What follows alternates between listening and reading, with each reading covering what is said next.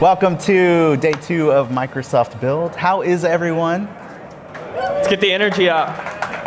That was pretty good for first thing in the morning on day 2. I'm not gonna do the thing where I'm like, oh, I'll do better. Anyway, I'm Burke. This is my colleague, Pierce. We were just talking about like, what is your title? What do you do here? What is it that you say that you do here? So I work on the VS Code team, but I also work on all things GitHub Copilot, GitHub Copilot app, CLI, et cetera, et cetera. So things. And my name is Burke. I also work on Copilot CLI, Visual Studio Code. Yep. I do my best to make some YouTube videos from time to time. And otherwise, just sort of hang out with Pierce. Yeah. A couple of announcements for you today. So this right here is streaming Windows stuff after 2:15. So if you want to hear Windows stuff, this is where you definitely want to be. Hi to everyone watching here at Build. I guess that's y'all. Or if there's nobody, yeah, that's just these people here. Okay. And then also the people watching online on our social handles, VS Code social handles, on YouTube, on X. I guess we're streaming on X as well. Yep. GitHub, YouTube, Microsoft Developer. Terminal Live, the live coding from the expo floor. Have y'all seen the live coding booth? It's like a glass, it's like a fish tank with people inside. Can anyone go in there, or do you have to be? I think you have to be sanctioned. I'm going to be locked in there for 2 hours today. Are you really? Yeah. What are you going to build? No idea. Huh, interesting. We'll find out together. Anthony was in it last year. Didn't you build like a programming language or something? Yeah, Anthony built a programming language in 10 minutes because that's what you can do now. I'm sure it works too. Everybody's using it. Let's see. We have from 10:15 to 11, VS Code team's AI adoption story. That's breakout 204. Yep. Is that yours? That's my, yeah. That's you and? Me and Josh from the VS Code team. So the basic concept is like, okay, you use AI, now what? There's a lot of things that break. I thought it was going to be about like our AI adoption story, like why we put AI in Visual. No. It's like literally like our team uses AI now. Okay, now what? Gotcha. Yep. Interesting.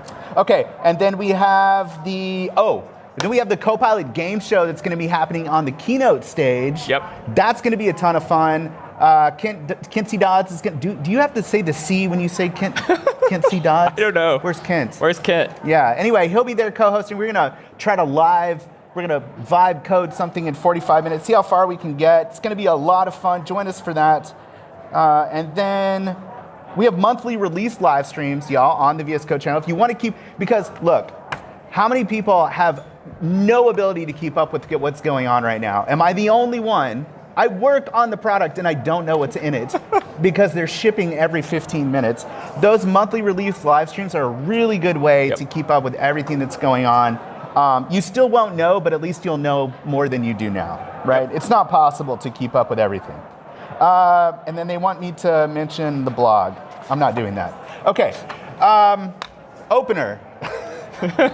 We just said all that. All right, Pierce, let's talk about the highlights from day 1. Let's do it. So first, let's talk about the GitHub Copilot app. Yep. It's this new thing. It's an app. It's not an editor. It's not a CLI. Yep. What is it exactly?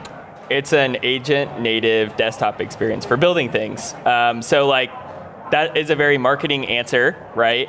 But I think we've all kind of used these session managers, right? Where you spin up some agents, you're running multiple things at once, they're isolated in Git work trees. And so like the app can do that too. But really, like, when you think about your job, right, there's a lot of work that is around all that, right? Like deciding what issues to pick up, triaging your backlog. Once you actually do stuff with agents, okay, sure, you submit a PR, you have to get it across the finish line. The app helps with all that stuff as well.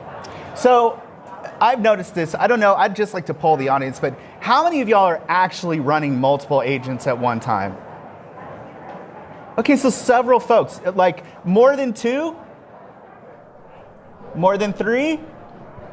Anybody out here running like 50 agents and your screen is just a bunch of terminal sessions, or is that only on social media? Like no one is doing that. So I did have this question about like how many agents is feasible, in your opinion, inside of these apps to run? Like should we be running 50 agents at one time? What is expected of me now?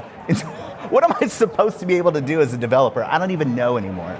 I think there's a lot of performative productivity of like, to your point, people running 50 things at once. But it's just like always, like when I sit down and write my performance review, it's like, what impact did I deliver, right? And if I can get there by running a couple things at once, great. I personally don't think I can go beyond 3 or 4 because I really start like losing track of what's actually going on. And I have to batch the tasks together. I can't like constantly just be jumping in and out of things all day.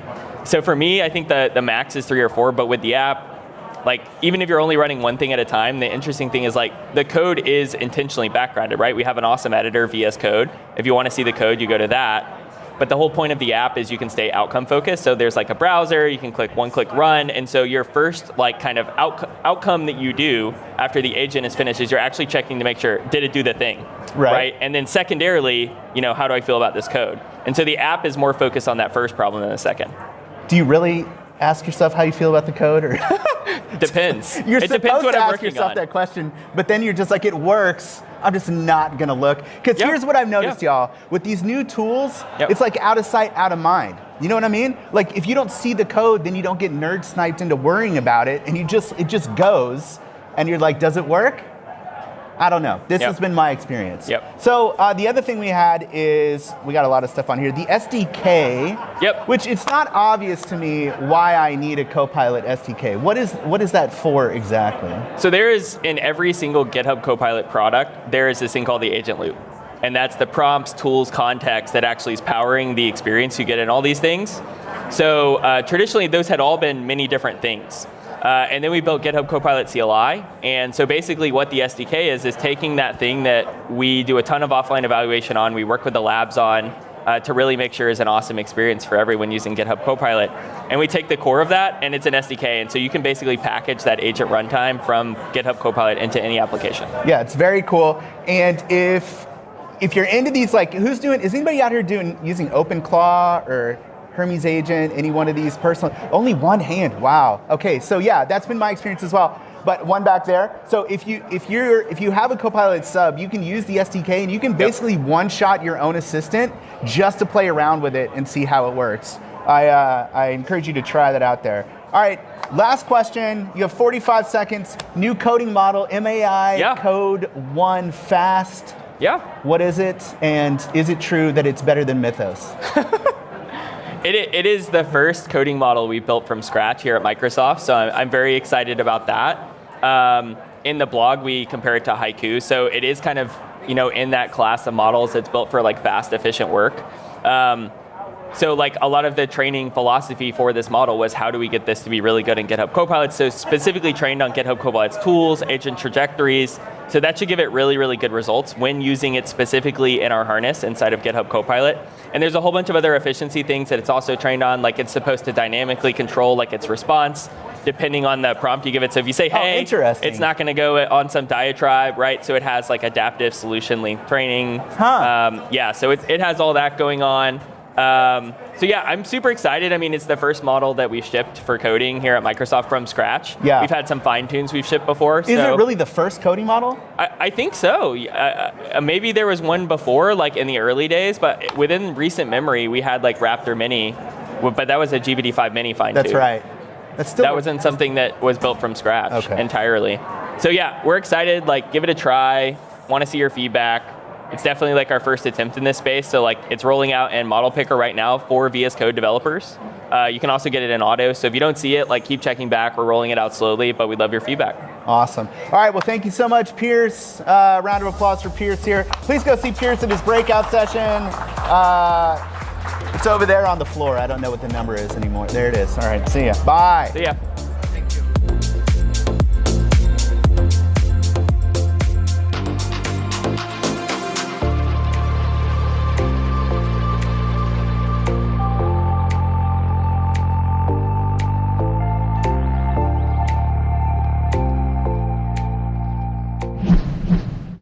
Did you know you can use voice to text when prompting in VS Code? All you need is the VS Code speech extension, and it's a game changer to be able to just directly speak to kick off your agents. I have this VS Code community contributor website that lists some of the top contributors for the latest VS Code release. It has a feature where you can give kudos to contributors, and I think that this could use some confetti. To prompt this with just my voice, click the microphone icon in the chat input. Add a confetti animation when a user gets their first kudos. We'll send that prompt off, the agent will get to work, and in just a few moments, without typing a single key, we have that feature implemented.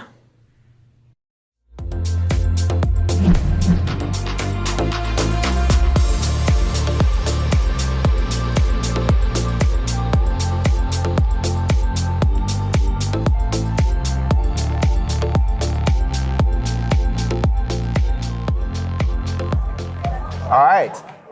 Tom, am I supposed to say we're back? We are back. We're back. All right, folks. As I was saying, director, Google Cloud AI, best-selling author, speaker on AI, developer experience, user experience, Adi Osmani. You're very kind. Thank you for being here. Hi, folks. It's nice to be here. So I told you I was watching a Bloomberg piece about AI, and you were in it. And I told my wife, I was like, I know that guy. She's like, no, you don't. It's like, I do. She didn't believe me. She didn't believe you? No. It was probably for the best. Yeah. But Adi, I've known you for a long time. You've been writing and making videos and speaking since way back jQuery days. Oh my gosh. Doing the web. jQuery days. Yes. A lot of web performance stuff. Yes. And now, a lot of AI agents and skills. Yes. A lot of agents. And today we talked about you coming on and talking about you have a skills repo, which was on the front page of Hacker News multiple times. I try not to look at Hacker News too much these days. You never know if it's going to be good or bad. Well, tell us about it. All right. So today I wanted to talk to you about agent skills. And a lot of people here probably know what they are. But very quickly, I'm Adi. I work on a bunch of agent stuff at Google. So things like the Agent Development Kit, Agent Platform, and we work on a number of skills-related projects at Google, so we've been thinking about skills for a while. If you're not really sure what skills are, they're basically a standardized way to give AI agents new capabilities and expertise. And they've been a really hot topic over the last couple of months, especially as, do you remember back in the days when people would share their secret shell config, and there'd be a lot of files, and they'd be like, hey, these are my magic tricks. Yes, my dot files. These are my dot files that work really well for me. My magic tricks. This is my bag of tricks. And you'd be like, I want that bag of tricks. Yeah. But then you think, well, my bag of tricks might be different than your bag of tricks. And so I think of skills in a very similar way. Sometimes you want to be inspired by other people's ones. Sometimes it's okay to just copy their bag of tricks. Right. And so I think there's going to be some stuff in here people can just copy and take themselves. And sometimes there are going to be things here that will be inspirational. Now, just in case skills are not something you have spent a lot of time on, I thought it'd be interesting to just give people a very quick primer. And so I vibe coded this very quick, very silly Windows desktop in a browser. And I thought that I'd drop Clippy in here because I haven't seen Clippy. I haven't seen Clippy so much at Build. We're not allowed to mention Clippy. It's a very okay. Yeah, it's very well. There Excellent. actually is a Clippy suit There that you is can a wear, Clippy but if suit. you wear it, you're not allowed to speak. True story. Really? Yep. Those are the rules. Well, you didn't mention it. I did. So Yeah, so we're there we fine. go. We're totally You broke fine. us into jail. All right. I broke you into This jail. is weird because we have the Mac OS dock down here, but then the Windows above it. I like it. It's bringing the best of all. This is just terrible. It's the Quite worst of cursed. all. The worst of all worlds. Okay, so if you're not really sure what skills are, basically there's a standardized way of packaging expertise and context that your agent may not necessarily have. They can package workflows, their instructions for your agent, and the structure of them is kind of this.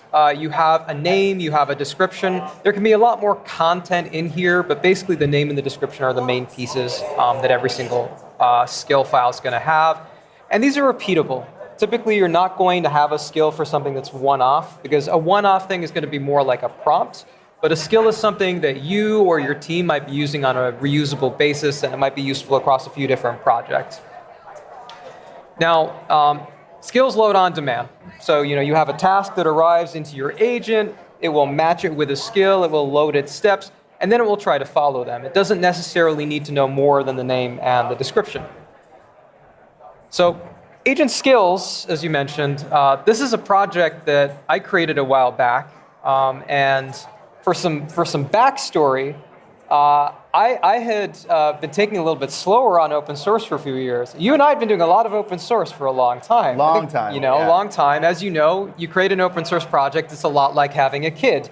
You have to maintain it. And so you have to be explicit about like when you want to get an open source project out into the world. And it's been a while, so I thought, okay, I will get one of these things out there. I had seen that Gary Tan had put out GStack. That's right. Right? And I thought, well, if Gary Tan is doing GStack and people are learning from it, there's nothing to stop me from putting my perspective on agent skills out into the world. And so I started this project, and it got some traction, and I thought, it'd be interesting to maybe walk folks through it. My perspective on agent skills is, I would say, just a little bit different to other folks.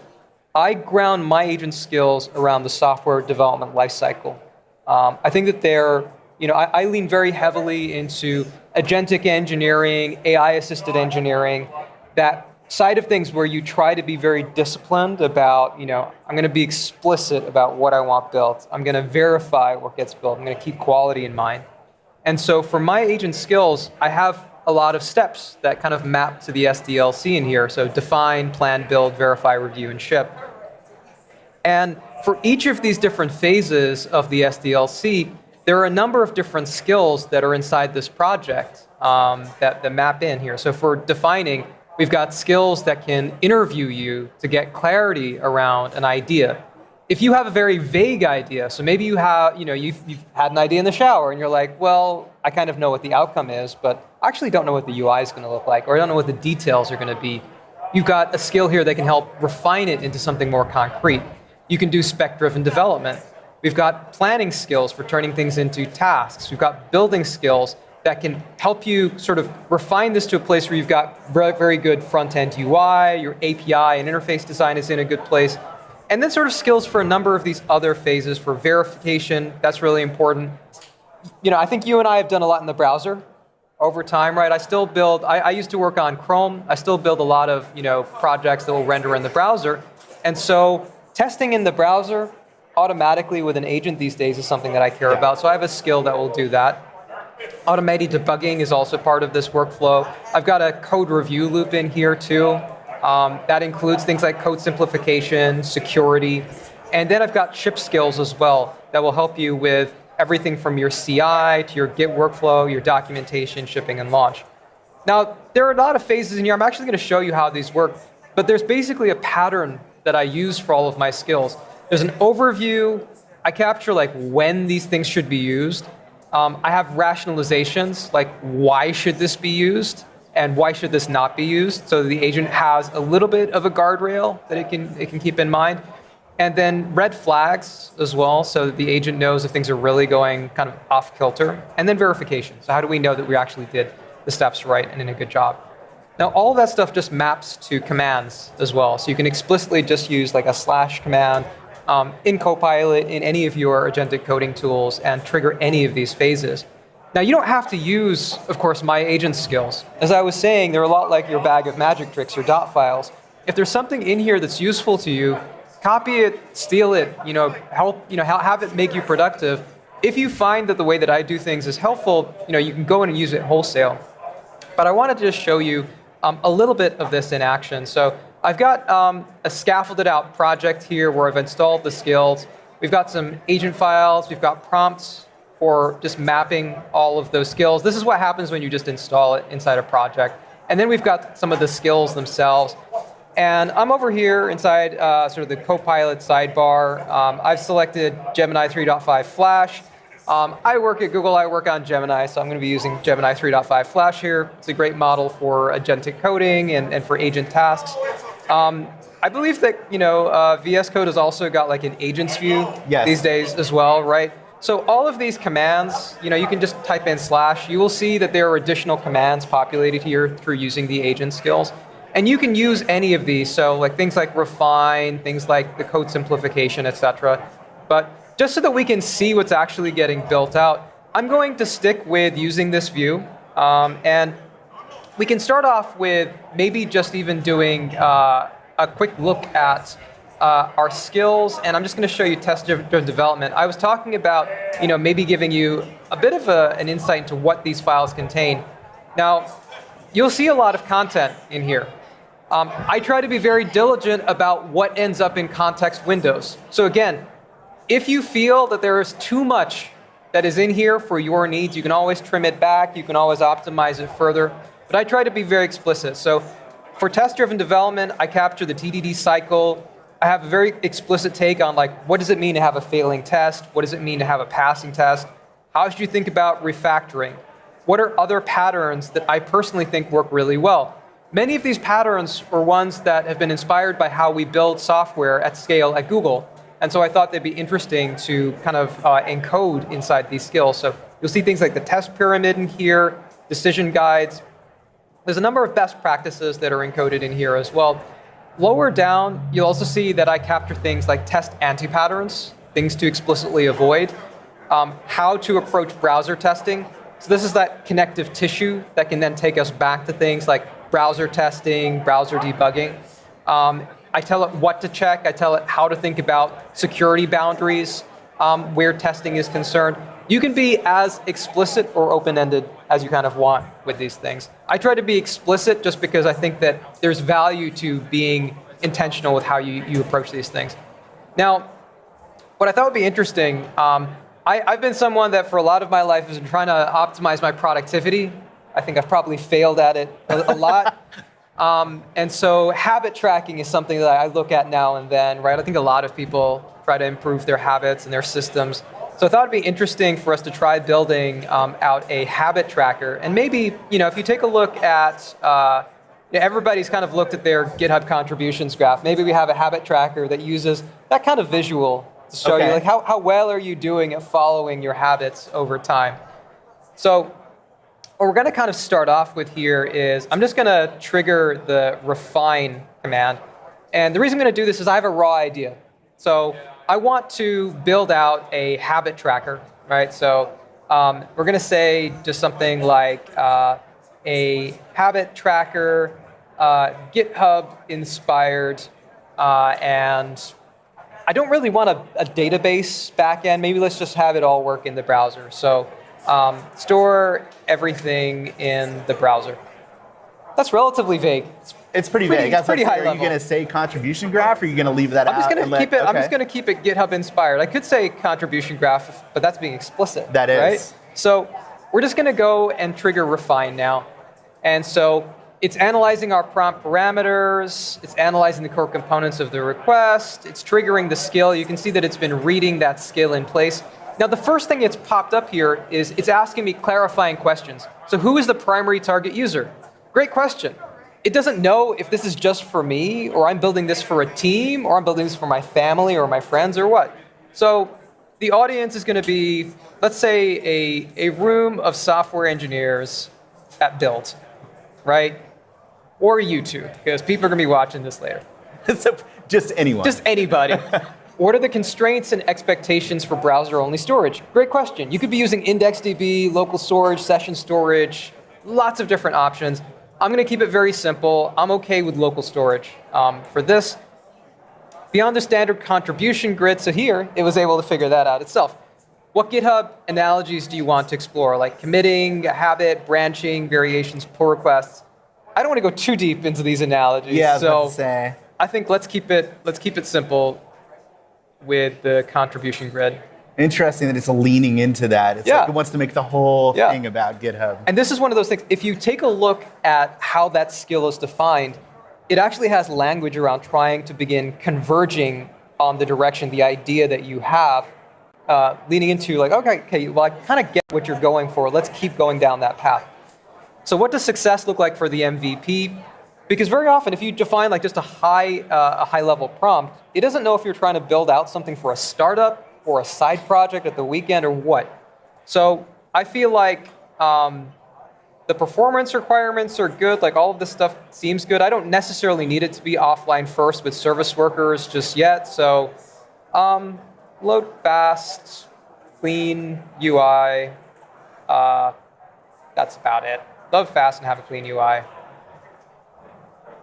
Be responsive. Okay, so we've got all of these answers now. Didn't take us very long just to start getting clarity around this, right? I didn't have to go writing a big spec myself or anything like that just yet. And so it's trying to read the rest of my project yet just now, trying to see if there's any other context in there. This is a fresh project, so there's not a whole lot that it needs. And here's the output, right? It has a problem statement. It has statements around like how we differentiate directions, think about stress tests, and it gives us a few directions we can take. So direction A is a dev profile configurator. So a very minimalist, high fidelity clone of a GitHub profile that allows us to track habits the same way that you would GitHub repositories.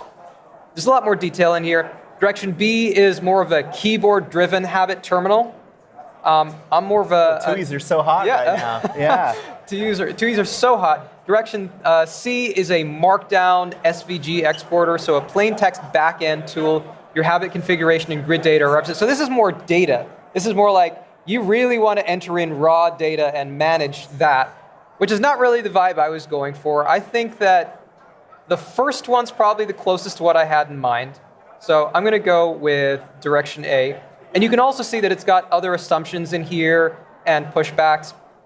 So it's asking me which direction resonates the most. I'm just going to say direction A. Did it recommend one? I couldn't see under the counter there. So we can scroll back. Once you pick A, B, or C, I will produce one. It didn't recommend one. You can actually change your skill files to say, well, I want you to provide your own perspective on it. Okay. In this case, I'm trying to, because I notice models like to recommend. Yeah, they almost always, when they give you choices, be like, well, this is what I do. Yeah. And then I'm like, well, if that's what you do, then that's what I want to do. Yeah. Well, and sometimes I will ask the model, like, give me 3 choices and tell me what you think I should do, just in case. Yes, but then I feel like I'm just always doing what the model wants. You know what I mean? I'm like, well, if you think it's best, then it's probably best, which is not true I have at all. so much to say about cognitive debt and cognitive surrender. That's right. Your next article on the front page of Hacker News. So what we have here, so the app is called Streak. We have a problem statement. We've got a direction here. We've got some assumptions to validate, like what is the retention rate? What is like the frequency going to be around habits? What's the mobile usability going to be? So sysengineer configure setups on desktops, but often complete habits on mobile. Is local storage enough? Well, probably, yeah. Local storage is well supported everywhere at this point. So I think that pretty much all of these ideas are cool. So we have our MVP scope defined for us here. And it also says what it's not doing. So it's not doing cloud sync. It's not going to be doing advanced social features. And it's got some open questions for us if we want to provide clarity around that. And it also asks us, do we want to just save it? So I'm going to say yes, save it. So we've now taken a very high-level idea, and we've refined it. Now, the next phase of this is actually turning this high-level idea. So we've gotten it into a better place. Let's turn this into a more detailed spec. Yep. Now, for some folks, you might say, well, it feels like it's a few steps. You don't have to follow my way of doing things. If you want to just have like one step for creating your spec, you can do that. I just happen to like specificity. So you like to plan, you want the plan, the spec, and then the implementation. Yes, okay. yes, exactly. I'm a plan implement guy myself. Yeah. Just skip over. Yeah, that's totally okay. Everybody's got their own workflow. Here you can see the file that it's generated. And this is going to be a starting point and entry for the next step. So the next step is going to be spec. So we've got our idea. We can go and just type in /spec. And it's then going to read in the output from that last phase. And it's going to start being able to generate something that's much more concrete. So it's taking in those assumptions, is defining success criteria, scaffolding out the tech stack a lot more in detail, and then it's got those open questions in a little bit more detail And that for is us. really snappy. Yeah, it's pretty quick. That model Again, is quick. Use Gemini 3.5 Flash. Or whatever model is out at the time you're watching this on YouTube. Yeah, because AI moves fast, 24 man. hours, everything will be different. Everything will be different. So we've got some open questions. Grid generation technique. Should we use a standard GitHub contribution grid? Do we prefer rendering grids as modular dynamic SVG group structure or CSS grid element layouts? I'm going to be honest. I know CSS grid. I use SVG, but I'm not an expert. Yeah. So I'm just going to, for one, I'm going to say, choose what you think is best. And then first visit boilerplate. What default habits should we set up for new visitors? It's a good question. Oh, Good like bad habits? Or are we tracking bad habits or good habits? We're tracking good habits. Okay. What are good habits? We should. Good habits, exercise, hydration, Reading. Reading? Meditation? Do people meditate? Doom scrolling. Doom scrolling, okay. Meditation probably better than doom Meditation scrolling. after you're doom scrolling. Okay. Do you have a desired location for this file? I'm just going to let it do what you think is best. Cool. What I love about this is all of this UI, all of these questions are directly inside of the Copilot sidebar. I don't have to use some other app for it. Whatever your agentic UI surface is, you can just have a similar experience there. So it's now created a spec for us. I'm going to keep this. And the next phase, you can go and you can take a look at the spec, by the way. It's over here. It's going to be a much more detailed version of that original file that we had. But you'll see that we have success criteria. We've got metrics in place here for performance, so things like largest contentful paint. We've got a tech stack that's defined. This is going to be very simplistic. So vanilla JavaScript, I didn't say I wanted something in React. I'm okay with never vanilla. asked you about the tech stack, did it? Yeah, it didn't ask me about the tech stack. And that's another thing that you can encode inside of your skills. So this is an assumption that you just let it go This is an assumption that I'm okay with. You can assume like it's defined Vitest and Playwright for our end-to-end testing, which I'm okay with, our storage, and then project structure and code style. And if there's anything in here that you don't like, you can always go back and either manually tweak it or work with your agent to configure this more. So you've got your spec now. The next thing that you might want to do is actually start breaking this down into individual pieces. Now this is useful if you've got a large project that you're working on. If you're working on something small, you probably just want to go straight into implementation. But I'm going to show you this plan in action anyway. So we've got a plan step here. And what we can do with plan is, I can go and I can run plan. I'm just going to show you this working. And what this can do is help break down, what we say in software engineering often is if you've got a big problem, break it down into smaller pieces, right? And plan kind of helps you with that. It breaks your big spec down into granular chunks that can then be implemented. And that's really good if you're working with TDD because you've got very individual pieces that can be tested, verified as you move on to other pieces. People have lots of different ways that they like doing TDD, so I'm not going to assume that my way is the right way or anything like that. So it's going and it's scaffolding out the basic parts of the project right now because that's fine. Like it can set up our boilerplate before we actually go and start implementing the rest. I'm just going to do keep on that. And you'll see that it's asking, before beginning phase 1, I should initialize our structured to-do list to provide full transparency, and it's going to do that now. So what you're going to have here is the package.json file, which we see has been created. The implementation plan is established and saved to plan. So we've got a task list here. You see phases and tasks. So we've got phase 1, task 1, which has its acceptance criteria. And this is like build the pure logic TypeScript interfaces, your types, your functions to compute the streaks, your total contributions within the last 365 days, the local storage pieces, basically stuff that doesn't necessarily touch your UI. And we've got some acceptance criteria here as well. So we've got a list of things that have to be true, as well as verification. So the test suite has to be able to run on that piece of logic in order to move forward. It also suggests what files are probably going to be touched as a part of this, just to really hone them down. If you've been doing any vibe coding or agentic engineering for a while, you know that one of the ways in which we try to limit our blast radius is by saying, well, I'm just going to target these specific files.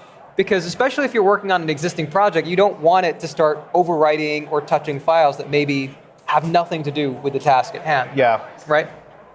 So we have a few different phases and tasks here. Some of the other phases will include our data storage, so that layer for local storage. It'll include sort of the visualization of our habits as that GitHub style contribution graph, as well as the rest of our UI. So we've got our plan here. What you can do, again, this supports being very granular or not having to think about that in as much detail. So if I wanted, I could do something like /build task 1 and just have it do the first task on that list. So let's see what it does. It's created 4 to-dos as a part of that. It's evaluating it. It's reading our test-driven development skill right now. You can see that it's installing those first things. I'm also just going to do if you go, always allow. You can do it down to the very bottom and turn on bypass approvals if you want to. I'm learning something new. Oh, wait. I see what you're talking about here. Right there, yeah. And then we'll stop asking. Are you a bypass approvals? Do you recommend bypassing approvals? I bypass approvals on all my personal projects. So now you're building one phase at a time. Is this generally how you work, or are you more? I think it really depends on what you're building. Okay. So if I am building a personal side project and I just want to build something like maybe it has one purpose, I'm probably going to skip building out one phase at a time this way and just have it build the entire thing. If I'm building something relatively complex, I'm okay doing it a phase at a time. It might feel like it's slower, but the fact that you go through all of these steps and you know, well, this slice is tested. As we build out the UI, I know nothing else is broken. Yeah. I've now done our data layer, nothing else is broken. This gives you a lot more confidence as you're working through. It's just a different way of approaching this. It's such a trade-off though, because then the human's back in the loop. Like once again, you're the problem. Yep. You're slowing the agent down. Yep. It's tough. I struggle with this myself. Yes, absolutely. And I would say that you have to make a judgment call at the end of the day about how much time you want to invest and where in the software development lifecycle you want to invest it. Do you want to put a lot of time into your spec? Just have your agent build out a lot of code and then spend time reviewing it, defining your tests at that point, figuring out like how do I evaluate quality? Like that can be okay as well. Or do you want to approach it with TDD in mind? Do you want to have like an explicit strategy around how you're going to verify quality so that as you're going through, it's already addressing these things? And I don't think there's a right or wrong way. It's just different ways of working. Yeah. You know what I mean? So what you can see with this first phase is that the implementation is test-driven. We have our first target failing red test to tell us that, okay, we have a test, it's failing. We're going to implement the minimal clean logic in streaks. Oh, so we're red-green here, yes? Yeah, yes. And as I said, you don't have to do this with like individual tasks. We can just keep running build to work through the rest of this. And then we can get on to other phases. So you can see that it is, thanks to Burke's tip around bypassing approvals, we're just going to keep running through this. And I'm a person that people will often talk about, how do you as an engineer understand what is getting generated if you're not reading all of the code? Yeah. Very often as your agent is generating stuff, what are you doing? Are you switching over to another agentic task? Like very often, I found myself doing that. And so I started to slow down a little bit. And these days I try to read the trajectory a little bit more. Like, what did it say? What was it thinking? Why was it thinking the way it was thinking? And is there any nugget of information in there that I can extract that just lets me know, oh, okay, well, that was the way I was expecting, or it wasn't. You know what I mean? Yeah, so it's interesting because I don't know what everybody else does, but I watch the agent work. Mm-hmm. Now, I'm not reading everything that it's doing. I'm mostly just staring at it. Yep. When I should be doing something else. But I'm literally watching agents spin. But I'm curious, are you looking at the code? Great question. Or, so I generally, unless it's a personal project, because a lot of personal projects end up being throwaway things. Yeah. Oh, I have this need for an hour. I'm just going to build something and throw it away. And in those situations, I'm very okay with saying, if I don't understand the code, the agent is going to go fix something for me. However, if it's going to be something I'm going to maintain for at least a few weeks or a few months, I generally go back and at least understand the architecture, and I try to read through some of the core files so that if I discover that the agent wasn't able to fix something or it goes off on a tangent, I am able to go back in and make fixes myself. Yeah. Very often, so I'm going to keep working through build and we can keep chatting. Yeah. So it's going to keep doing its TDD phases. As each slice gets implemented, it's going to go from red to green, implement the phase, and get everything done. This is so interesting. I didn't even know about red-green testing until SpecKit came out. It was the first time I'd ever seen that. That's the idea of writing failing tests and then making them work. And I was like 45 years old. It's kind of sad. You do not look over 45 at all. I'm not, yeah. Yeah. Or 45. It was yesterday. It was yesterday. Yeah. Happy birthday. Thank you so much. So we're going to keep doing this. I also wanted to share a comment on this. I think that very often in the entire sort of agentic engineering diaspora, the industry paints very broad strokes about best practices. Like if you're on Twitter, if you're on any social network, very often the best practices for a solo founder or a small startup team will be shared. And the best practices for that kind of team that are maybe don't have users yet, maybe they're working on an evergreen code base, those are very different to people who are working on something either legacy, brownfield, with a team.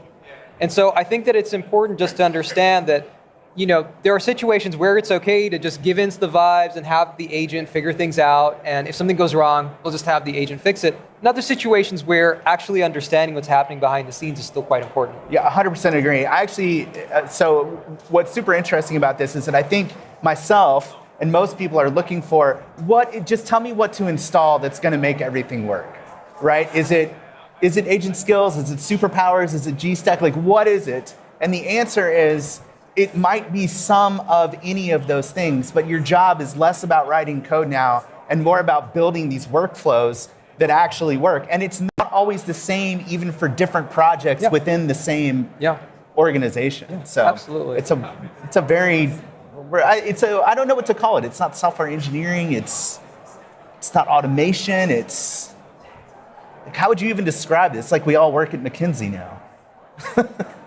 I don't know.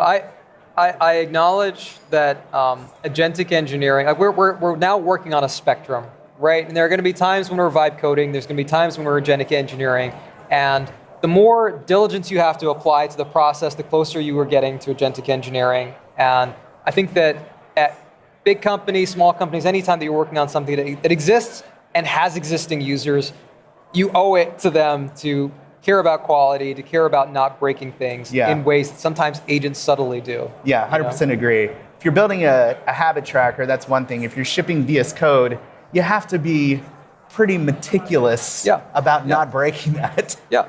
So we have about 10 minutes left here. So what I'm going to do is I'm just going to skip ahead a little bit and just show you very quickly some of these other phases. So the agent skills package also includes a verify step.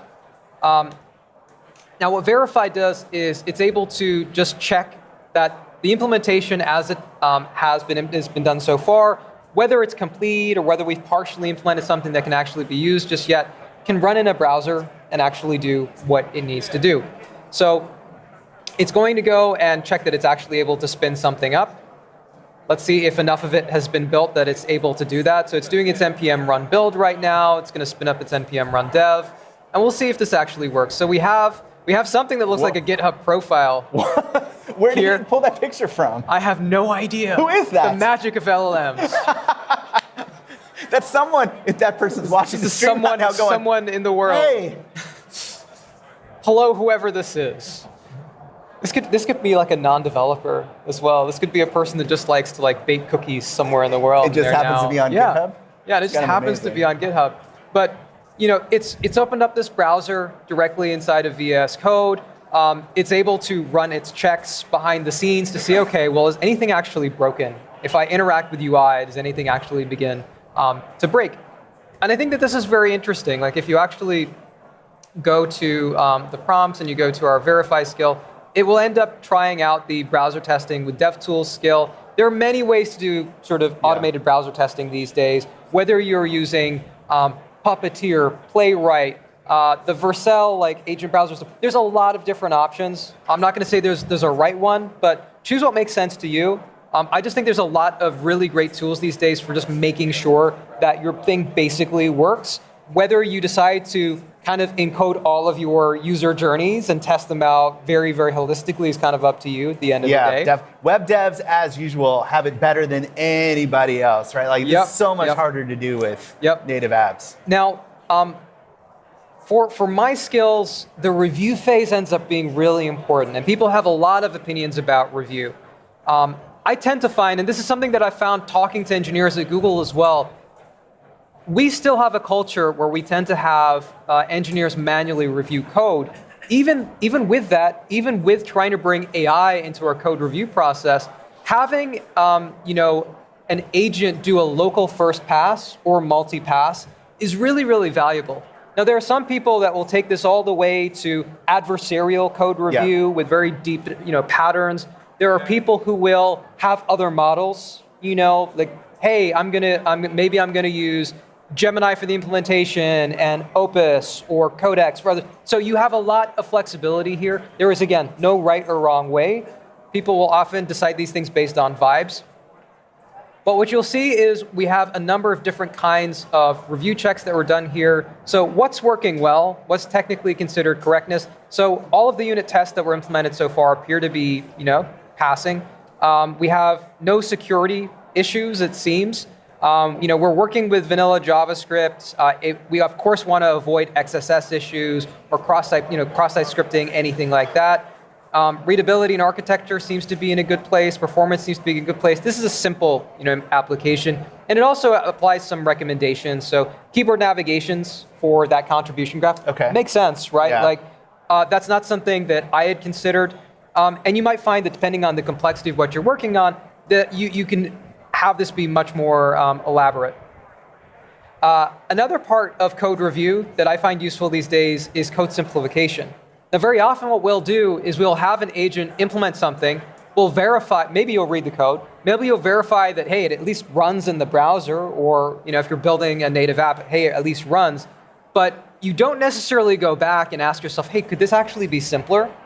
And one of the wonderful things about TDD or having tests or quality gates around is that you can now go and do that code simplification loop and have something that can verify the rest of your logic still works. Yeah, right? Very interesting. So a question on the security one. Mm-hmm. How much do you trust the non-deterministic? Because to me, this is where the rubber meets the road, right? The rest of this stuff you can deal with. The security stuff cannot. Yes. How much do you trust that review that you're not pushing a key, you're not pushing some SQL injection, something that's just going to get you in a ton of trouble down the road? Oh, yeah. I think that there are a lot of good open source and commercial offerings that go even deeper into security than these skills do. And so there are a lot of things that, we've seen, anybody that's been doing vibe coding and genetic engineering for a while has run into these issues, right? Very often people will be using API keys in horrendous ways, right? They will be quickly putting together something and not realize that, oh, hey, wait, there are actually tons of data leakage issues, or the way that auth is implemented is leaving you exposed to all kinds of problems. Right, or somebody can just nail your API over and over again because it's not locked down. Exactly. Yeah. And if you're a senior engineer, if you're experienced, you know what to look out for. If you're intermediate, if you're not quite as technical, if you're coming at this without as much of that background, or maybe you are an experienced engineer and you're just lazy, because sometimes we are lazy, it's useful to encode those things in skills just as a sanity check for yourself. Oh, actually list specifically? Yeah. So I find that I cannot think of all the edge cases, but models are actually really, really good at this. If you ever ask a model to review a code base, it will almost always find something that you need to change or improve. Yeah. Right? They're really, really meticulous and good at that. So, again, I don't know. I feel like we need maybe better products or whatever it is, but all of this, to me, agentic code should go through some deterministic gate that's yes, security sign-off has been achieved, because I don't trust, I'm scared to death to push anything live on Twitter and be like, here's what I built, and then have somebody be like, oh, and here's your Gemini key. And I think that's where there is a lot of value in understanding what does good mean, what does done mean, right? And if you care about security, you care about quality, you care about performance, you care about accessibility, you care about any of these things, that's a good reminder to try encoding those into how you approach quality gates in your projects. Yeah. Skills are just one way of encoding that into how you think about all this stuff. But I think that just having tooling in place to make sure that you're not merging in code that's going against those best practices is always a good idea. Yeah, I feel like we need more of these deterministic gates. I just don't know what they are. Right now, Markdown is the solution to everything. It's we have non-determinism. How are we going to fix that? With more non-determinism. With text files. With text files. So we're at about 6 minutes here. I'd like to do some Q&A. If we could, you can continue building. So I'll wrap this up in a minute. So there are a lot of great teams, labs who've been thinking about code simplification. And very often what I love to do is anytime that they open source their work or they write up a blog post about their work, I go and study, is there something that I can learn from what they're doing that I can then incorporate into my skills or how I work? You can do that for code simplification as well. Even for this simple app, it's already found 3 or 4 opportunities to simplify the code. So that's great. We've got a ship step in here as well. Just for time, I'm just going to skip ahead and show you one that I built. earlier. This is called Streak. It's got a GitHub contribution graph style, Very nice. graph at the very bottom. And it just shows us over time, like, are you actually following some of these best practices? So for me, am I going screen free for some portion of the morning? Am I, getting my workday goals planned? Am I reflecting? So you can, this is not a complicated app, but you can pop open, your browser dev tools. You can go into the application panel, local storage, and we can see that all of our data is kind of here. We've got all of our entries for each of these things. It's all local. It all works. Like, all of this will work offline, but it does the trick. Now, we can do Q&A. You want to do Q&A? Yeah, Let's we can some do Q&A. So let's spend a few minutes. Do we have a, Tom, how do we do this? Do we have a mic, or if we're going to do Q&A? Oh, right there. Yeah, so if you do, we'll continue building here. If you want to ask questions, now is your chance to do so. In the meantime, we can continue building or chatting about skills if you want to. It's up to you. Awesome. If folks have questions, I'm happy to take it. Otherwise, I'm happy to keep showing you stuff. All right, we got one. It's Anthony. Hey, question for you. How would you split up the work between like a Flash type model and a Pro model? Would you plan in Flash and then implement in Pro? How would you split the work? Did you hear that? Yeah, interesting question. So how do you split up between models? Like, do you plan in Flash and then implement in Pro? Like, are you multi-model between the Gemini family? Like, what's your personal take here? Yeah, that's exactly my workflow. I tend to, and especially if you're trying to optimize for cost, that's a great way to go about it. You can use a lower cost model often for the planning phase, especially if you're trying to optimize for tokens. Use a lower cost model for the planning phase, use a much more capable model for your implementation. And whether that's going to be one of the Gemini Pro models or Opus or Codex, any of those options can be good for your needs. But I found that flexibility works well. And Copilot and many other tools also let you just easily switch right between different models for these needs and these different phases, yeah. which is great. Interesting. I have a question for you. Where does MCP factor into this workflow? That's a great question. I have too many strong opinions on MCP these days. I think that let's do it. we actually have some extra time, so we can go over a little bit. Right. I personally think that things have been moving so fast, right? And earlier on, we would talk about the difference in, hey, MCP was really good for, the connectivity, right, between data and agents and so on. And I think that people found that very often there are cases where you actually want a CLI instead of an MCP. And we've started to see workflows begin to evolve a little bit more because maybe you don't need to have so many tools exposed. Maybe just directly using a CLI is going to be a more efficient way to achieve your goals. So I personally feel like we're still in that kind of evolution phase of seeing okay, well, where is MCP going to be the best fit versus just having people directly use the CLIs for things? This is kind of a contentious area, I feel like. Because at one point I did say your MCP server should probably be a skill and a CLI. I kind of still stand by that just because AIs are so good at using CLIs. The only rejoinder I have to that, I was chatting with Reese, who I think is over at OpenCode now, about this on X, and he pointed out that the authentication is a real problem, and that MCP does this really, really well. And with CLIs, it's really hard to control auth and permissions for your agent. So I agree with it, but generally speaking, I almost use entirely skills. The only MCPs I use is, of course, WorkIQ, right? Because if you're in the Microsoft ecosystem, that's the best thing ever. And then Context 7. I always talk about Context 7 is great. It's amazing. So good. If y'all aren't using the Context 7 MCP server, that's the one thing you should install today, and just tell your agent, always read the docs before you do anything, and it will use Context 7 to read the documentation. It's brilliant. I love that, even in Google Cloud, I know in lots of other places, people have started to release and maintain more skill packs just because you can get so far these days with making sure that regardless of what cutoff date your agent's data is going to be, you've got up-to-date documentation, up-to-date instructions about where to go, where to find things, exactly what the developer workflow should be. So I'm a huge fan of skills. People don't know that by yet. Yeah, they're amazing. And one of the things, the other thing advantage, you talked about this early on, is like they're loaded progressively, right? So one of the things we're all struggling with right now is that the context window is a problem. And honestly, I feel like we need a better solution than a context window in general at some point in the future. This is like a really rudimentary primitive for interacting with LLMs. But the problem is that the context window fills up really fast, and MCP has to specify all the tools. So if you didn't know, skills are progressively loaded. So what the model gets is like the skill name and a brief description. And then from that, it then will load in the skill, and then the skill may point to other files, and then it will load in those files. And so it's just really, really economical for token usage, which is more important now. It's becoming more important every day as we are moving from a world of use as much AI as you want to this is how many tokens you have. Absolutely. Use them wisely. Absolutely.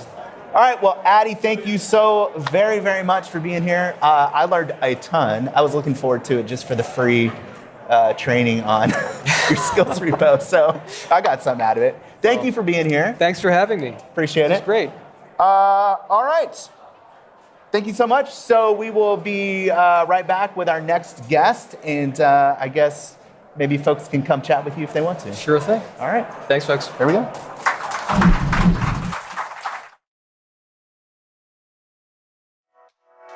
We have an SDK. It's available in Node, TypeScript, Python, Go, and .NET. And you can use this SDK for multi-turn conversations, tool execution, and full lifecycle control. Now, this is in technical preview, but already we're seeing people build some really fun stuff with it. Beyond that, there are some great new features that have been added to the GitHub Copilot CLI in the last few weeks, including access to more models, built-in custom agents for things like Explore, Task, Plan, Code Review. And then you can use those custom agents with agent skills to have a really robust workflow. You can also install the CLI now via Homebrew, Wingit, and there are install scripts. And if you install in any of these methods, then Copilot CLI will automatically update, which is great. But don't worry, we still have standalone releases if you're needing that because of your distribution or however you want to get things.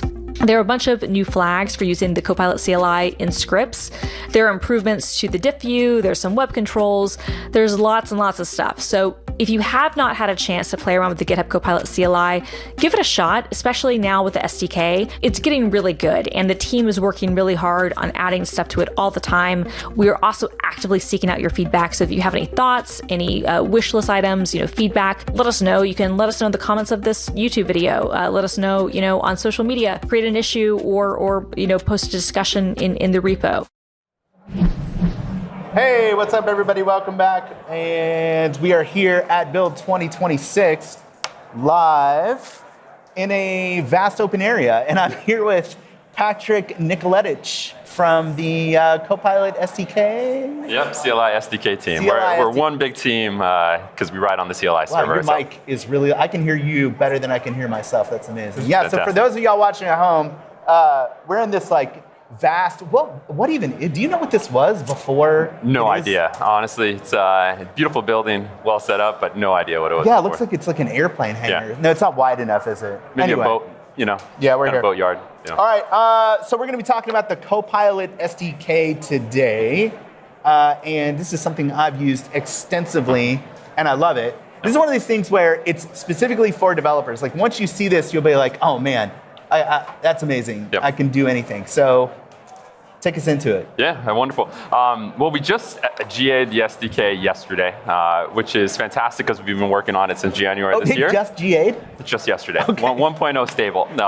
And so we've been quietly working internally, mostly to drive up quality and also make sure teams across Microsoft's LinkedIn, Xbox, GitHub, we can all adopt the SDK and we can use a shared agentic harness together as much as possible. Nice. And so that journey internally is now going outward. We're GA, which means customers can use the SDK, stable, they should stick it in production, can support it in a wide array of environments, and we're here to help you put our harness in whatever solution makes sense for you. Awesome. So do we have any demos or anything we can walk through in terms of looking at how this actually works? Yeah, This is one of those things where when they first told me about it, I was like, I don't get it. And then I actually used it and I was like, well, that's incredible. Yep. I'll show probably my favorite use case because it's very personal. Okay. even though it's the same SDK that's rolling out in things like Office Excel right now and CoWork and Copilot Studio as an example. Oh yes, I can actually bring up a quick slide to just highlight a lot of the collaboration that's been happening across literally dozens of teams, hundreds of people, all the people on the ground building these products across these different solutions we've engaged with, learned how they're trying to adopt agentic solutions and modernize using the Copilot SDK. It's been so wonderful. just to clarify, when we say Copilot SDK, what do we mean there exactly? Yeah, so the Copilot SDK, it actually comes in 6 languages, which are right here. So there's the 4 we released at technical preview in January. There's the 2 that we've added since, which is Rust and Java. What it really is a thin client that sits over the Copilot CLI server that we've all known to grow and love over time. Yeah. And it's the same exact CLI server that's used in things like our GitHub Copilot app. We use the CLI very hands-on, and the SDK is yet another way to consume the CLI, but in a way where you can integrate it into custom applications. Yeah, so the way that I thought about it was it just basically allows you to add the agent that's in the Copilot CLI to any application. And we really mean any application too. I mean, there's a lot of things that we're doing beyond just what was shipped in GA. We are rewriting our runtime in Rust, so it can actually go in more places, more performant. Okay. All of those things are on the horizon. And wait, the SDK runtime? The SDK runtime, yes, correct. So we're making it more performant and we're optimizing it. It's another piece that I showed off yesterday during the session where we just highlight. Was it Node originally? It was all Node. Yeah, so when you talk about loading up the CLI server, it's probably 100, 120 megabytes of RAM that it's using up. Yeah. We're trying to shrink it to sub 10 megabytes for the most part, and we're destined to get there for the most part. We have run some earlier tests and things like that, which show the difference between Node and Rust. And even while this was a POC, it was a fully working runtime. I can actually show you in a different demo as well. But the main core outcome of that is that we just saw benefits across every performance dimension that we cared about. And then there was also the need to actually get our SDK into more platforms that require a native runtime. Right, gotcha, well. Interesting. That's phenomenal. I see Rust popping up in so many places now. It is. It's a very good language for agents. The other day I was building some of the Copilot CLI and I said, how should I build this? And it was like, I would do it in Go. And I was like, but I don't know Go. And then I remembered, that is irrelevant. The agent knows Go. And so I built the thing in Go because I could. Absolutely. And I think that's what's really amazing is it's pushing the teams inside of GitHub to think beyond the boundaries of their experience.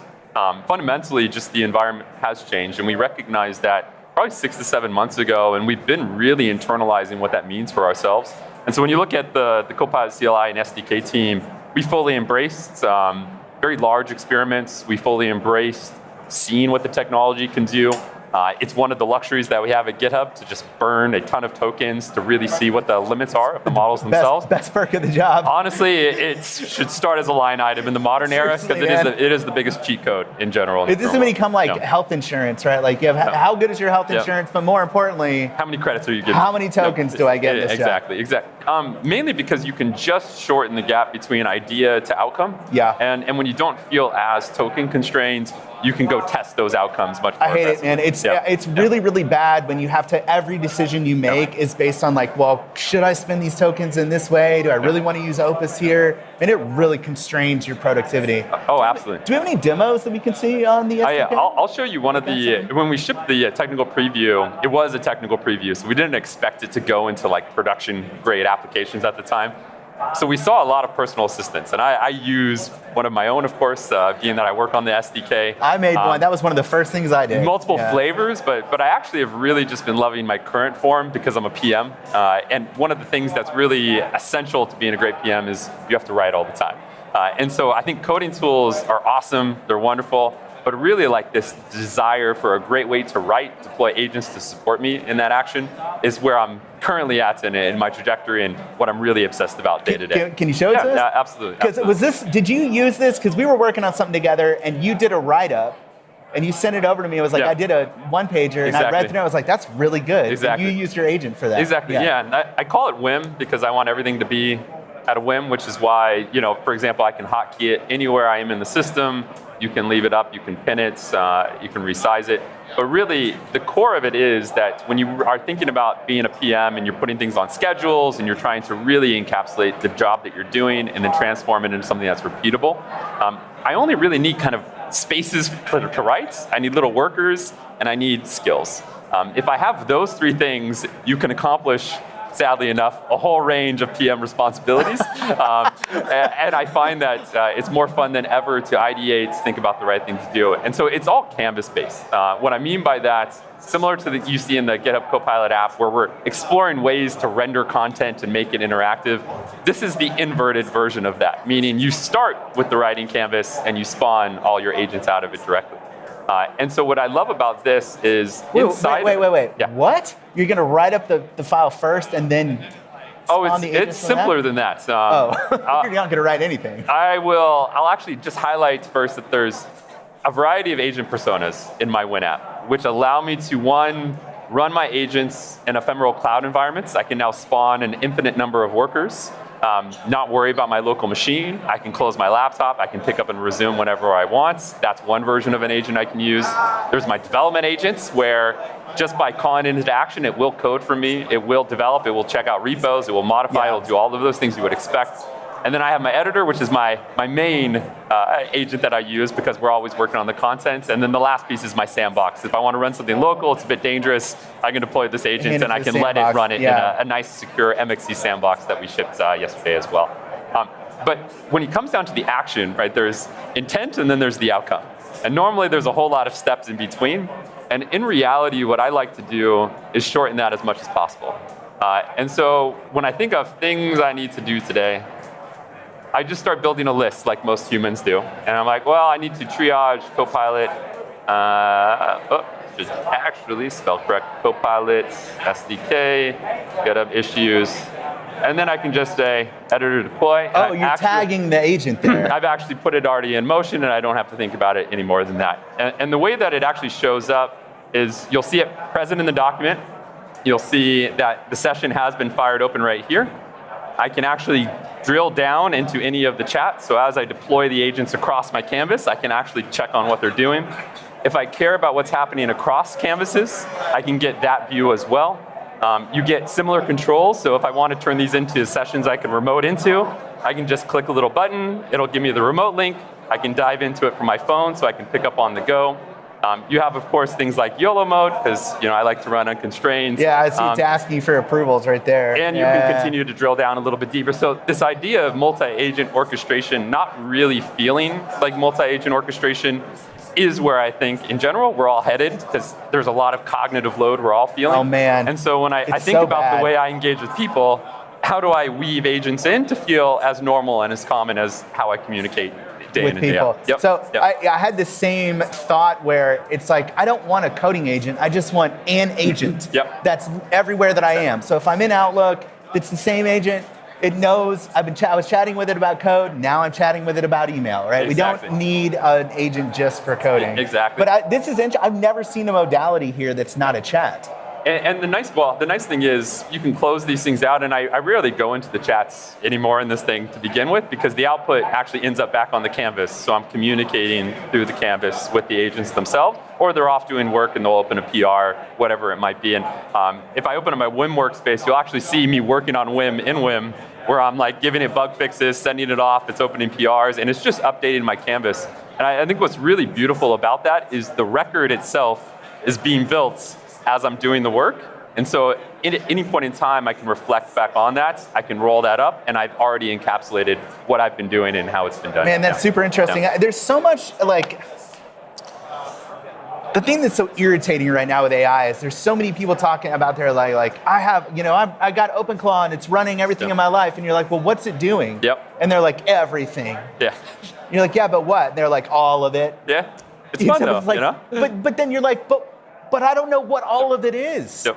But so it's interesting to see like how you're actually using it. You know what I mean? Like it does feel like it's snake oil sometimes to me. Yeah, where absolutely. people are like, I use it to automate my job, but they can't tell you what exactly it is that they're doing. Yep. There's so much of that going around. A little semblance to a few other industries in that light, in terms of making sure that we ground it in real use cases. They're easy to communicate. People understand them. I think that's really important because the technology is very generalized. Yeah. 100% agree, but often you have to build your own 100%. in order to realize that, Yep. and that's what the SDK allows you to do. Oh, definitely. And to build something like this, it used to be a tremendous amount of work. And now you can spend a weekend talking to your agent and get a whole lot of distance. And we continue to pack more capabilities in the SDK that make all of this just tremendously much easier. So things like remote didn't exist until a few weeks ago. The ephemeral sandboxes in the cloud is yet again another way for you to break free of some of the constraints that are available Can everybody locally. use those now? Yes. We ship them. The cloud sandboxes are in preview, but they are available. They're in there and they can be used, as well as local sandboxes were shipped in preview today or yesterday as well. Yeah. So again, for those watching online, those are here of you who are here. Like, if you're interested in how can an agent how can I use AI to do something actually useful? I would absolutely start here and use the Copilot SDK, if you have a sub, to build your own personal assistant, to do what you need to do. Forget about what everybody else is doing. Forget about installing something that's just going to magically work out of the box. Build your own that works the way that you want to work, and start just trying to automate the simple things that you're doing throughout the day. Yep, absolutely. Like, for me, that was the most transformative thing, was when I built my own that works how I work. And I think it's like you're getting at a really interesting insight, probably one of the greatest, which is that we all have to build intuition for how the models perform and they behave. Similar to when you engage with a person, you're trying to understand the nuances of other person themselves. And trust is built over time. And then that intuition scales across models. You can understand how to deploy them and leverage them. But it's really important to dive deep, and that's why I love starting with Copilot CLI. It's like the simplest way to go straight into a model, get a very pure experience. You can scale that up through the GitHub Copilot app, which will give you cross-session, multi-agent orchestration. But I think diving in and really understanding the parts and the bits using the SDK will help you go an extra distance that's truly valuable. And there's something that's so rewarding about building your own agent, even though it is the CLI harness, but because mine's called Max, and Max is like I have a repertoire with Max. I know Max. Max knows me. That's probably some sort of psychosis, isn't it? A little bit. I need help. I mean, you have to lean in a little bit to the psychosis to embrace the capabilities that are available there. Yeah. Amazing. Okay, Patrick, one question for you. Sure. What's your go-to model? What's going on behind the scenes here? Which one are you going? GPT 5.5 these days has honestly been really great, and I was somebody that sat on Sonnet and Opus models for almost a couple years at this point. But I find there was a nice balance, especially between the two classes of models. And so I'm a big, let one model do the implementation, let one model verify. You get a nice mixture of answers and responses to balance it out. They all have different training data and inputs that help them decide what the right thing is to do. And so I find GPT 5.5 is really great, especially for reviews. Still love Opus for generating code as well, but I've started to use GPT 5.5 pretty much exclusively the last few weeks or so. So I've had the exact same experience. I just recently posted about this, but I'm mostly on 5.5 now. Opus, to me, still use that for design and creative thinking, but for implementation and actually executing, I'm a 5.5. Yeah, absolutely. Well, Patrick, thanks you so much for being here. You got any other sessions? I do. It's 4 to 5. We're giving a Copilot SDK session where we'll talk a little bit more about the great work we've been doing across Microsoft, what's going on right now. Where is that? Is that here in this? Should be in Breakout 1. Breakout 1. All right. So if you want to know more about the SDK, Breakout 1 at 4 o'clock today. 4 o'clock today. All right. Thank you so much. Perfect. Thank you, Bert. Thanks for being here. Cheers. Right. We'll be right back.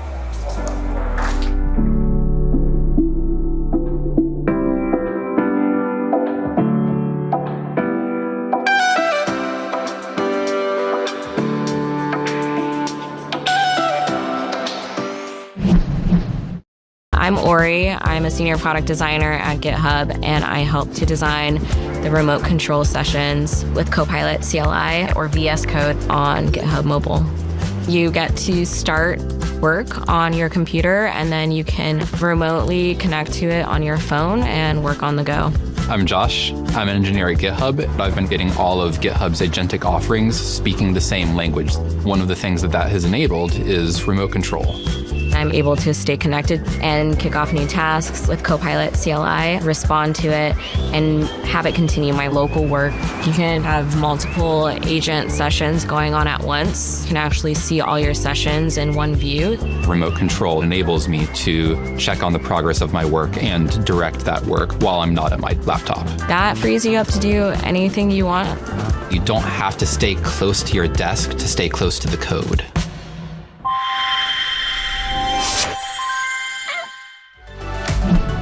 Does things when you do Git operations and it purrs. It's like it was a cat, but then someone wanted goblin mode. We don't.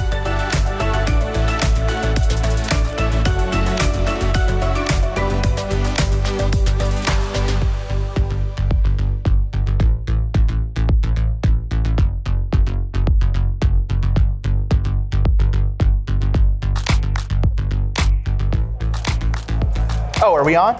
Are we live? Oh, thank you, Tom. What's up, everyone? Welcome back. Welcome back, folks. Folks who are here and at home. I'm here with Evan Boyle from the Copilot CLI team and a huge fan of fish. Fishing? All things fish. All things fish. Yeah. Evan, what is it that you say you do here at GitHub? GitHub? Yeah. At GitHub, yeah. At GitHub. So I'm an engineering manager, but I'm a very hands-on guy. I don't think that you can, build dev tools and be a manager in that space without writing a lot of code yourself and like living the life of your users. So my team builds a bunch of things. We build the core agent loop that powers the Copilot CLI and the SDK and increasingly all of the agents across, Microsoft and GitHub. So that agent loop and runtime, the SDK, the Copilot CLI, and newly the GitHub app. Yes, which we saw in the keynote. And by the way, Evan was with us 3 nights ago when we rewrote the whole demo from scratch. At GitHub HQ until midnight. Interesting times. All right, so we're going to look at the Copilot CLI today. I was actually on the bus coming over here this morning. Yeah. And was talking with someone, and the person behind me tapped me on the shoulder and said, "What is the Copilot CLI? I keep hearing about that, but what is it?" So maybe we should just start there. Yeah, we can totally start there. So I am in the Copilot CLI right now. I just did a talk with Cassidy, and we created this repo here. And so this repo, basically, we asked people to open issues to decide what we were going to build live during the session. Pretty fun stuff. Got 60 issues open.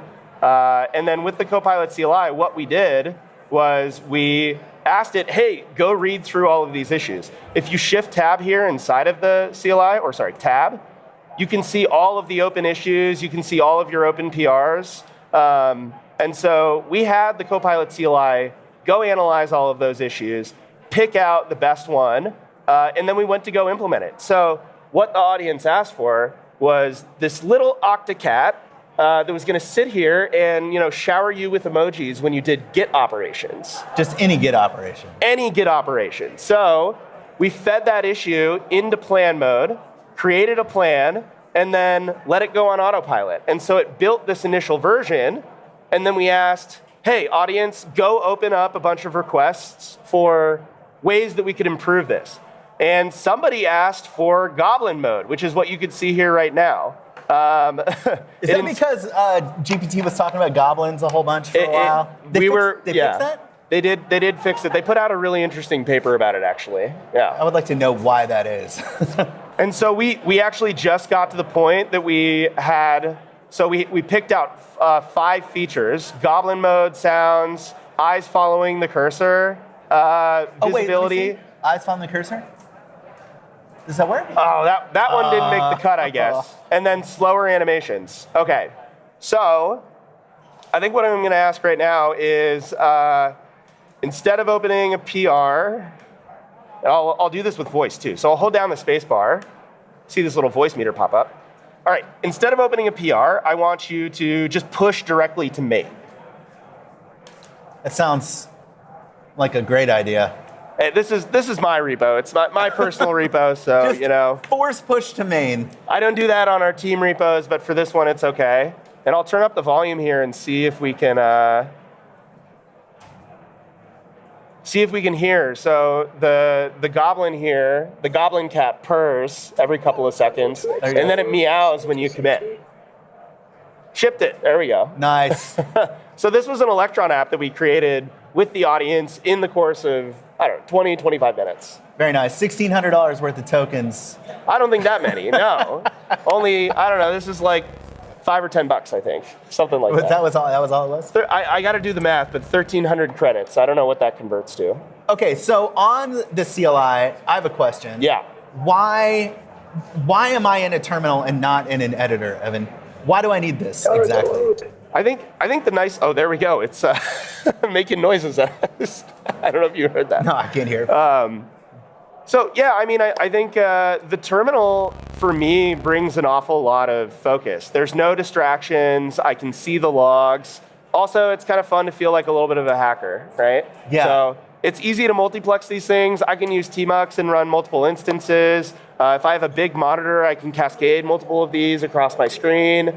And we've even turned the CLI into, like, if you like working in parallel, but you're working on a small monitor like this, we now have this /new command. So /new lets me start a new conversation. And so I could say, like, go do some research on open issues that we might want to address, right? But then I can go to /sessions, and I can see all of my other running sessions in this instance. So the Copilot CLI can now manage multiple sessions in parallel, have all of those tasks running, and you can switch between them. So if I go back to this original session, all right, it's live. Now I'm going to ask it, hey, go close out those issues we implemented, add a friendly message and a thank you to our community members. Cool. So wait a minute. So when you do new /new, it starts a new session. Yep. But the other one, it sort of backgrounds. It backgrounded that existing session, and I can see everything that's going on in parallel and switch between. So hey, I trust it to go and close out these issues. I'm now going to go back to my research session, right? So research open issues. Crawling through the issues, reading my README, right? But it's super interesting to me though, like, why are we back in terminals? Why are we here? Why are we here? Because I agree with you. I don't know if how many people have used like CLIs here recently to do coding and development? See, like, look, there's not a lot of folks, look, like a couple hands here, but how many people are using editors and agents? So if you haven't tried using a terminal and a CLI because you're like, why would I do that? It's because it's a magical experience, and I can't put my finger on why that is. My preferred method of working is with Visual Studio Code open and the terminal as an editor tab, because you can do that, and I'll have multiple of them. That's how I work now. Yeah. The terminal just feels so good, and I don't know what it is. It does, and I think that, for a lot of people who haven't tried terminal coding agents, like for me, I've never been a Vim or an Emacs person, and I know that when you think terminal, you think, oh my gosh, I've got to learn a ton of hotkeys. It's going to be complicated. I'm going to be stumbling over myself. Yeah, that's exactly what I think. That's what people think, right? But, TUI applications have gotten so rich that they almost feel like a web app, right? They feel much richer than they used to. Like this, this view that we have up here with issues, with pull requests, with gists back to my session, like it begins to feel more and more like a full application, almost like your IDE. And I've noticed that there's actually less keyboard shortcuts in the terminal than there are in Visual Studio Code. That's which true. Is weird. And also, someone the other day was like, I want to click on the tabs at the top. And I thought, well, you can't do that. It's a terminal. And then somebody was like, no, we already let you click on things. We can make that work. We can't? Oh, and it does work. It does work. They shipped it. We implemented it. Amazing. So this is one of the things that's really funny about working on a team that is so heavily bought into AI. I mean, you can imagine the team at GitHub that is building the AI tools is the most AI forward, utilizes AI the most. And so it's been a couple of months since I did I think back in March, I did a survey, and with 10 people, we were shipping 2,000 PRs a month across app, CLI, SDK, agent loop. And so every time I come in contact with the CLI code base, I have to assume it's completely different than a week ago. If I built a feature a month ago and I come back to add something to it, I have to rebuild my view of the world because the velocity of this code is so high. Yeah, moves so fast. Yeah, I was talking to Moss, who built the new UI here, and I was asking, I was like, how much agentic coding do you actually do on the team? He's like, Well, I don't know what everybody else does, but I do a lot. A lot. Yep, a lot. Yeah, very interesting. All right, let's talk about some of the other features of the CLI here. What are some of your favorites? Because a lot of them are behind slash commands. Yes, a lot of them are behind slash commands. So I'm going to go ahead and start a new session. And we'll go ahead and do it in here. So I'm going to bump up the font. I'm going to run Copilot. I'm going to do it in YOLO mode. I don't always do this, but for the sake of demos, I want all of this to kind of stream while I'm working. So one thing that I really like to do is /review. So this is multi-model code review. And so what I'm going to say, I'm going to dictate here. I'd like for you to do multi-model code review with Sonnet 4.6, GPT 5.5, and Gemini. I'd like you to then compare the results and only feed me issues where the models are in agreement. Cool. Is agreeance a word? I think I just made it up. Agreement. I bet it understands it anyway. It'll understand it. That's the beauty of LLMs is they pick up what you're putting down. And they don't care about spelling at all. They don't care about I frequently spelling. watch people type and they'll be like, "Oh, I misspelled that." Like backspace is like, it doesn't matter. I just mashed the keyboard. Just for sure. Just send Yep. it. It knows. And so let's see. Oh, this is really cool. So this is what's called elicitation. When the CLI detects that there's some ambiguity, right? Like I ran this /review command, and it's expecting, hey, I have commits that are ahead of my base ref, right? Or I have unstaged or uncommitted changes. In this case, I'm just on main, so it's asking me what I want to do. Like, hey, do you want to review the whole repo, specific branch, just the latest commit merge? I'm going to say, let's just go ahead and do the latest commit and merge. Oh, then you get a free text. Then it says branch name or commit range if applicable. I'm going to just say, you figure it out. Oh, it wants you. Best judgment. It wants you to. I don't have the specify. commit number off the top of my head, unfortunately. It gave you something there. It gave you like a. I thought I saw a hash. Maybe it did. Maybe it did. I just missed it. Yeah, we're moving. We're too flowing fast. here. I don't have time to read everything the agent says. They write walls of text, man. Yeah. I'm too busy. I'm building things. Yeah, it's interesting that you say that because that's actually something that we've experimented with in the GitHub app and probably we will bring into the CLI is sort of different, being able to configure different levels of brevity. Some people really love being able to see in complete detail the entire log. Some people just want the final output. Yeah, say it in as few words as possible. Like, I don't know if y'all notice, like if you have people who send you or you read things that AIs have generated, they're like this long, man. Like people send me an email that looks like they spent an hour on it. That was written by an agent. You're wasting my time. Boil it down to one sentence. This is the beauty though of these coding agents, the CLI, is there's lots of ways to configure them. Skills, hooks, custom instructions. So I'm actually just going to go ahead and implement Burke's suggestion here. I'll hold down the space bar. I'd like for you to add to my custom instructions that I want you to be as brief and concise and to the point as possible, unless I ask otherwise. Like one sentence. Make it easy for me to read and scan. And I'm just going to hit enter here. This is going to update my Copilot instructions file and generate a new instruction where now the agent is going to be a little bit more tailored to me and how I want to work inside of this repo.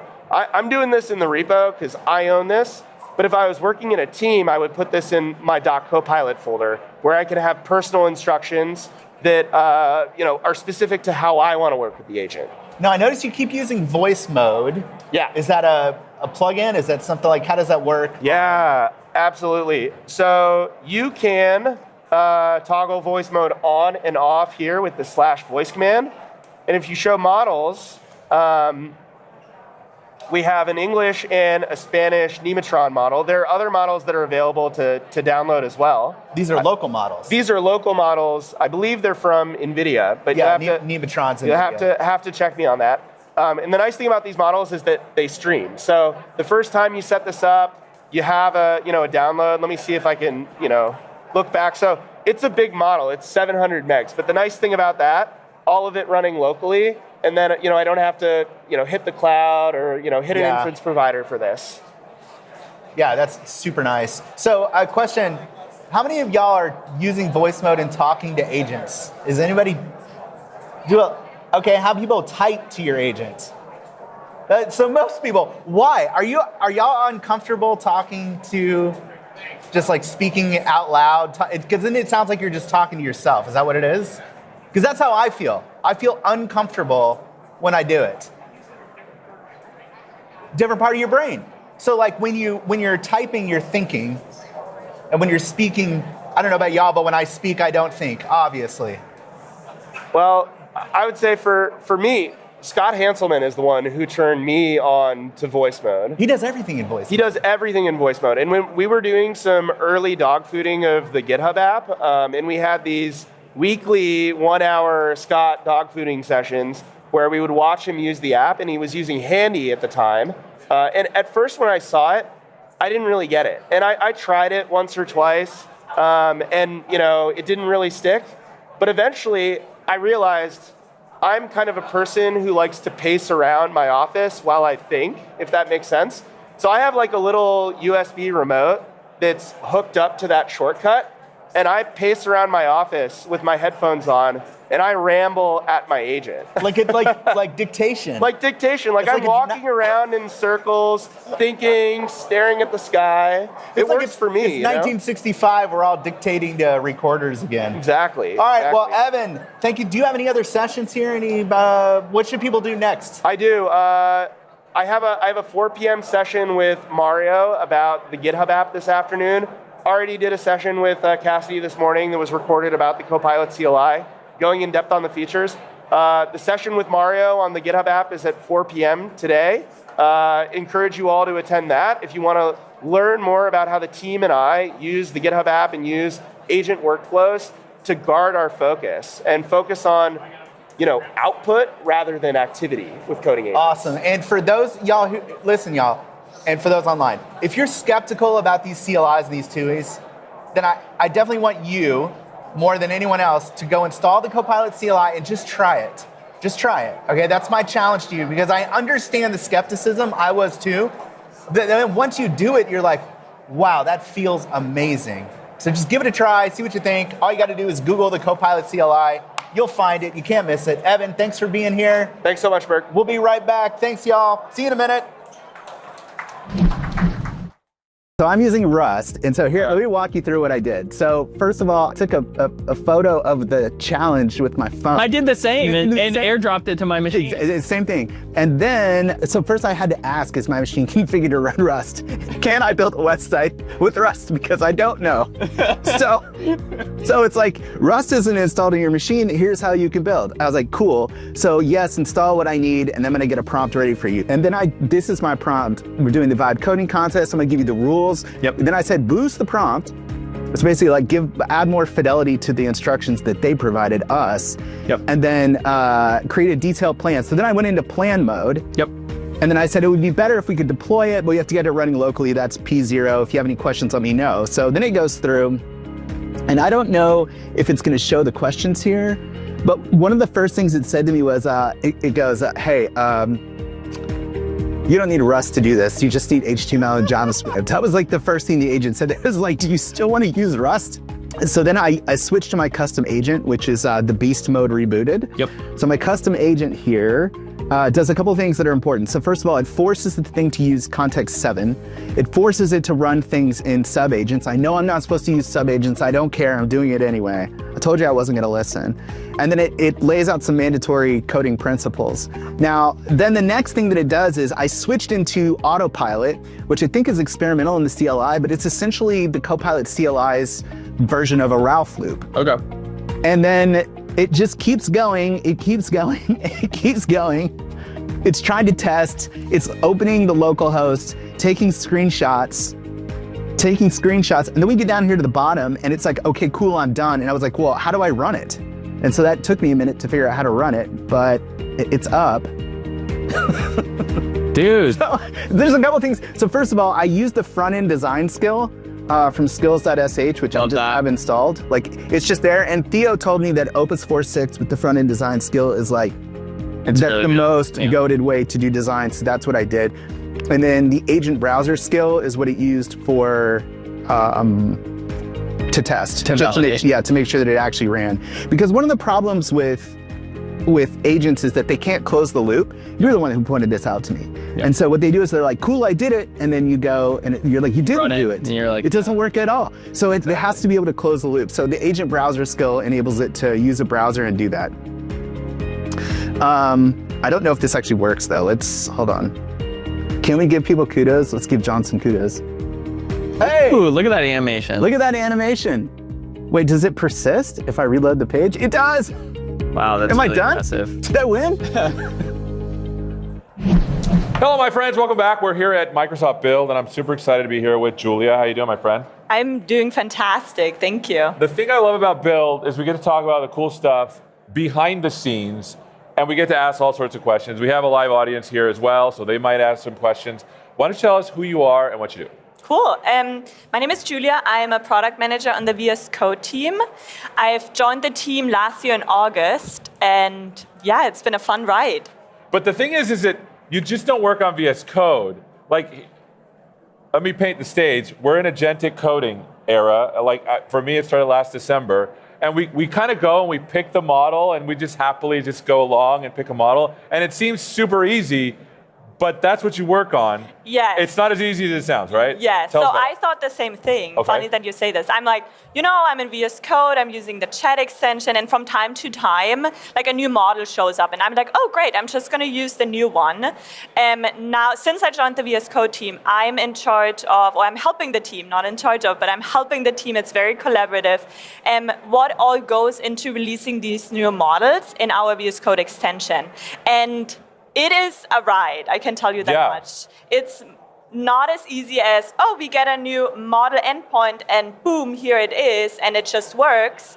There are so many things and pieces that go into this, from us working very closely with the model providers and like getting their insights and what the new model is all about. So yeah, there are a lot of things that go above and beyond here. So I'm just picking the thing, and I'm like, these things are all compatible or the same. Can you give us a sense for how not the same? These are all very special flowers, whether they're from a certain company or from a certain type. Tell us about that. Yeah, so I think the biggest aha moment for me was, even within the same model family, let's pick the GPT ones. Okay.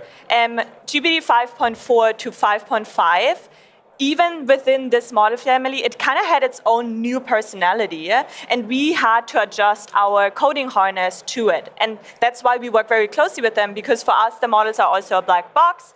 So we are getting their insights, like what has their research team worked on and making the new model endpoint better.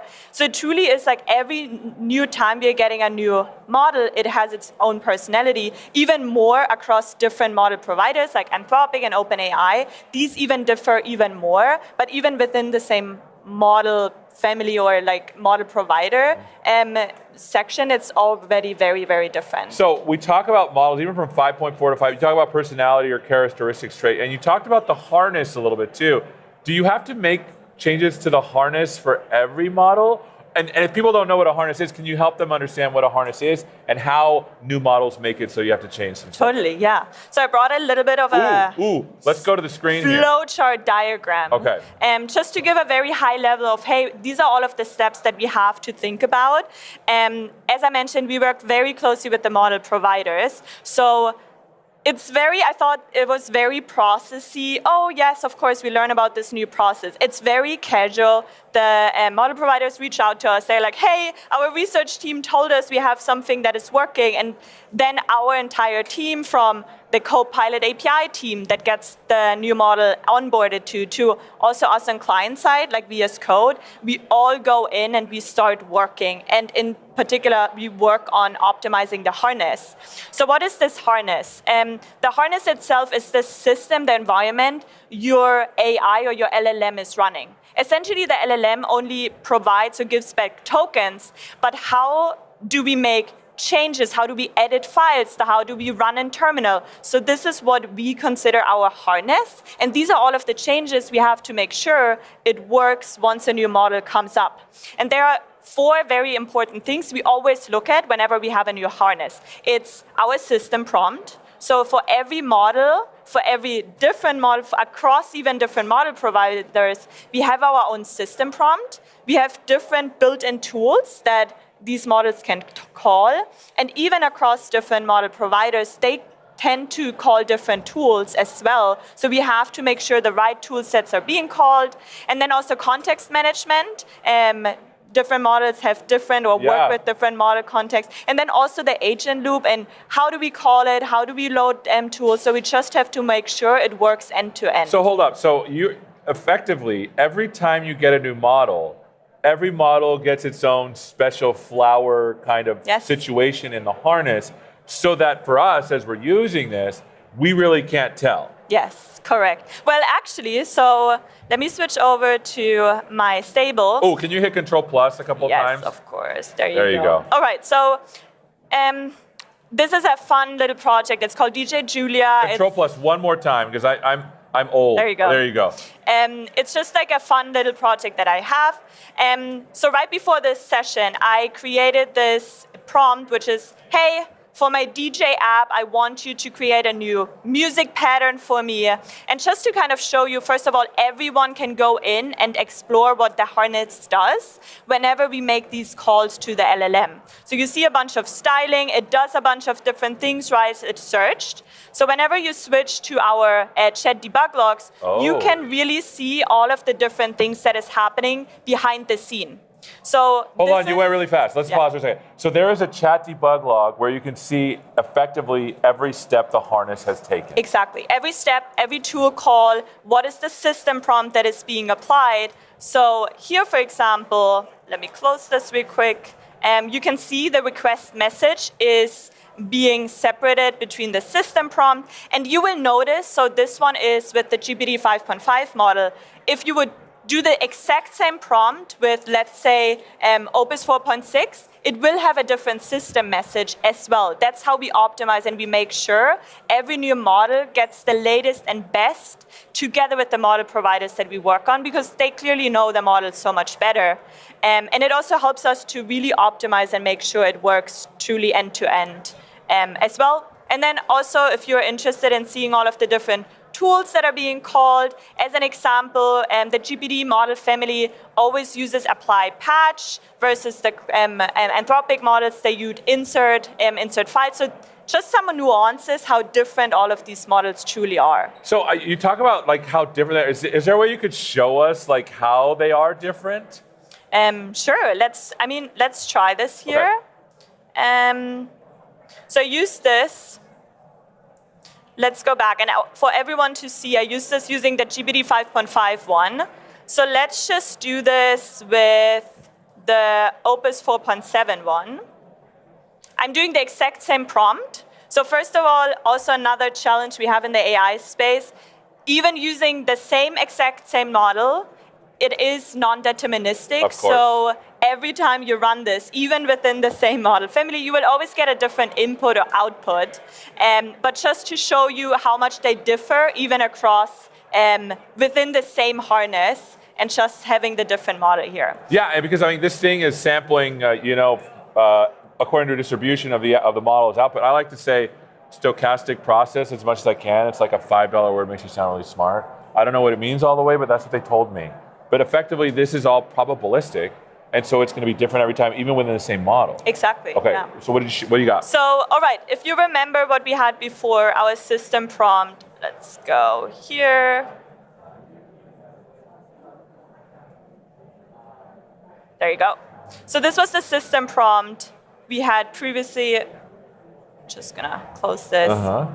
It does like a bunch of pre-classification checks and stuff like that. So now if we go to the latest one that we just did with the Claude one, you can see the instruction files are different. With the GPT 5.5, we had something to make sure it inserts before, because the GPT 5.5 ones, they are more prone to immediately go and run in terminal. But we wanted to hey, first explore a little bit and then go and run it, because we have seen so much more success with these kind of system prompts rather than using the ones that we previously had with 5.4. And all of this was worked together with the OpenAI folks. And this is really impressive because, like, betwixt us friends, I built my own harness in Rust, and I started changing models, assuming that it was going to work, and things just stopped working.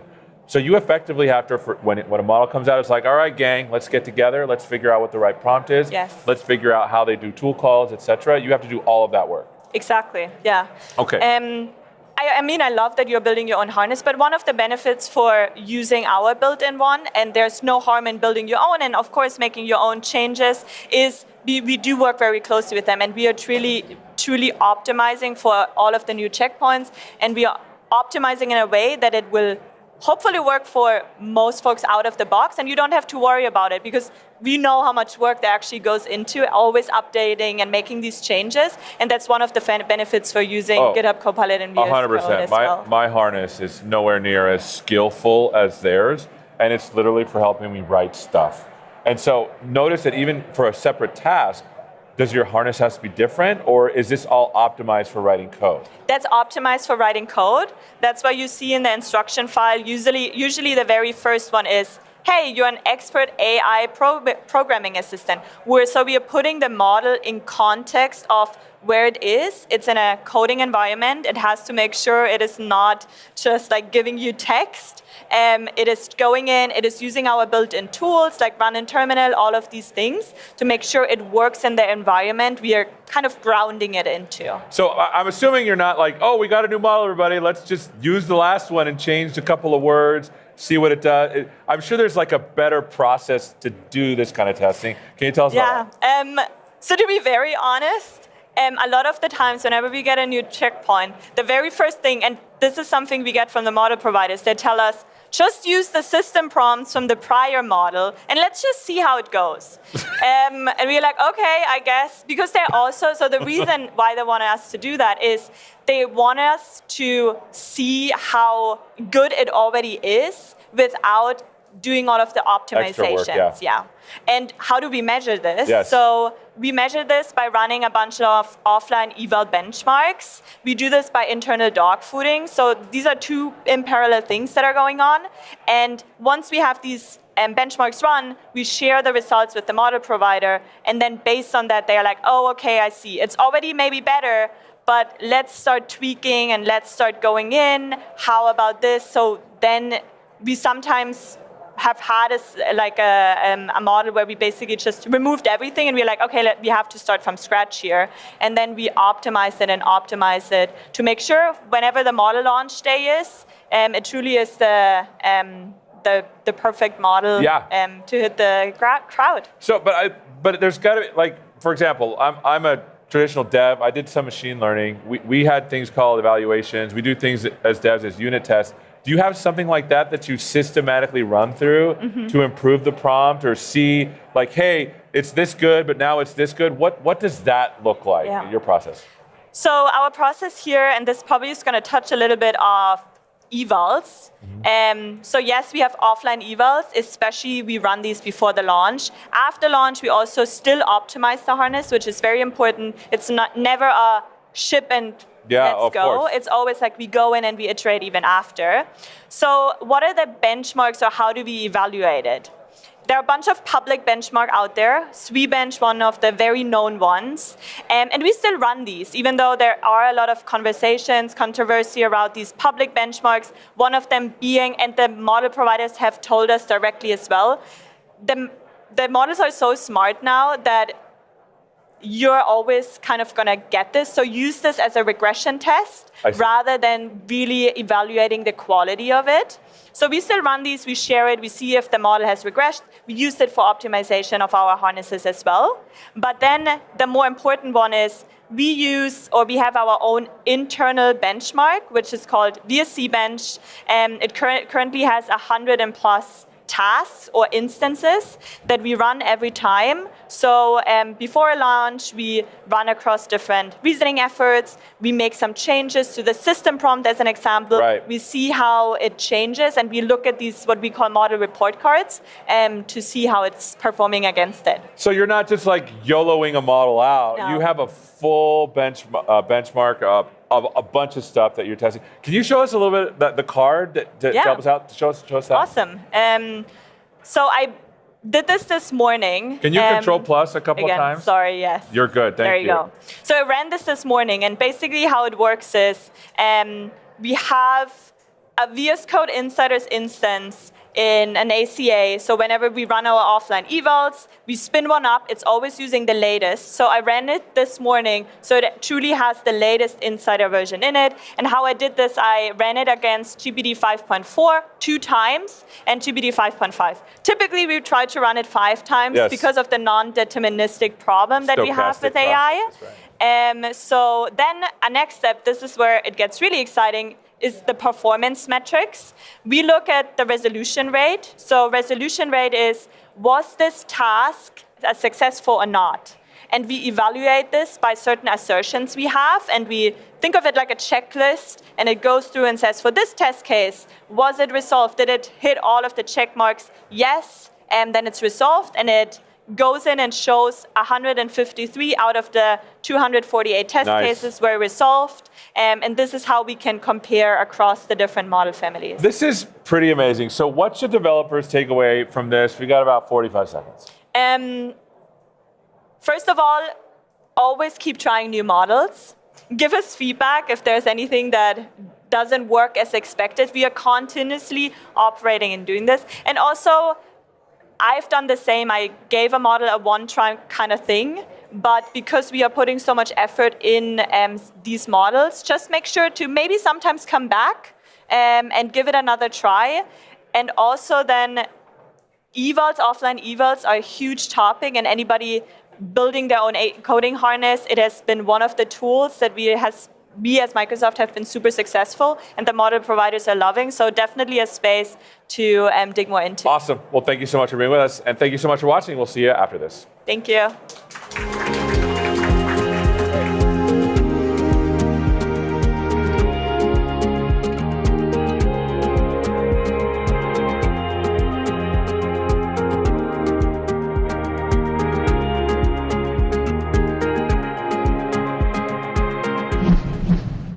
I'm so excited you're here because, as many of us, we've been experimenting using GitHub Copilot and assigning tasks, switching, using that model selector. And a lot of times I don't really know what model to add. And now, thanks to you and the work in your team, we have the auto selector mode. The model landscape is changing so quickly. And that's great for AI advancements and our industry. But what it does add is that extra layer of complexity. So questions around, what model do you use? What scenarios do you use them for? And how do you actually scale that when there might be a new model version or a new model that comes out the very next day? We wanted to be able to abstract that complexity away from you and actually automatically give you the best available model for your task in real time so that developers can focus on what they want to do. And so we do that through Copilot Auto Model Selection, or Auto for short. The best part about Auto is that it's extremely simple. There's no configuration, no policy toggles that you have to do. All you have to do is go into your favorite IDE, the GitHub Copilot CLI or Copilot Cloud Agent, and go into your model picker.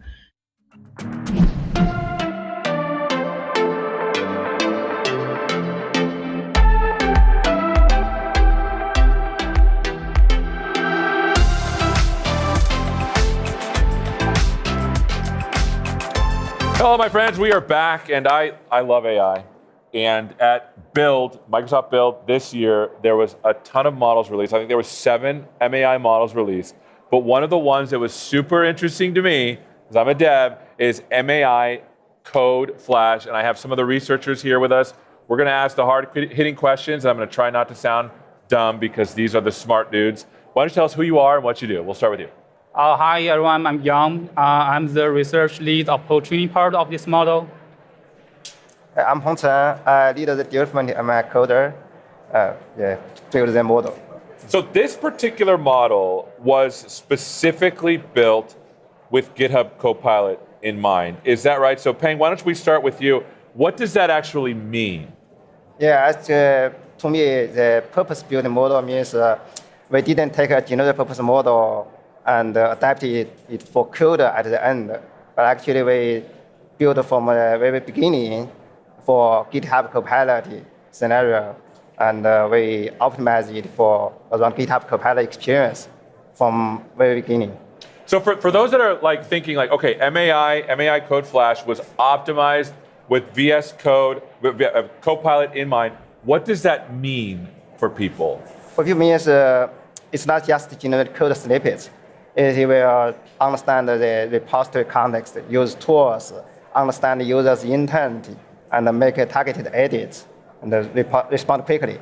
Especially for GitHub Copilot users, we will optimize for the real user workflow. I see. So why don't you tell us more about what that looks like in practice when you optimize for VS Code?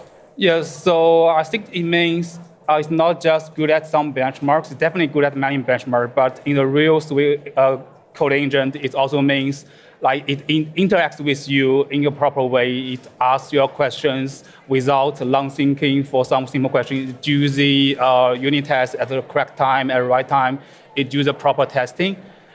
So it basically optimizes for the best user experience in VS Code. So tell me more about that, because like I was trained in machine learning, and effectively what I understand models to be is it's this huge structure. You push a lot of data through it, some linear algebra and calculus to optimize it.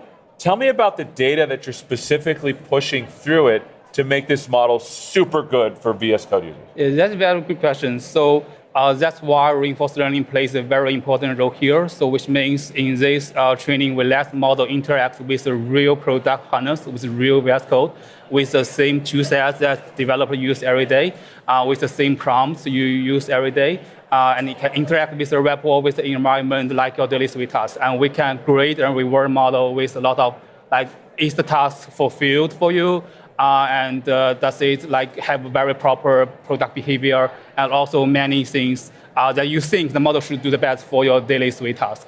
And it's all be done by very good reinforcement learning with a real product harness. I see. So there's a base model, and then you're doing reinforcement learning on top of it to adapt the behavior. Is that right? Tell us more about that. Actually, it's multiple stages. Reinforcement learning is the last stage to make the model perfectly aligned with user experience in GitHub Copilot. So tell me more. So you're actually, when you're training the model, you're training it with the actual VS Code stuff. Is that right? Tell me about the stages. When we train the model, we have multiple stages. We started with supervised fine-tuning to make the model follow user instruction and response with aligned format. And then we gradually train the model with a lot of diverse data in a criminal way, from simple coding task to complex coding task, stage by stage. And the final stage is that we use reinforcement learning to make the model to learn in the real environment as a product. So, and evaluate in the real scenario, real environment, close to product, so that we make the training, evaluation, and the production in the same workflow. So that's the difference from our model. That's the difference of our model from a general purpose model. And this is so cool, because I want to restate this, because as I'm hearing this, it's kind of super cool. You basically have a base model, and you do supervised fine-tuning first with simple tasks. Yes.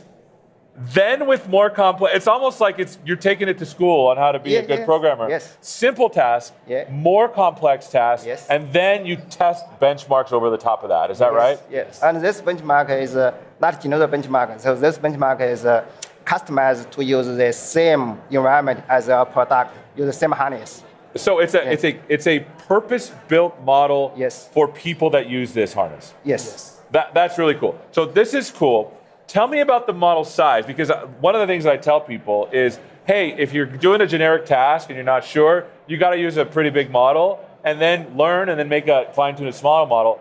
Tell me about the model size here and why that particularly matters. Yeah, the MAI Code 1 Flash is a 5B model, active parameter model, but actually a MOE model. So the total capacity is about 137 billion parameter, so which is fairly large. I think model size plays a very important role here. It's like it kind of have a trade-off between the model intelligence, the speed, and the cost. That's the three things that we care about.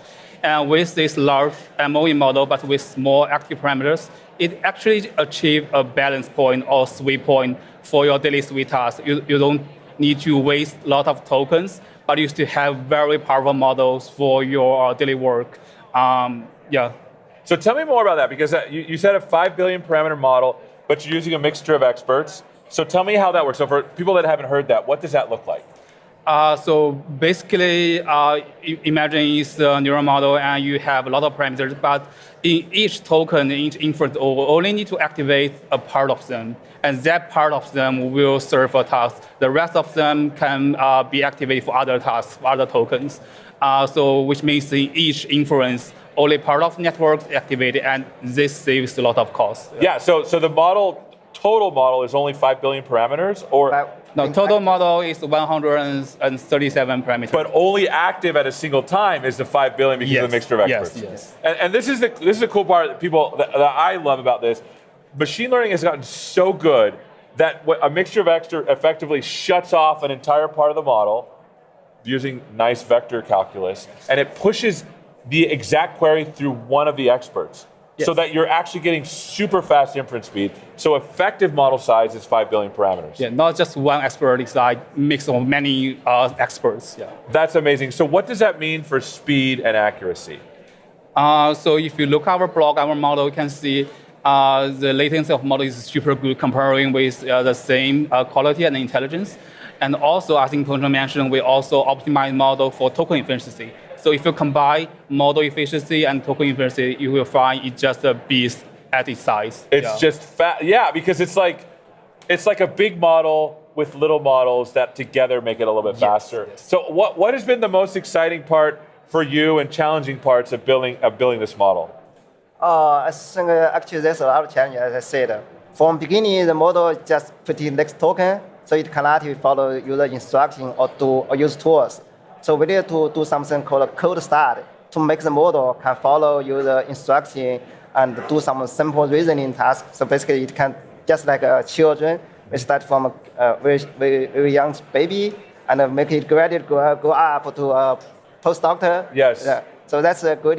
The first step is the kindergarten, right? That's code start, and after that we can keep the model, make the model keep climbing and to the higher level. Yeah. So a lot of folks, when I look, and I fall into this trap because maybe, I don't know, we like biggie sizing things.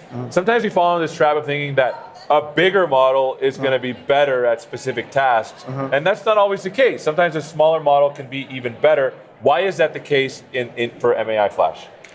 So I think model size matters a lot for intelligence, but not all of it. We take good care of the training. We use the same harness, very proper design data for this model to make sure the model can always climb on its rewards in training.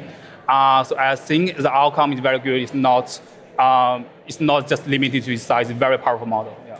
Okay, so I think you've brought something to show us. Can you show us what we got? So we're going to go to the screen here, and you brought a little bit of something to show us in action. Is that right? Yes. So what I'm showing is a demo we just made.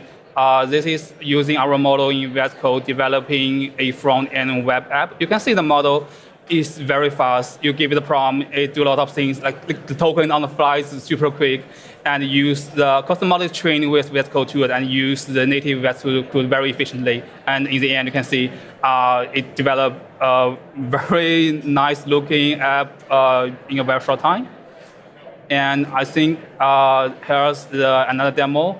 It's a bit different. The model is prompted to build I would say, a retro style game. And you can see the UI looks good. We do put a lot of efforts on improving the model's front-end ability. And with the native harnessing training, you use it pretty efficiently. Yeah, and this is pretty cool because now this particular model is available in VS Code for people to use. Is that right? We are rolling out the model gradually, and you can use if you got the model, you will see you on Model Picker. So, what has been the funnest part about building this model? Because, in this case, you're building a frontier model, but for a very specific use case. What are some learnings that you've had along the way? Learning, I think users' real workflow is important for us to optimize the model for users' purpose. Yeah. Instead of general benchmark. So without using the Copilot technical grounded task, we cannot make the model work as perfect as today in Copilot. And can you tell us a little bit about how you test these models so folks get a sense for, because you're not just like doing weights, but you're testing these models as they go. Tell us about the testing process. So definitely we have very good benchmark results. If you look at the blog, across many benchmarks, I think it's a frontier model at its size. As Fernando said, we also care a lot about your user experience. So that's why we do a lot of A/B testing online to make sure the model can fulfill your test, your engagement with model is correct, you don't cancel too much for the model. Yeah. So if you've used this model, tell us what the experience has been like using this model. You said it's a little snappier, it's a little faster. Tell us about the experience. To me, I think for most of the tasks, it's comparable to today's frontier big models. But just for some challenging tasks, we must recognize the scaling law. Right? We cannot disable the scaling law. Small model still has some limit for challenge, but for most of the daily work, I think this work works good for me. So generally when we go from a bigger model to a smaller model, it gets very focused on the particular task that you fine-tuned it for. What are some things that like people should not expect it to be? You know what I'm saying? Because I don't want people to use a model and be like, wow, it's not writing poems for me or something. Tell us about what are some things that are super good at, and what are some things that maybe you should use other models for? So I would say for most of our daily suite tasks, backend, front-end, different programming language, it's a very good model. But the writing a poem, do a lot of creative writing things, we are not optimized for that, but I can still do something, but maybe you should use other models. Yeah. Cool. So I hear you have one more demo. Can you show us that one? And this one, does this one have audio? This one has audio, yes. Okay, so are we equipped for audio, Tom, on this one? We are ready for it. Okay, they're ready for it. By the way, Tom's awesome. So this is for fun project. So we can project. Can you maximize it? I can start coding agents, give them tasks. That sounds cool. Can you run the web app locally so we can start testing? I got it. Let me work on that. I need your approval to start the Vite development server. Sure, I approve. The development server started on localhost app. Thanks. Can you now change the background color of the web app to a gradient of blue and green? I got it. Let me work on that. The agent updated the project. Thanks. Now can you check what kind of unit tests we have and see if there is any missing and create them? I got it. Let me work on that. The test suite is ready to run. I need your approval to execute the NPM. Sure, I approve. The agent added unit tests for the profile header. What's going on with the agents right now? One moment, checking. All three agents are actively checking the current app structure. One is planning to refactor components into a So tell us what we just looked at. So this model is actually our weekend approach. We combined our latest state-of-the-art MAI transcribe model, MAI voice model, and MAI code flash model for this fun project. That's kind of cool because now that you have specific purpose-built models, you can start to put them together to do some really cool things. Tell us about how you came up with this. I think it's very natural when MAI comes all these 7 models together. So it's kind of natural to think how we can combine them and how we can imagine the Sui developers in the future. So that's a very natural project. Yeah. So what should developers take away from all of this? We'll start with you and then we'll come to you. Take away, I think imagination is important. Right? We can imagine in the coming few months we have even better things come out. Yeah. Fantastic. What about you? I think my takeaway is we are seriously training the best model for our product, VS Code, and other products. And this is just the beginning of our journey. Please stay tuned and looking forward to what will happen next. That's amazing. And so as developers try this out, make sure you give us feedback, because I'm sure you want feedback on how the model's working. Yes, yes. Yeah, we love, Feedbacks are very welcome. we love feedback. And you're going to continue to improve this model and do work, is that right? Tell me Yes. about the future of this. So definitely, as Hunu mentioned, we need feedback so we can improve the model. And this is a mini-sized model. Just stay tuned for some more powerful beasts. Awesome. Well, thank you so much for spending some time with us. This has been amazing. I'm a nerd. I love this stuff. So thank you so much. And we'll be back right after this. We'll see you. Let's talk a little bit about the project to port the TypeScript compiler to Go. Can you talk a little bit about the motivations, kind of the trade-offs, the challenges of making that transition? Yeah. TypeScript from day one was self-hosted, written in itself. And that meant that TypeScript, the compiler, the toolset, everything runs simply as a JavaScript app. Now that has a bunch of advantages. Like heck, you can run the compiler in a browser, and then so you can have an IDE in the browser, with the full compiler and language service, and everything just works. But it comes with some drawbacks too. Precisely because of this massive adoption and then like the ever-growing size of projects that our users build, scalability has just become the number one issue. And then there are some inherent limitations of JavaScript itself. It's the language is by design single-threaded and does not give you access to shared memory concurrency.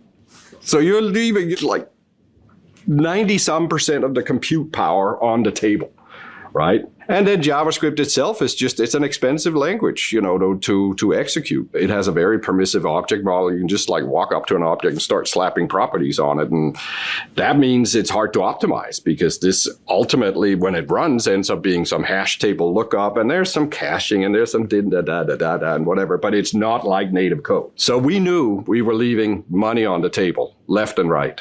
And as much as it pained us to give up on self-hosting, I can't say enough good things about our team and about how smart these people are and how well they understand how JavaScript works and how surprising it is what you need to do to optimize. Like sometimes you have to do exactly the opposite of what you think you have to do in order to make this code go a little bit faster because of the way V8 is architected. And I mean, we had all of the tricks.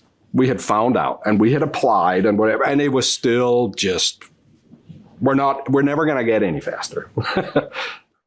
Hello, my friends. Welcome back to Microsoft Build. We are here on the live stage, and I'm super excited to be here with Daniel. How you doing, bud? Doing great. How about yourself? Fantastic. So why don't you tell us who you are and what you do, and this is going to be a fun one. Tell us about it. Oh, it's going to be great. So my name is Daniel Rosenwasser. I'm the product manager on the TypeScript team. I've been there for a long time. I started out as a developer, moved into the PM space because I just kept talking and they were like, all right, let's move them over here. Nice. Yeah. But so I've been working on TypeScript. So that is the language, the compiler, the editor experience that you know and love in VS and VS Code. And also, if you're just doing JavaScript in these editors, like we're supporting all of that stuff. It's all powered by the same guts that we've been working on for a long time now. So I remember talking to Anders about, I don't know, it was a year ago or so, about a major change. But before we get to that, I realized, why don't you tell people what TypeScript is, the blurb? Sure. It's super cool. I use it all the time. Yeah. So basically, many, many years ago, we found that there was like just this continuous problem for a lot of developers building out big JavaScript apps, right? All of us need to have websites. All of us need to have apps that are cross-platform, that are accessible in the browser sometimes. And so as we sort of needed to do scalability and like actually create more complex apps, we found that there were a lot of other things that we were sort of missing from our other languages, like in C#, like that certain things are just plain not going to work. Yeah. Not just from like when you compile it, but like as you're typing it in the editor, you're getting a little red squiggle, right? The same way that in Word, you get something that tells you, hey, you might have made a mistake here, a typo. And so we knew that there was a great opportunity for great, solid safety and developer tooling that we could give people.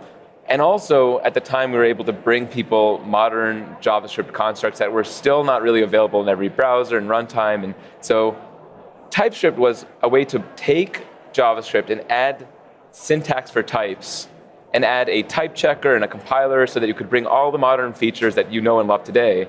And the cool part is, when I first started on that effort, right? I mean, I wasn't there from the very beginning, but I was there from early days. Yeah. And it was like this is ambitious, right? This is Microsoft. We're trying to do an open source project that is in the JS space, the JavaScript space. And a lot of people were like, I don't know. Even before I joined Microsoft, I was like very skeptical about that effort. And then I joined, and then I found out that really the team behind all of it is really passionate and had a very good sensibility of like working with the community and really trying to have a good sense of developer tooling. And so it's been nice. Yeah, it has been nice. So nowadays, I mean, I don't know if you caught this on the GitHub Octoverse this past year, but TypeScript actually became the #1 programming language on GitHub. Yeah. And so, if you like beyond JavaScript, right? And so that is kind of nuts. If you had asked me that back then, I would have just laughed you out of the room completely. But now the thing is that's interesting is that TypeScript is now the #1 way for people to build JavaScript apps, period, right? Like we don't really think of these things as so distinct anymore. It's not like TypeScript versus JavaScript. It's I'm doing JavaScript development and I'm using TypeScript, and that's just kind of the core experience. I don't know. I mean, I think it's awesome. Like I use it all the time. In particularly large JavaScript projects, having type safety at the compiler level is super nice. Transpilation layer. Yeah. So about a year ago, there was a major shift. Yes. Because TypeScript was built on TypeScript, kind of TypeScript on TypeScript, but there was a major shift that happened. Tell us about that. Right. So TypeScript has been built in TypeScript for over 10 years now, right? It's kind of this food process. It's 10 years already? Oh, over that, yeah. And it's like, people call it dog fooding, right? Like you eat your own dog food so you know how good or bad your dog food tastes, or bootstrapping. Basically, by us doing that gave us a really solid sense of like what the experience is day to day. But the problem with TypeScript being built in TypeScript is it ultimately compiles down to JavaScript. Yeah. JavaScript has had a miraculous amount of development on all the engines, like in V8 and SpiderMonkey and all that. People have made it really fast for the dynamic, interpreted language that people kind of knew from like 1995. Right. But ultimately there's an overhead, right? There's always going to be a little bit more that your engine needs to do. And so there was this sort of gap between what JavaScript is able to do and what you're able to do natively on your CPU, right? And JavaScript kind of fundamentally is single-threaded, right? Yeah. There's ways to do multi-threaded JavaScript, but then these threads can't really share the same memory without handing it off fully to each other, right? Yeah. And we looked into all sorts of solutions to try to make things faster, but we, as TypeScript's kind of been promising on its, delivering on its promise to do complex JavaScript apps, that means that there's a scalability gap, not just in terms of scaling on your team, but scaling on a big code base. And so people complain, like, my build times are slow. I'm waiting for my editor to like actually load up all the code I've got on disk. And so, all right, let's cut to the chase now. Yeah. We actually chose to do a rewrite in the last year and a half or so, taking the existing TypeScript code base and porting it over to Go. And in that port, what we found is a typical sort of speed up that you'll find on many code bases is around 10x, right? Which is pretty mind-blowing. Yeah. And so part of that speed up comes from that native speed, and part of it comes from shared memory parallelism. So we're able to actually go faster, not just on one core, but across all the cores that you've got. And I've got a little bit of a demo if we want to dive into that. Yeah, let's do it. So yeah. just to recap, effectively, you didn't TypeScript isn't Go. It's right. Go is being used to do the transpilation, to do the type checking, to do all the other stuff. Right, in a sense, like basically all of the code that we had in the TypeScript code base, we took like, we've got different components. We've got a parser, we've got a checker, Sure. we've got like an emitter to like do your code gen. And each of those components was ported over to Go code. But at the end of the day, you're still using this to compile TypeScript code, right? It's still reading JavaScript, it's reading TypeScript, and it's emitting JavaScript, and it's giving you the same exact errors that you've had in the past. And right? before we go to demo, because I remember talking to Anders about this. It wasn't like you just like wrote it in Go and wrote new unit tests. You basically took every part piece by piece. Yes. And tell us about that process, because it was not like it was a very methodical approach. Oh, totally. Yeah. So this was also back when agents were a little bit more flaky in the reliability and stuff like that. So a lot of people say, like, why didn't you just could you have just vibe ported it over, right? And so at the time, definitely at the time, no. But the cool thing that we did was we used agents to actually write infrastructure to automatically port parts of our code base, right? So like the initial stuff was methodically going through the scanner and the parser. So these two early stages. Artisanally crafted. Artisanal code, yeah. And so once we did that, we kind of had a sense of the data structures and how all of the code would look and how we wanted the code to look. And that allowed us to say like, okay, we have a sense of what we want. Can we partially automate this? So we actually had a script that would take a TypeScript file, right? All of our files are kind of uniformly written in a specific style. And we would say like, oh, when you're going through the parser, rewrite parts of the parser in so-and-so way. And that way, whenever you're missing something, right? Like you have portions of your component, you say, oh, well, I'm missing that functionality. That's literally a function that you're copying and pasting between the two code bases.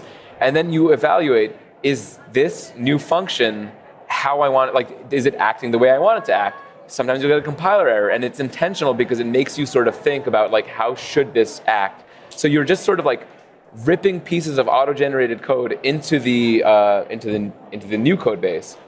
But the cool part about that is that it's all very deterministic, right? So if something is not right, you can always say, well, this script needs to be amended. I'll actually adjust the output of this thing, and I'll make sure that it's giving me something that is more predictable, ideal, and more idiomatic Go code for the sort of things that we're writing in the new code base. So did you like use the AST to generate Go code, or was it? Yeah. We would use the existing TypeScript APIs. I see. But we would use a really cool tool called TS Morph, which uses our ASTs and everything like that under the hood. But it's a really nice API, and we would generate Go code out of that. And that really sped up the development process. And we were able to like reuse all of our unit tests and our input-output tests, like our integration tests. And so over the last year and a half, we've been basically minimizing the differences in all of the tests, right? So we've basically been able to get, like, I would say over 95% of the tests ported over. Some of them don't apply anymore, but like that's because there are certain features that we removed as well. But it's kind of incredible how consistent and fast we've been able to move in that process. I don't think we would have been able to make some of the same strides 5 years ago, for example. But it's been incredible because we've got a lot of great users internally and externally who are giving us great feedback, telling us like, hey, you missed a spot, right? But like that was months ago, right? So it's only gotten more and more solid in the last few months. So in general, if someone switches over to the Go under layer, they're not even gonna know, other than that, wow, this feels really snappy. Right, yeah, so that's the funny thing. It's very interesting to sort of demo these sorts of things like, hey, I have a compiler, I have a faster compiler. Isn't that cool, right? And I can show you why there's a little bit more subtlety to that, but yeah, for the most part, most people will not really notice a difference. There is some stuff that we are trying to work on right now, which applies to the APIs. So if you're relying on stuff like the Vue.js editing experience or Angular or Svelte, like there are certain gaps.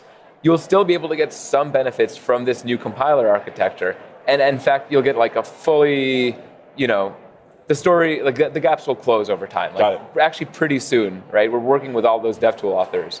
But most projects, I would say, are just like ready to actually start adopting this. All right, now that we've done the preamble, people have confidence, let's take a look at what you got. Can you come, there you go. You knew exactly what I was going to ask. Let's take a look. What are we looking at here? So, I'm actually editing the VS Code code base right now. Like this is actually, if you go to like the VS Code repo on GitHub, this is their source code, right? So I'm going to actually show you what it is to compile their existing code base today. There's a pretty gross command that I've pasted in here because if you try to compile the VS Code codebase with the existing JavaScript compiler or TypeScript compiler, it runs out of memory. So you have to actually modify, you have to pass like certain flags to Node.js just to say like, by the way, I need some more RAM. Or you can use more RAM, it's okay. So what I'll also show you right now is not that, because we're on Unix. So this is HTOP. This is sort of like a process monitor. Right. What am I doing here? Let's just do this. Right? Look at us going old school. I love it. Yes. So what you'll notice is that I'm currently on like, if you look at Core 15, it's kind of hard to see on this screen, but like if I zoom out, Core 15 up here is the only one. Pegged. Yeah, it's pegged, right? Like basically, this is sort of like the meme of a bunch of people, like construction site, and everyone's just like watching one guy dig a hole. And they're like, everyone's cool. supervising. Yeah, looks good to me, right? And this is an artifact of basically Node because it's on a spin lock until it has an IO request. Right, right now it's just checking actually. Oh my gosh. So it's just checking and it's only able to use one core at any given time because it's not able to like dispatch between different there's no files. threads. Right. When you parse, we go one file by one file, and if you say I'm going to import this guy over here, this file over here, then it's like, well, I have to wait for you to finish parsing before I can do anything else, right? So, right, and then it handed it off to Core 28 or something like that. So not efficient. Not efficient. Took 97 seconds, in our opinion. 1 minute and 38 seconds real time, according to the system. That's a little bit hard to see, so I'll zoom in. Okay. So do we have TS Go? Okay, we don't have TS Go. So TS Go is the binary that we have in place of TSC, the TypeScript compiler, until we're out of like preview stage, right? So if we do npm install at TypeScript/native preview. Look at him artisanally typing stuff in. What are you, some kind of animal? What's going on here? Let's do this globally, actually, because... all right, cool. So now we have TS Go. Great. So what you'll see is 7.0, right? The next TypeScript compiler is actually going to be version 7.0, right? That's what we're... And it's nicknamed TS Go for a lot of people. So if we try to do the same command with TS Go, right? We'll do TS Go... we'll point it to the source directory, extended diagnostics, and then we'll also time it too, right? And then we'll do this. We'll look back at htop. What you'll see is that everything is in use right now, right? All of a sudden, all the cores got saturated at the very beginning. Whoa! And then they're awake. For a very brief second, you might have seen like we went down to like 4, and then we really saturated again. So what happened there was we parsed all of the files in the VS Code code base. I think it's like 1.5 million lines of code. We checked only across 4 cores because checking is not a perfectly parallel problem. And then when we did emit, that was like, all right, throw at all the cores that you got, right? And that made it really fast. So you didn't see it in the background, but that was like 9 seconds or just 10 seconds. We went from like 1.5 minutes to 10 seconds. Non-incremental build, full build. And what I also want to show you as well is that is just the command line experience. So for a lot of people, that's like, well, that's cool. You only have a command line compiler. What else do you got? Well, we have a native preview extension. If you literally go to the marketplace and you type in native preview, TypeScript's native preview is the first thing that comes up, right? And so it says, hey, this workspace, in VS Code, they're already type checking with the new thing, right? So as you're doing that, why don't you tell us who's using this already? VS Code, Sentry, Slack, Notion, Figma. Like we've actually been working with a lot of big companies internally and teams internally and in companies externally because they know that the quality bar has already been like, it's there for them, right? And they're using it in production and they've got like much faster turnaround times for their CI. We worked with one team at Microsoft that told us that we were saving them 400 CI hours a month. And so like, maybe in cost, that's like, hey, that's pretty good. But in terms of developer costs, that's great. In terms of like, I'm waiting for an agent to do a thing for me, that's really sweet also. All right, so we got about a minute left. What do you want to show us in the last minute you got? I want to show you that basically, let's disable the native preview. If I open up a TS file, you will sometimes see this little spinner here, right? That initializing TS config, all that, right? This is the existing TypeScript experience, and basically what's happening is it's doing that thing where it's going file by file and not able to load it all. I want you to say goodbye to that. Let's say goodbye. Let's say goodbye. So this thing, it's automatically enabled when you install. As soon as I open this, I can restart the language server over and over again, and it's just speedy, right? Uh-oh, you didn't see that. No. Anyways, it's fast. Yeah. Hey, we're still working on code. It's okay. Look, I mean, there are some rough edges. Of course, during a demo, it had to happen that way. But basically, as soon as you open this thing up, I mean, it's still running at this point. All right. Yeah. This is amazing. Like, all I know is that, like, this is really cool. I'm excited to use it. Thank you so much for spending some time with us, bud. Thanks so much. Yeah. And all right. Go try it. We'll be back it's after available this. for y'all now.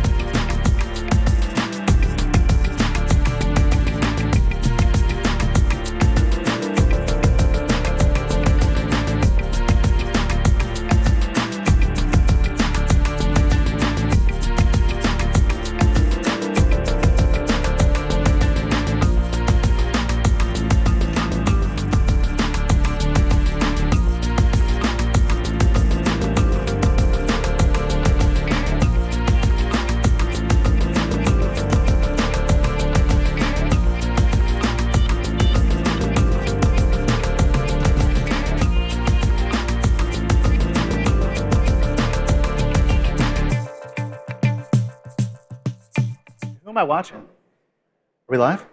I think we're live. Okay. Great. Seamless transition. Hey, welcome everyone. We're so glad to see you here. This is multi-agent patterns in VS Code. You won't learn from the docs, but more importantly, this is a live vibe coding competition. And before we get started, this is my illustrious co-host, Mr. Kent C. Dodds. Hello, everybody. All right, and you have an exercise. Oh, yeah, that's right. So as people are finishing coming in, every time I give a talk, I like to get people's blood flow going because it's good for your brain, so you learn better.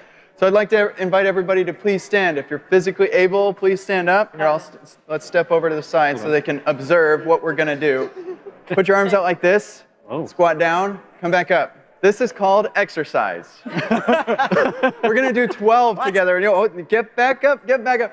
You got to count out loud. That was just a practice. So we'll start with ready, 1, 2, you got to count with me. Look at that. 3, 4. Oh, you're doing so good. Almost like you've done this before. As well. 7. And you can go really deep if you really need it, or just like a little bit. I lost count. 1. That's 10. Okay. No. 11. No. And 12. Okay, stretch up. And over to one side. And to the other. All right. Awesome. Thank you. All right, feeling good. Everybody's awake now. All right, welcome. We have a live, what we're going to do here today, folks, is a live vibe coding competition. Last year, who watched this last year? You're a build and you watched this. A couple of folks. So last year, let me just baseline for you where we are in human history. Last year at this time, OpenAI had just released GPT 4.1. Okay? Wow. That was 12 months ago. Ridiculous. And last year, we made Frogger. Each person made their own version of Frogger, and then you voted on the one that you liked the most. They made it from scratch. This year, right, things are a lot different. We now have much more capable models, and so this year, oh, no. That's my illustrious co-host. This year we have Kent C. Dodds. Kent, you've been prolific as long as I've been alive, much like Addy. Tell us a bit about yourself and... Yeah. So I'm a software developer, primarily JavaScript, and the web is my jam. And I'm a full-time educator, and I teach people how to build excellent user experiences. These days, you don't really need to know how to actually do the building part of that as much. And so I'm focused on teaching people how to know what to build. And so if you're tired of building the wrong things, then come talk to me. All right. So I'm going to get some free instruction from Kent as these folks live code. But last year we did build Frogger. This year we're going to take it up a notch. So we were thinking, which one should we have them build? Halo 1. I'm serious. Which one are they going to build, y'all? No. AI could do anything. It's going to, right, number 2? 2. GTA, no. GTA 6 is never coming. Never. Number 2. Sorry, no, we're actually not going to do this. We can't do it. Now, what we could do, though, is what if we solved a real problem with AI, folks? Instead of building snake games, I saw someone had tweeted this out on X, and they said this: is there something like Google Docs but for Markdown?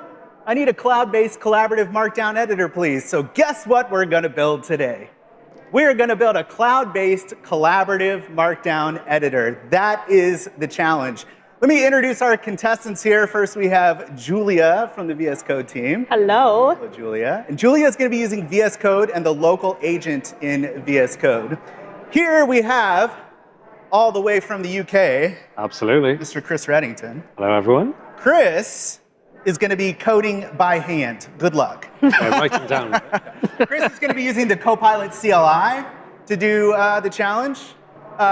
Further down this way, another 50 yards down the field. Here we have Mr. Pierce Bogan, PM on the VS Code team. Yep. And you will be using the Copilot app today. New Copilot app. The new Copilot app. And over here, Mr. Harold Kirshner, who's going to be using the Agent app, the new Agent app. So we have 4 different, yes. Do we have enough apps for doing agent development yet? Okay, maybe we need more. Everybody's got their workflow. And then while they do that, we, Kent and I, are going to build a voting app so that you can vote on the winner. And Kent's going to instruct me and teach me how to do this correctly. So with that, your first Harold, get your hands off that. I saw that. The stakes here are very high. Yeah.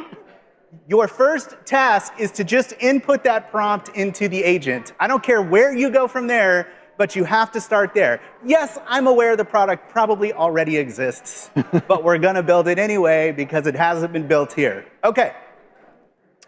So while they do that, do we have any more slides? Should we say on your market set go? I think some of them have already. They've already gone. On your market set go.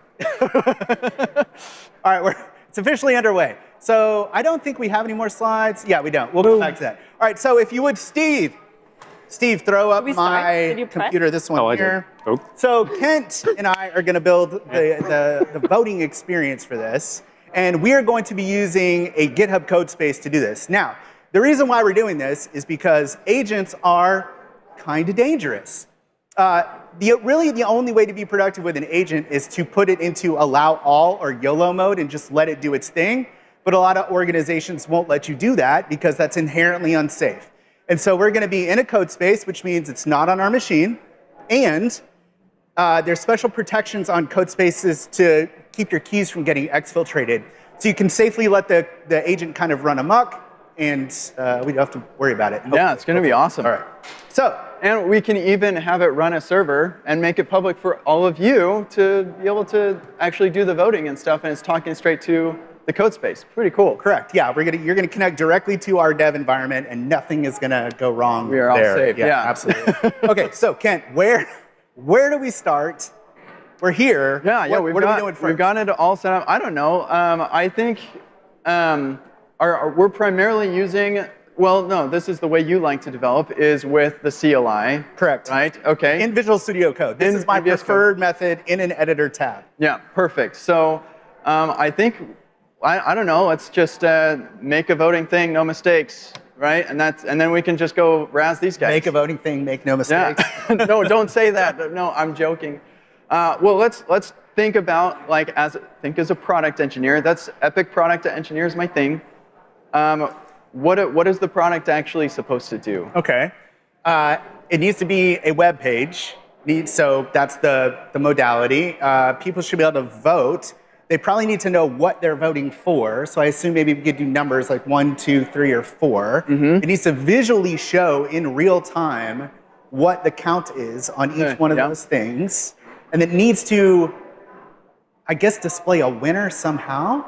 Either by us saying like finalize or like we click on it or something. Yeah.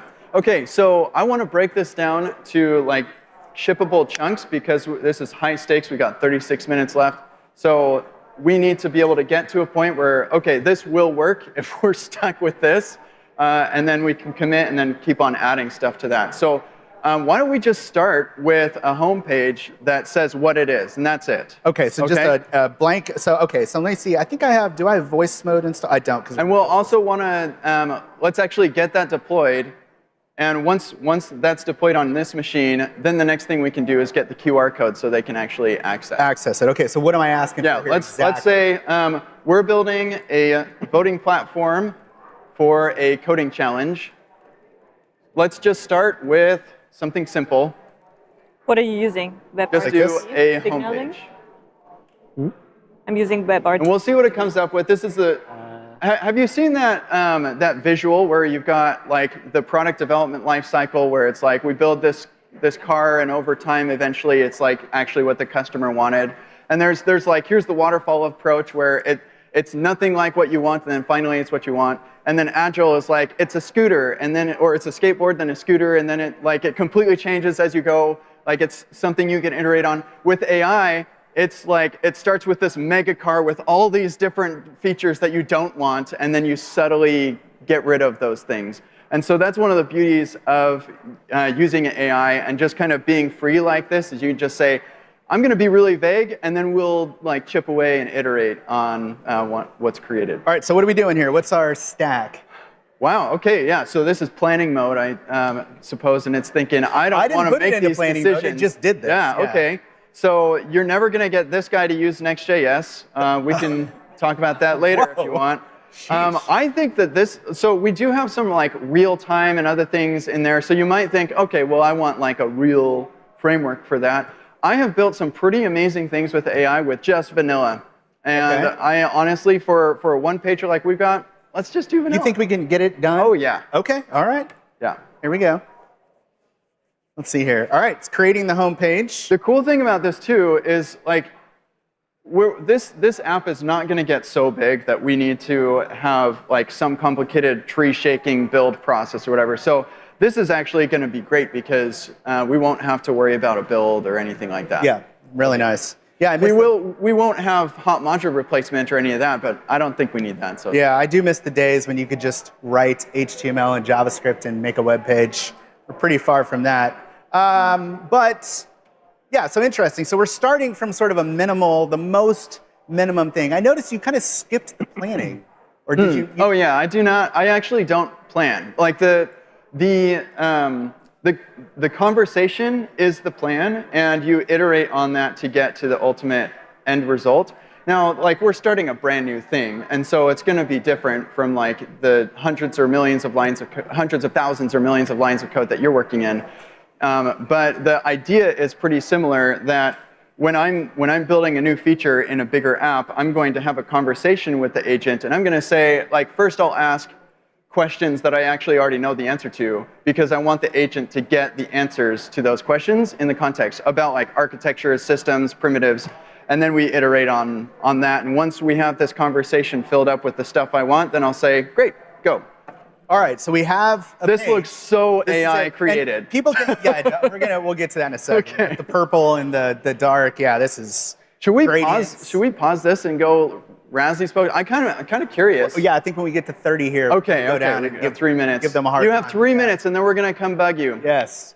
All right. So where do we go from here? We have a. Should we get the now? I think we need a QR code so folks can actually. Yeah. So I'm seeing a bunch of stuff on here I want to get rid of, which we'll do later. Like I want to get rid of the sign in and different stuff like that. We don't need that. But let's just get a QR code so people can connect to it from their phones. So I would say people are going to connect to this or vote through their phones. So let's put a QR code on the homepage for the page. And it won't know the URL, so I'll put that. I think actually don't give it that. Just say window.location. It will get it. Really? Yeah, you can make a QR code in the browser. You tell it window.location? Yeah, just say window.location. It'll get it. Really? I did not know that. Oh yeah, sure. So it's just going to pull it dynamically, use JavaScript on the fly to create. Okay, I'm with you. And I'm curious because we're using plain HTML, CSS, and JavaScript. It's not going to.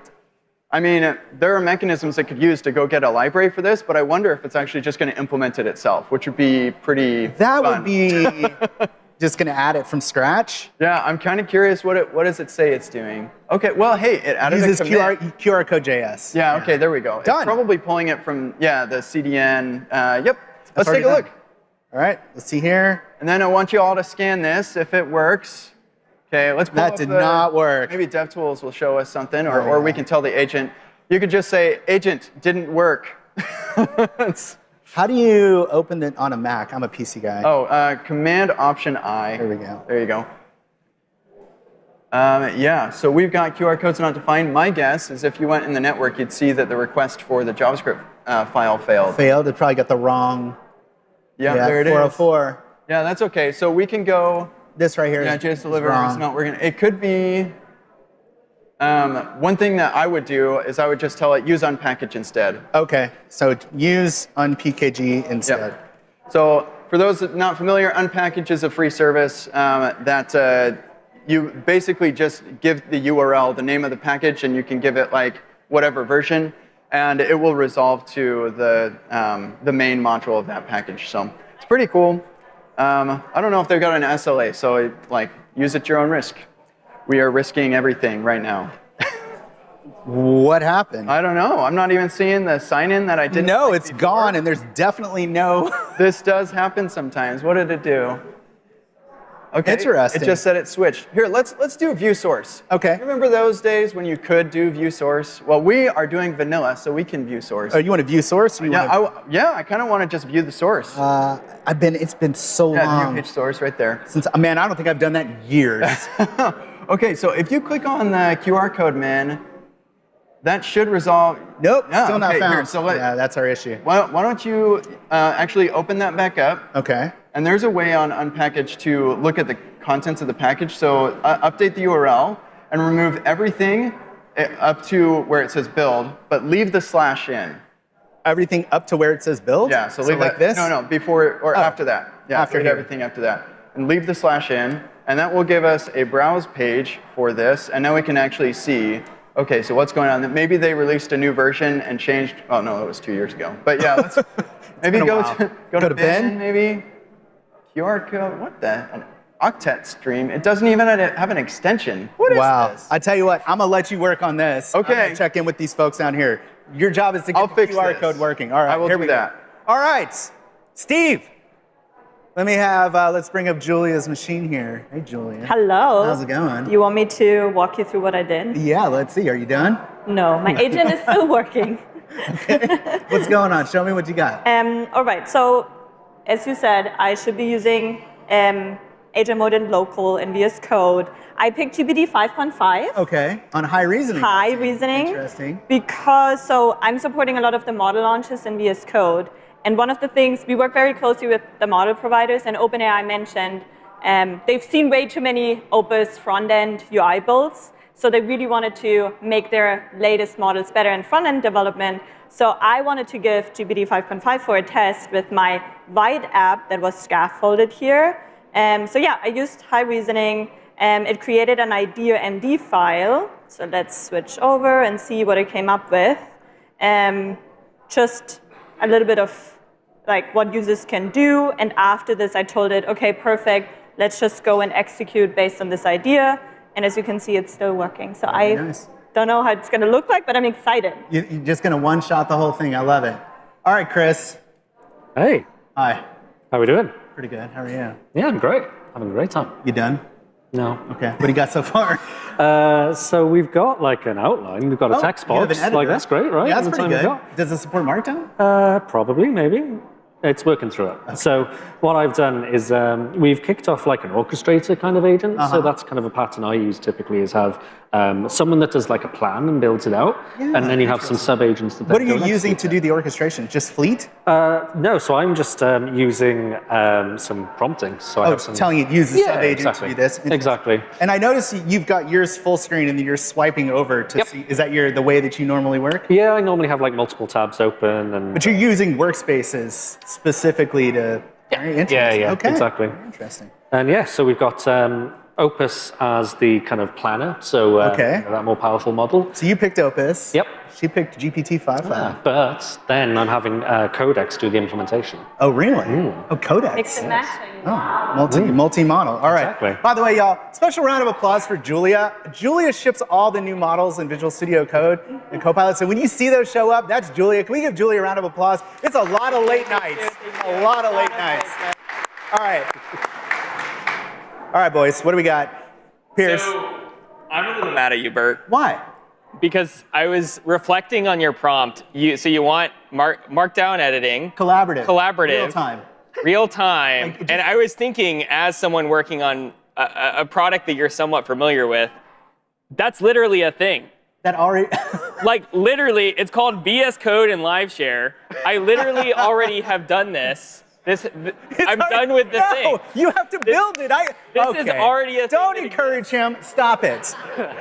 So I started with a plan in the GitHub Copilot app. So we started in plan mode. GPT 5.5 high was kind of where I started.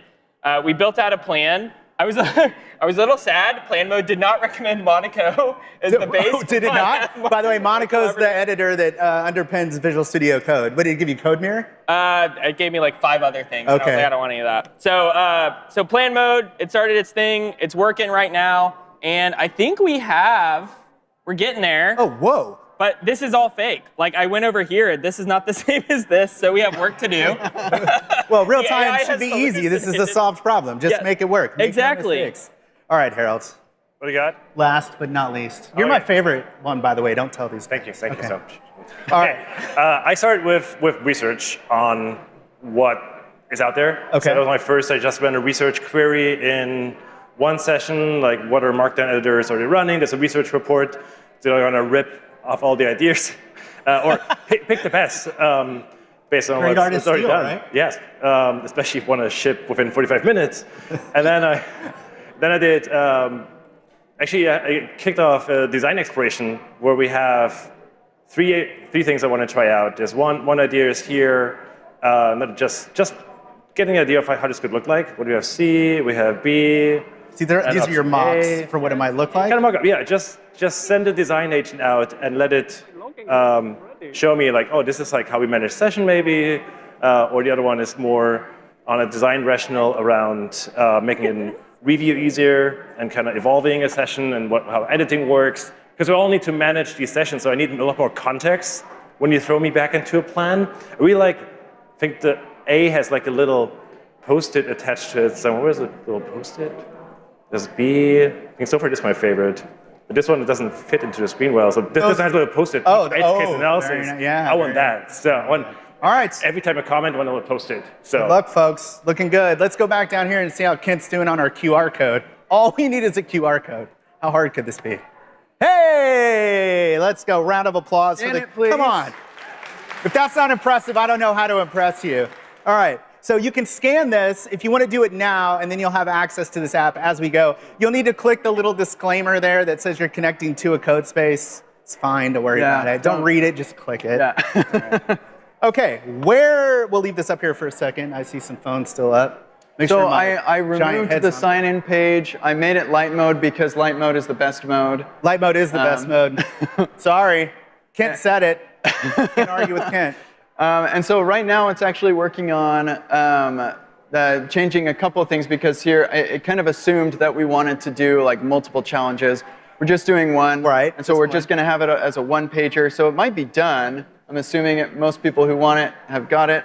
So here it asks a question. Okay. What are the 4 entries people will be voting on? Team name, project titles, or placeholder names for now? Oh, let's go get names. People names. People names. Yeah, there you go. We've introduced our contestants, so let me give you the names. Okay, let's see here. Go ahead. Okay, go ahead. Julia, Chris, P. Boggs, and Harold. All right. Super. And once we're finished with this, then we need to get it so that we can show some bar of like how many votes they've accumulated. Correct. Now, can these individuals vote more than once? That is an interesting question. Maybe it's like, I really, really, really, really like Right, like you could just tap it over and over and over again. Right. I don't know. What do you all think? Do you want to be able to vote more than once? Who wants to vote? What? Come on, you're all like too fair. Yeah, there we go. There we go. All right, that's enough. Let's do that. Fun because then it's like you gotta. Who cares that much about? Okay, somebody's gonna write a script. Do not do that. They won't. Look at these people are all upstanding. Well, they didn't want to be able to vote more than once anyway. So you're right. Now they're mad about it. Okay. Except for that woman in the back there who is jumping up. She's writing a script right now. So interesting. I gave it the names, and it's been cooking for a little while here. Oh, because it's updating. Yeah, it's building a whole UI. Like we're changing quite a bit. Okay. I noticed that you were on Opus 4.6. Was that an intentional choice? That's the default when you go in, so I didn't change it. I was waiting for you to tell me. Yeah. I typically use GPT 5.5, or in Cursor I'll use Composer 2.5. Also, that's Kimi-based. But I looked, and this had GPT 5.4, so I was like, we'll just stick with Opus. 5.5's here. Oh, it is? Well, let's get 5.5 going. Of course. And then we'll tell it, clean up Opus's mess. I'm just kidding. Oh, Can you I wonder install a if new it's model? I wonder if it's because I'm in a code space. Oh, I don't think I'm logged into the proper account. That's why it's not there. Yeah. Unfortunate. That's all right. Opus 4.6 this is just like a little blast from the past. Come on, a whole 2 months ago. I have thoughts on Opus 4.6 versus 4.7 versus 4.8. Which I will share when we're not live on air. Okay. Talk to me about that. Come chat later. All right. All right, it says it's done. Let's take a look. Okay. All right. Now we're talking. Vote for your favorite. Pick the entry. Okay, so what happens if you Are we click one? responsive here? Let's see here. We're zoomed in. Oh yeah, how does this look on a phone? Yeah, it's not too bad. That could be worse. We're going to fix this in a second anyway. Yeah. Okay. So what happens if you click? Check. Refresh the page. What happens? It's not there's persist. no persistence. Yeah, so let's talk about next step. That's probably the most important is like, let's get the persistence in, and then we can do the bars and whatnot. So this is running in a code space. There is a file system.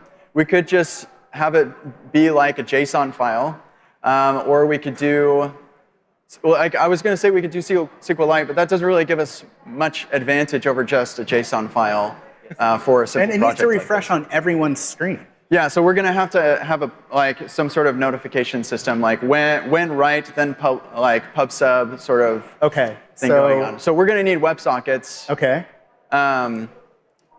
Yeah, I would just make I would tell it, well, we need a server-side module. Okay. That is responsible for in fact, no, we want to save it to a file. Yeah. Okay. So say we're going to have a module that's responsible for persisting the votes to a JSON file.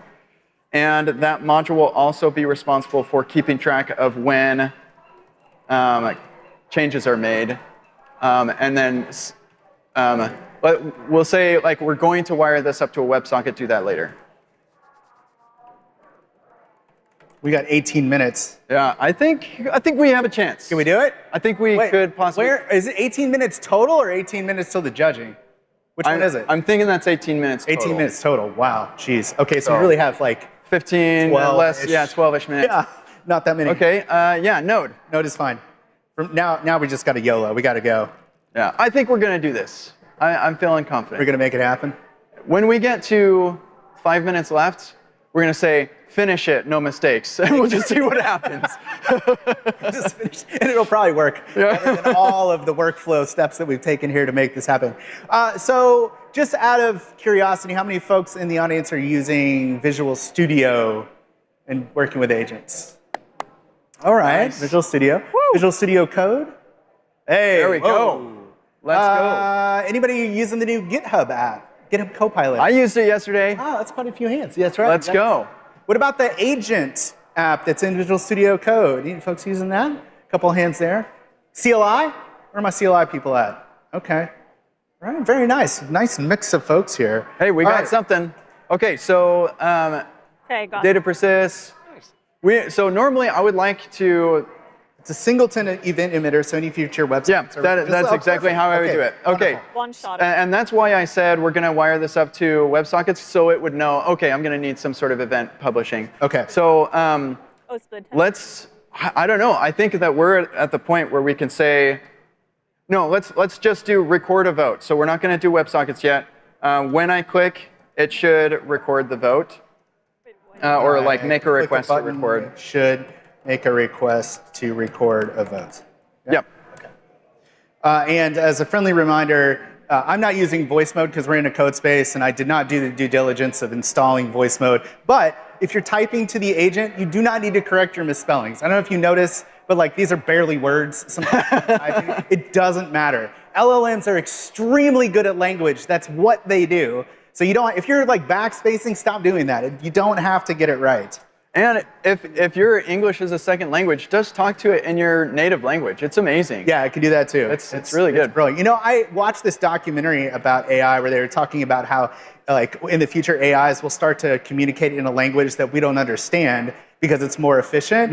And it got me thinking, what is the most efficient language for AIs to communicate in? It's certainly not English. Does anyone know? Anybody have any guesses? What is the most efficient language for the AI to communicate in? You can throw a hot take out there. That's okay. Esperanto. What'd you say? Mandarin? That's one of them. It's not the top. That's like number 2. No, nowhere on the list. Wait, do you have an answer? Yeah, I know the answer. Oh, okay. It's English. And the reason why is because English is like a really semantically heavy language, right? Like if I use a word like bucolic, that means a lot to the agent, and also because of the training data. Yeah, that's in it. that makes so sense. currently, that is the language. I just thought that was an interesting. That is interesting. Yeah. I'm just trying to fill time, y'all. Go with me here. Okay, let's check in with our contestants while we're doing. Are you gonna? I tell you what, you check in. I'm gonna. Okay, yeah. Hi, Julia. Hello. So, how are things going? You have probably 10 minutes. How are you feeling about that? I feel confident. I did have to switch my model in between. Okay, what did you switch to? I switched to an Opus one. Opus, okay. Yes. So the GPT 5.5 did a great job, and then it messed up a little bit of my UI, so I had to go in and I had to let a little bit of a UI finish, Opus 4.6, and this is what I have so far. So sweet. As you can see, 2 windows, split windows. This one is one of the users. And you can see, hey, it notices the users. I can go in and I can type stuff, I hope. Test. Nice and responsive, it's fast. Something I noticed is I want to update the username, because right now it looks like it's just 1 user, but it's supposed to be 2. Okay. I like the share link thing. I like that too. I do want to do like a little bit of tweaking on what you can do here. But yeah, so far, I basically one-shotted it. Oh, I'm impressed. Yeah, I'm loving that. Awesome. Okay, let's see. It's Chris, right? It is. Sorry, I just want to double check that. So you're working in the CLI. We are. And here you go. Yes. I feel like I'm looking like at a markdown for Google Docs. Yeah, so, go and put it. Wow. We got our things there. Obviously, it's not so pretty yet, but we'll work on that. You're converting Markdown into like rendered out stuff. I'm impressed by that. Yeah. Awesome job. Keep doing that. All right, what's going on, Pierce? All right, so I'm in the browser here inside the GitHub app. We have a little editor / preview for a Markdown, and if I pop over here, got some real-time stuff going on. So next up for me, got to add emojis, right? Any vibe-coded demo is not complete without emojis. Colon, smile, colon sort of thing? Correct. Yeah. And then I wanted like something like VS Code Pets, but in this editor, so I'm gonna go do that. And then I'm feeling ambitious. I'm also gonna have like, just generate this doc for me so I can vibe even more. Okay. So I'm using Copilot SDK. So we got some things firing off right now.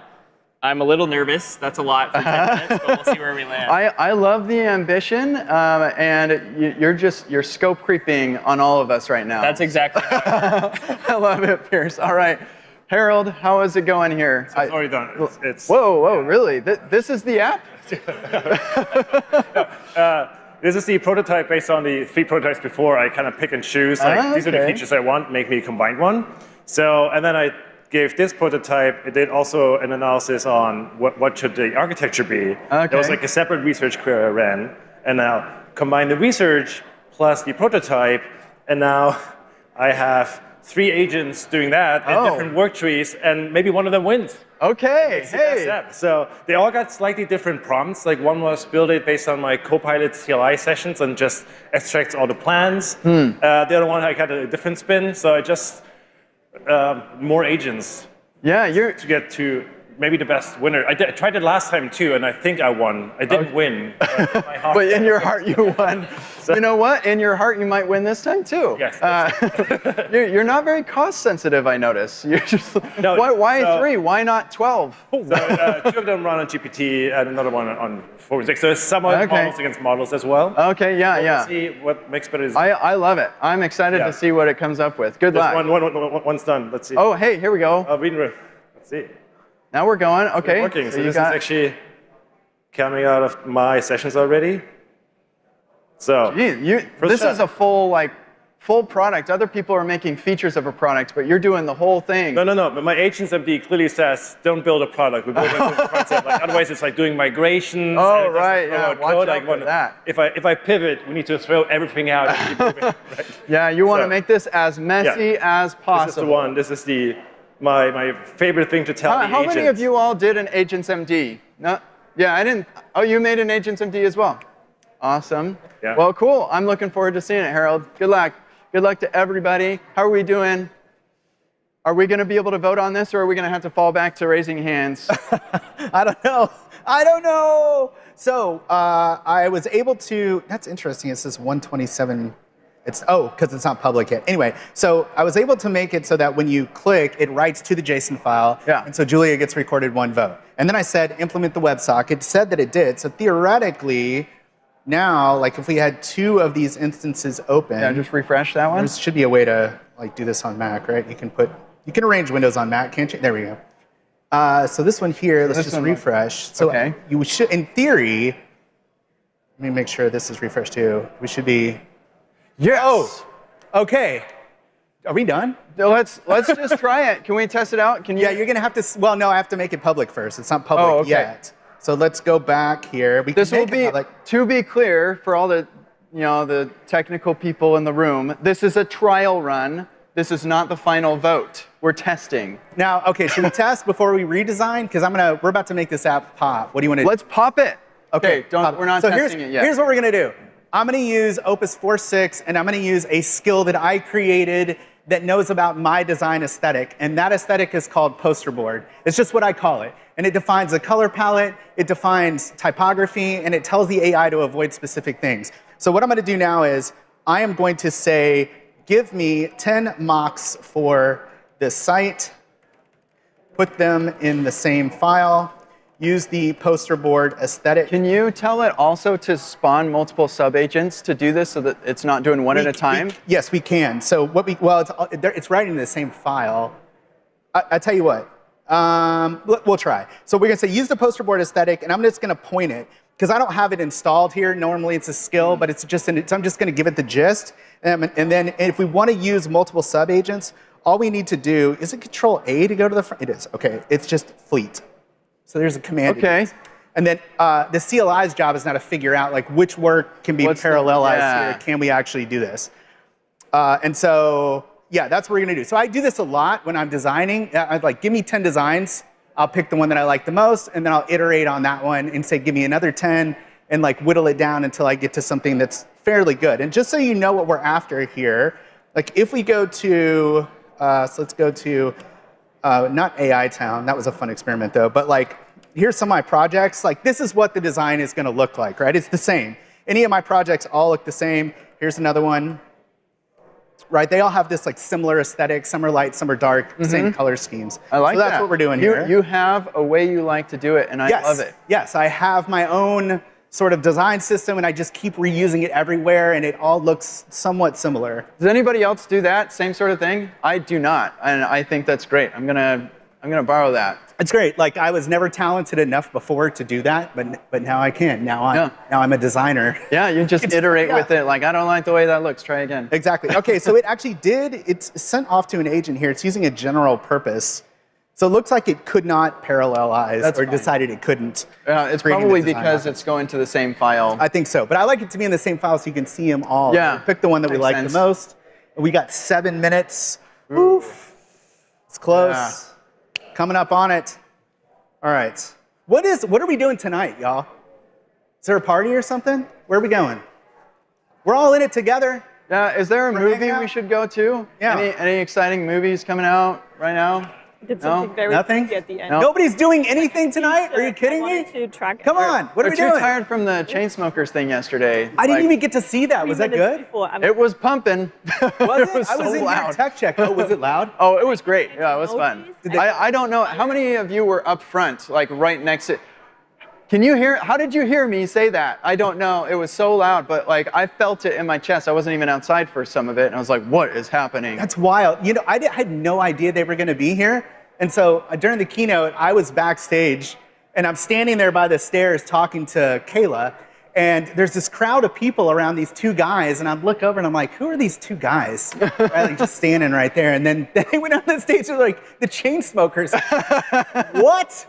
Come on. I could have given them a high five. Yeah, we could have taken a selfie. I could be famous now. All right, this is the era we're in, where we just watch agents cook. Yeah. This is what we do now. This is Should what it means to be we a developer. Should we just like hope and pray that this works and have them actually do their demos? Oh, it's gonna work. Yeah. So we could test. Let's test. Look. So let's go make this public. Something's happening. It's very exciting. Let's make it public. Port visibility public. Code spaces are amazing because you can, like, it's just so easy to, okay, and then we need the URL because it's going to be a bit different. And then we'll give you a new QR code. Okay, so y'all want to try this? Let's zoom that up. Okay. Oh, Julia's already got a vote. We probably better unvote. How do we, I guess we'll have to edit. Oh, no, we didn't think about that. Or One maybe. for P-Bogs. Look at, somebody really likes Harold. It's working. It works. It's happening. Is it working on your phones? Is the numbers are updating for you? Am I getting yeses? Yes. Well, Yes, we need, got a yes. we need a better visual. Wow, Julia's brilliant. Julia, you can't vote for yourself. Is that you? Can you vote multiple times? I'm betting that they won't let you vote multiple. Yeah, I you can vote wonder multiple times. if you refresh the page, you can probably vote again. Don't do that. No. No, I'm sure you can vote. You can just sit there and hammer. Just go. Yeah. Just go. Okay, so now let's go back here and see if we got some mocks here. We're going to have to reset once they've actually been able to present their solutions. Is it still running? Oh, and there we go. Oh, okay, so we have mocks.html has them all. Whoa, what happened? Oh, it's up here. I see. Can we open that up? We should be able to. Am I right side or left side? I'm left side. Where is the file? It says it created it. Can you command P to it? I don't see it. Oh, what happened? It reloaded. Did it reload? What is going on in my turn? What is happening? That's way old ago. Oh, hold on. Oh, sorry. So I should be able to just... Oh, there it is. Yeah, it's right there. Oh, okay. It was just took a minute to show up. Let's get a little... We need to open we that have up 4 in the minutes. browser. Yes. So let's see here. So these are the mocks we got. Maybe. Please. Open. I don't know what that button does. It's supposed to open a preview, but it's not working. Oh. All right, we may just have to run with it like it is. Let's see here. We could reload the editor. How could that possibly go wrong? You know what I would say is I would say choose the one you like best. Implement that one? Oh yeah, because we're down to 3 minutes. We gotta go. Yeah. Should we have them present their ideas? Yes. All right. 20 seconds. 20 seconds, y'all. Let's start with Julia. All right, Julia. All right. We'll throw up the voting. Let's see. What do we got? So very simple, minimalistic UI. I have it in split screen, so you can rename your workspace whatever you want to do. You can easily add a new file. The fun thing I implemented, you want to change your name. You also want to add some color. Also bring in the vibe and change the different emojis that you have. I also, the last feature I implemented, I wanted to track edits. So if you click this, I want to see who made these edits and how. And then last but not least, you can easily share the link. That is great, Julia. Here, let's give it up for Julia. Awesome. Okay, Chris, what do we got here now? So we've got the editor. We've got a little bit of a sidebar now as well, so we can go and make some additional files. So there we go. We see that. We can go and start a new file over there. And we've got like our WYSIWYG kind of editor over here as well. Love that. Cool. Started making it a little bit like GitHub themed, so using the GitHub Primer library. So we're kind of halfway through that. I've got an agent using Playwright in the background to start assessing what they look like, so they can kind of assess, we've probably missed a package somewhere along the way, so we need to go and fix I'm wearing Playwright socks right now. There we go. So that's cool. Yeah, and we've got these little kind of tiles up the top as well to represent each of the users. And we're starting in the background to go and get some like user avatar type things in there as well. Love that. Yeah. Awesome job, Chris. Let's give it up for Chris. Okay, Pierce, how is it going? You know what? I just realized I should have started with Harold because every time he's been the last one, he's had all this time to prepare. I know. Oh, well. Well, speaking of time to prepare, you tried to warn me, Kent. You tried to warn me. Did you at least commit so you could go back? Oh, it's working now. Oh, what a relief. my API finally booted. Like literally when you were talking to Chris, it didn't work at all. I was like, I've added emojis and regressed all the functionality. So look at this UX. You can select text, and you too can scroll halfway down a page and hit that you love that, and then scroll back up. Oh, okay. We got comments. So we're getting there. We got some comments, but I'm not winning any awards for design here. Yeah, well, Chris, he's got the help of the GitHub design library and everything. True. You could probably jump in with that. I don't know. I think it looks like... It's serviceable. It's serviceable. Good job. Let's go hear it up for Pierce.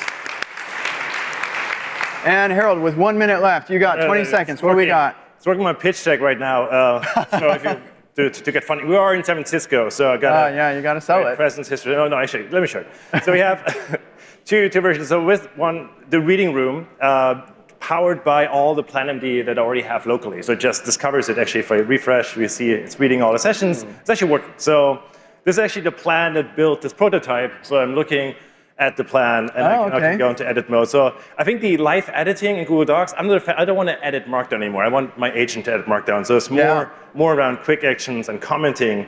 The other prototype actually ended up like this, where you have a commenting and an activity log, more to like Google Docs historically, and then you can quickly comment, like make this pop, which I'm a product manager, so I don't have words. But you can also do quick prompts, and it has like extra suggestions built in. So this is it's featureful. And none of these repos exist, but this is more prototypey. Cool, and you have two.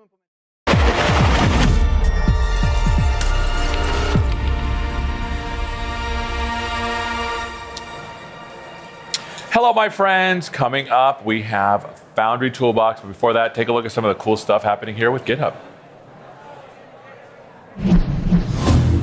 GitHub Universe is a place where I'm so excited leading up to it. Here at Universe, it's very much choose your own adventure based on what matters to you. There's an emphasis on just a creative energy and vibe. Everything is very interactive. Here I can touch, play. I feel that I can spread my curiosity. The makerspace had a really cute GitHub lamp that we got to create. GitHub Universe is the perfect place to come to as a developer looking to advance in your career. It's all about getting to access the knowledge that is needed on your teams. Talks have been like really, really good. I'm spoiled for choice in the number of talks there are. There's so much more representation of things like open source and general excitement around being in the developer community that I don't necessarily feel at other events I've been at.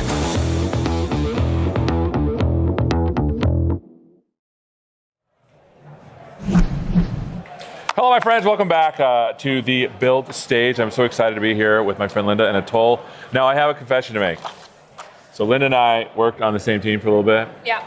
And about I don't know, it was a month ago. Yeah. Look, she's remembering. she was like, hey, there's this new Foundry Toolbox thing. And I was like, hold on. I don't know if it's going to work. And she's like, You're wrong. She's like, you are wrong, Seth. And guess what, friends? You actually were wrong. It's actually true, because we used, in the keynote, we used some of the features in Toolbox, and it really helped us out. Yeah. So before we get started, why don't you introduce yourself? We'll start with you, Linda, and then Atol. Yeah, hi, I'm Linda. I'm a product manager in Microsoft Foundry. Fantastic. I'm Atul. I'm a partner engineering manager at Microsoft. So I'm a huge fan of Foundry. You know, I worked there for a long time. Why don't you set up the problem that Toolbox is supposed to solve? Yeah, I would say Toolbox is really solving the problem when tool starts to scale up with agent adoption scales up. Think about like 5 agents that you're building. You want to connect to 5, 10, 20, 100 different tools. Some of the tools are using Open API. Some of them are MCP, A2A, skills, built-in tools. And those tools have different authentication, authorization, different protocols. So our developers need to write custom code to handle the wearing of different authentication and protocols. So that's the first problem. The second problem is think about when I have like 5, 10, 20 tools, and when I try to use my agent for a specific task, not all of the tools are actually needed, but the tool definition got exposed in front of the Foundry, the model so easily, so the token usage, context window got blown up really easily and quickly. So it's basically a combination of authentication, multiplicity of tools so far, but I feel like there's more things. Yeah, the last was actually the governance, where I want to make sure that all of my tools have some guardrail policy applied to it. And right now, developer need to write custom code, integrate with different policies one by one based on which tool they're calling, which agent framework they're using. It's a lot of custom work, not really easy to scale up. It's hard to reuse whatever they have written. So authentication, multiplicity of tools, and governance. And this actually really bit us when we were starting, because I just thought, let me just map the tools myself. Why would I not do that? So why don't you give people a sense for like the kind of code that people need to write and how this makes how Toolbox makes life better for devs. Absolutely. It's really easy to get started. The first step developers typically do is they curate all the tools they need for their agents to do the task. Imagine you have 20 to 30 tools at your disposal, and all the tools have different protocols that they need, MCP, A2A, OpenAPI. They may have different authentication needs for their enterprise. So once you have curated the tools, you simply create a toolbox and attach all the tools into the toolbox.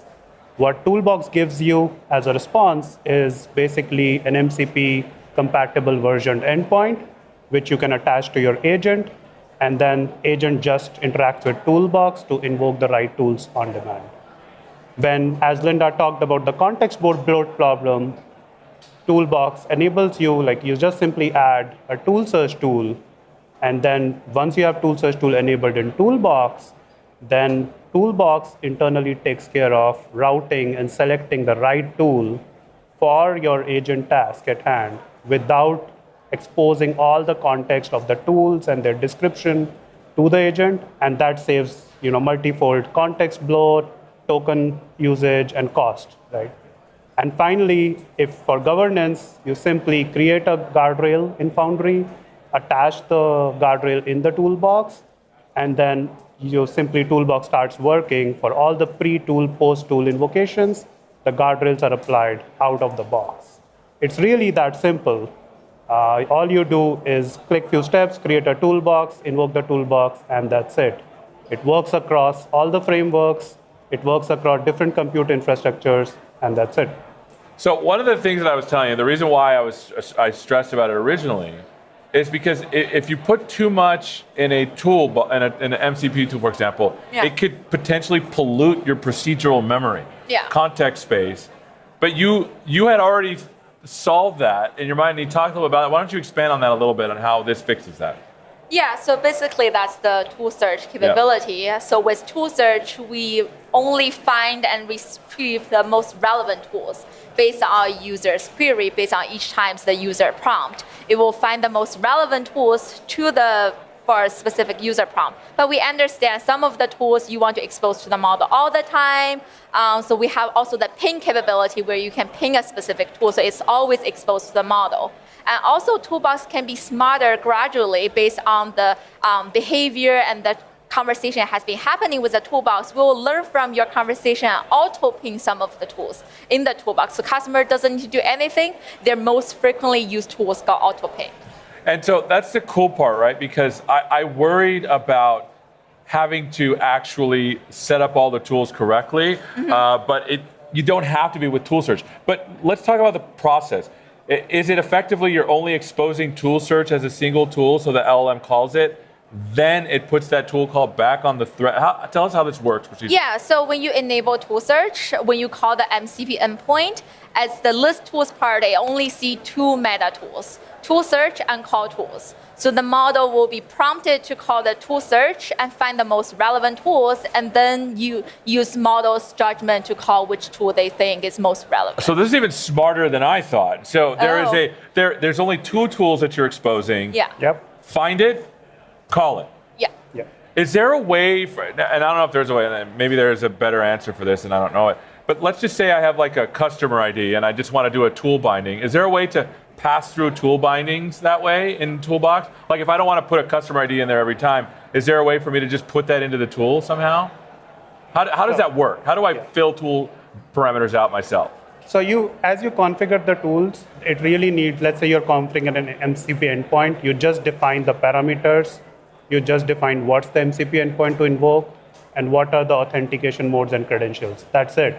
Once you have created the tool, just attach it to the toolbox, and there you go. That is amazing. But then the other thing you can do, and we found this out, is from a toolbox, I'm able to access individual tools as well. Is that right? Tell us about that. So you can access individual tools. You can select from enriched tool catalog we have. And actually at Build, we're releasing a few more tools like Work IQ, Fabric IQ, Browser Automation, etc. So customer can select whatever tools they want and bring their custom tools if they want. And the part that to me is really cool that I cannot stress enough is actually super hard to do is the authentication. especially with things like Work IQ, right? Yeah. Tell us about that. So Work IQ has a lot of tools. You can have Teams, Outlook, there's a BizDev chat, and it exposes multiple tools behind MCP endpoints and A2A endpoints. So if you're really looking for an all-up A2A agent interaction, you just configure the Work IQ BizDev chat, and it can interact with all the Work IQ tools under the single hood. So all you do is attach one Work IQ tool behind the toolbox, and it starts working. You have, again, you configure the right authentication credentials to Work IQ on how you want to interact it. You want it as an MCP endpoint, configure it as an MCP tool, and that's it. Attach it to Toolbox, it starts working. And that's the part where I kind of didn't have the foresight that you all did, was the authentication and the governance. Yeah. Because those two pieces are actually harder than just, hey, let's just attach a JSON schema to the actual LLM call. You have to do much more than that. All right, so I want to see it in action. Do you have something you can show us? Yeah, let's do All it. right, let's do it. So what I have here is a Phoebe toolbox that has the field operations, and you can see in my toolbox I have attached 3 tools and a custom MCP server that looks up my inventory. Can you Control Plus a couple times? My old eyeballs are like, there you go. Oh, whoa. I'm not that old. Holy cow, Linda. You already proved me wrong once in front of everybody. You don't need to make me old too. All right, here we go. How about this? There we go. It's perfect. Cool. So we got the custom MCP, which has more than 10 tools behind that, which can look up my orders, look at my inventories. I have Open API tool and also a knowledge base integrated that looks up my. Hold on. So because this got lost when I was zooming in. This is a special toolbox area. Yeah. I see. And so you can actually create multiple toolboxes for multiple reasons with any combination of tools. Of course. Okay, so I think that's the part that was lost on me as well. Sorry, so keep going. Yeah, so this is a tool I have created, but also I'm also adding a bunch of skills. That's what we heard from customers. And that's the other part that we could tell us about the skills that are in here. Yeah, so the skills here is really for just help my agent to know how to use the tools. Mm-hmm. Tools is really telling them what to do, and skills is how to do it. I see. 2 problems we have been hearing from customers. One is they want a private skills catalog where they can manage and source version. And the second one is they want the auto discovery and auto loading of skills. And they want to be able to update their skill, iterate over their skill without redeploying their code. So that's how Toolbox MCP endpoint is powering with it. And see, that was the extra thing that I totally messed, because it's not just that you attach tools. Yeah.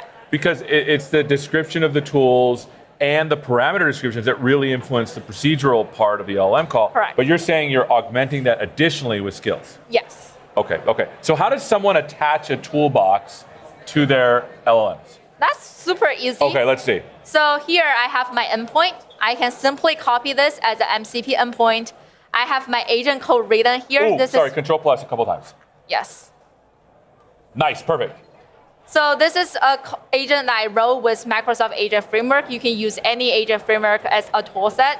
And I just integrate with my Toolbox MCP endpoint. That's it. I don't need to write another 100,000 lines to integrate with different tools I have. And this is the part, Atul, that I want you to speak to a little bit. Because effectively what you're doing is you're multiplexing a specific collection of tools for a specific job that multiple agents can use with the right authentication, and you attach it to the LLM as a single thing. Is that about right? Tell us about that more. That's about right. So all you do is now, if your agent earlier had exposure to 50 tools, their descriptions, their parameters, now all of that code is squished to one MCP endpoint. That's like a tool. That's the tool that gets attached to agent. Agent invokes the toolbox, and toolbox knows what is the right tool to call. No context bloat, no token consumption, high consumption.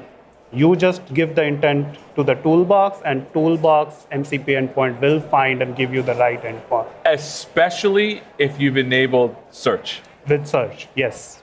Because there's just 2 tools going into the procedural memory. Exactly. And behind the scenes, how are we using? Is there like an LLM call behind the scenes for Toolbox? We really use algorithms like BM25 to research that space of tools. So let's say you have 50 to 100 tools in your toolbox. Then we have the CPU-bound algorithms today. BM25 is the popular one. We will have more LLM-powered search capabilities coming up soon in the toolbox. So once you give the right intent, toolbox takes care of finding the tool and giving you the right output, and no context bloat again. This is almost, friends, like RAG, but for tools. Yes. Yes. And I'm having this realization now, like, after she's like, hey, you're wrong, Seth. Totally wrong, because it makes sense that if we would do RAG for information, doing a RAG kind of approach for procedural or process things that we want to call makes perfect sense. So we have about 48 seconds left. What should devs know about this? Can they use it today? Tell us about that. Yeah, totally. We're in public preview now. All the features that I have talked about, the unified MCP endpoint, tool search capability, bring your own guardrail. And we also have a lot of things coming soon. So we are going general availability for Toolbox this month. We have a lot of governance controls coming up. Customers will be able to view the dashboards with, what is the tool getting invoked, how much token it is consuming, what's the ROI. Control, apply all the policies, all the network traffic going out with MCP tools, making sure data exfiltration, prompt injection risks are minimized. So a lot of governance controls you'll see lighting up in Toolbox soon. Well, I'm a huge fan. Linda, thanks for proving me wrong and making an awesome feature for folks to use. Thank you so much, and we'll see you after this.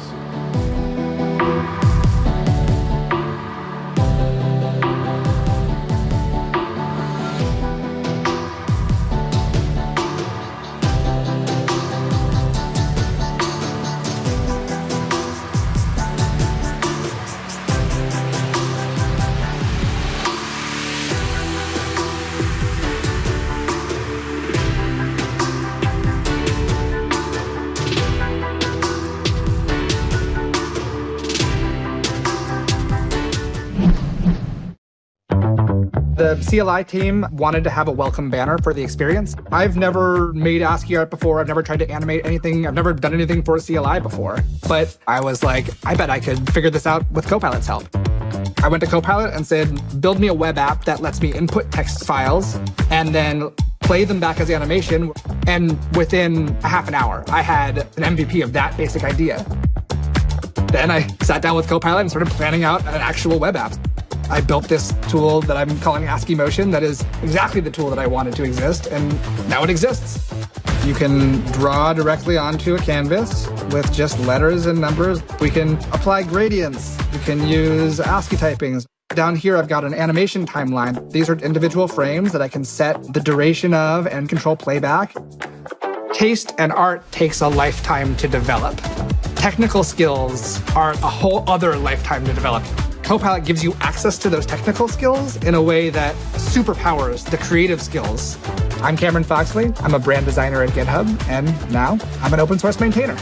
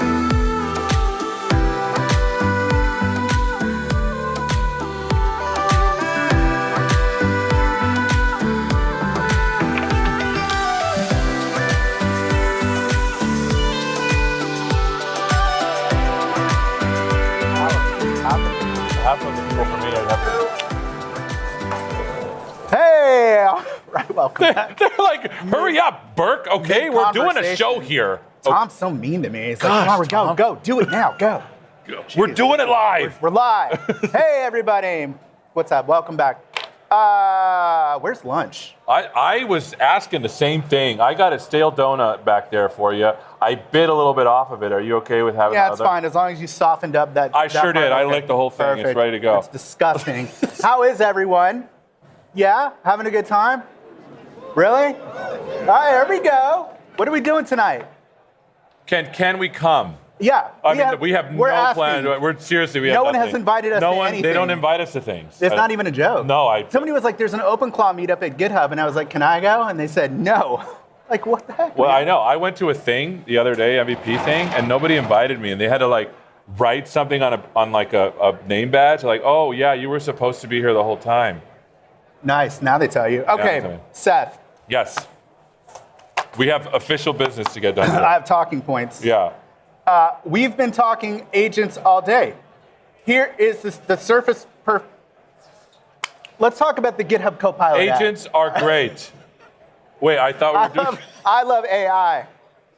But workflow is scattered across. By the way, this is weird because I usually do interviews, but he's interviewing me, and so it's like the Spider-Man meme right now. We're pointing at each other. That's right. Exactly. That's right. Well, we're gonna have to figure out how to make this work. It's gonna be a disaster start to finish. But we're talking about the GitHub Copilot app. Yes. Which is, because I know what you need, is another app. Yes. With which to do agentic coding. And you're in luck because we've got one for you. That's right. And now here's the thing though. Because I like to categorize things in my head so that I know where things fit. Right. Because I have like an OCD brain. I need to know where things fit or I will not fall asleep. Okay. So we have the CLI. Yep. We have agents in VS Code. Correct. Now we have the GitHub Copilot app.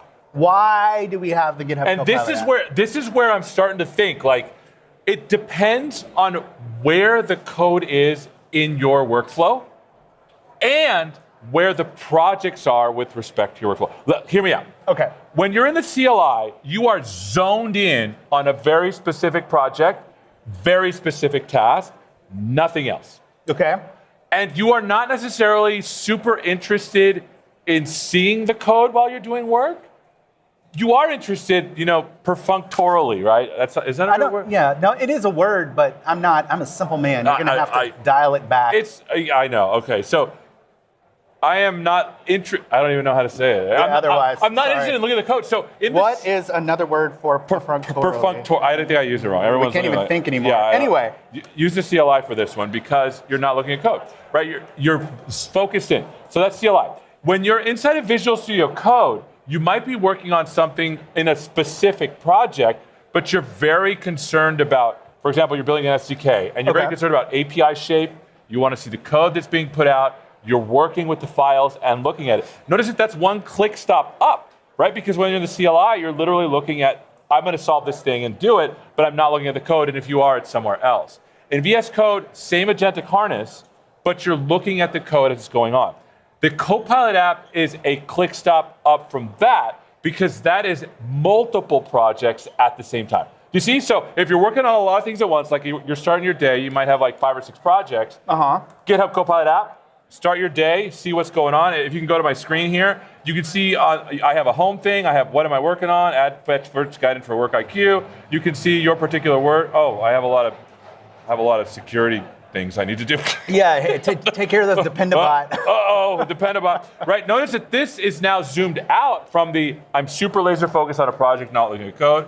I'm super laser focused on a project. Yeah, you're like at the repo level. I'm at the repo, multiple repo level. So that's how I like to think about it. What do you think about that? What do you think about that? I want to hear more about it. Like, why is it that we would want to have this view of the world other than because it seems to me like what you're describing is if I'm in VS Code on a project, it's like a bottom-up view of the world, and this is like a top-down view. Yes. Okay. And here's the thing, and this is the part, everyone's like, the cost of code is now 0 in tokens, it's the cost of tokens. But the reality was, and here's the secret, and I'll tell you, make sure, I'll whisper it, because I want anyone else to know. Code was always the easiest part. Yes, that has always been true. I would agree. Like, when you're pen to code, Keyboard to pencil. Okay. When you're doing the code, you have already thought everything through. There's nothing else to think about. You're writing it, and then as you're going, you're thinking about, oh, this isn't working like I thought. You're coding and thinking as you go. Yeah, but right? but the higher level of what I'm trying to accomplish is over. Because you're writing like, I'll give you an example. I'm writing a website, and I need a submit button to launch something into outer space. Okay. Right? It was super easy, right? When you're doing that, you already know all the systems that you're going to integrate with. You already know that there's going to be a button. You already know that you need to handle I see what you're saying. Yeah. Yes. It's like you already know most of what's going on, and you're at the last mile of the work of like putting from keyboard to code. Okay. And that's the thing. But the real work happens when you're trying to decide what to do and when to do it and what it belongs to. Okay. And that's where the GitHub Copilot app is awesome, because you start your day and I'm like, let's go back to my screen here. I have a lot of stuff I need to have my agent do. There's a lot of stuff that I need to figure out. It looks like I have some releases here. Looks like I need to do some other stuff, sketch edits or whatever. I have a holistic view of what's going on, and then I can start to zoom in with the GitHub. But now that's just the projects that you have loaded in. Right. This is the other thing I like, is because on GitHub you see everything. Yes. And in here it's just this stuff. It's Correct. like a subset, just what I'm working on. I like that a lot. I don't know about everybody else, but like when it comes to GitHub notifications, like I go in there and I look and I'm like, nope. I go right back out again. No, because I have in so many projects that I don't even look at how there's I don't know what that view is on .com where it's like all the things, and I'm just it's everything. It's literally everything. I'm just but this is not everything. This is what I have to do now. So this is the project level. But the cool thing about the GitHub Copilot app is it allows you to start at the holistic level, decide what to do, and then when you go, for example, I was trying to get some Foundry local stuff to work. Notice that in quick chats, this quick chat thing is not in a project. Yes. It's like me ideating about work. Yes. And so notice that again is outside of a single project.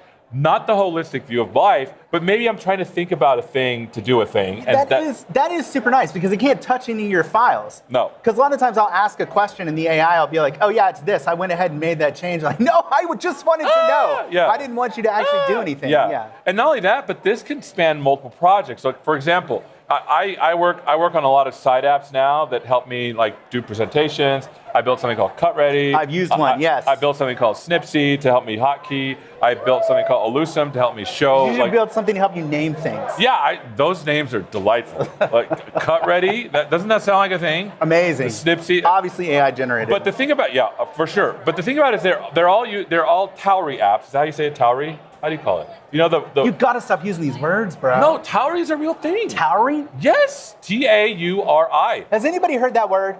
Raise your hand if you've heard that word. Come on. No one has heard. You just made that up. Come on. In front of all these people. Tauri. Here. This thing right here. Tauri. Did I call it wrong? Yes. What's it called? Tauri.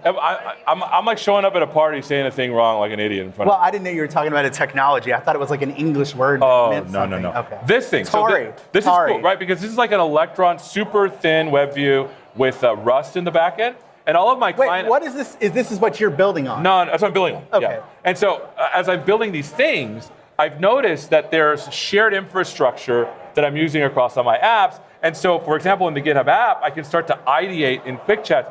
Hold on, several of my projects are using the same thing, and I find that we've written the same thing over and over again.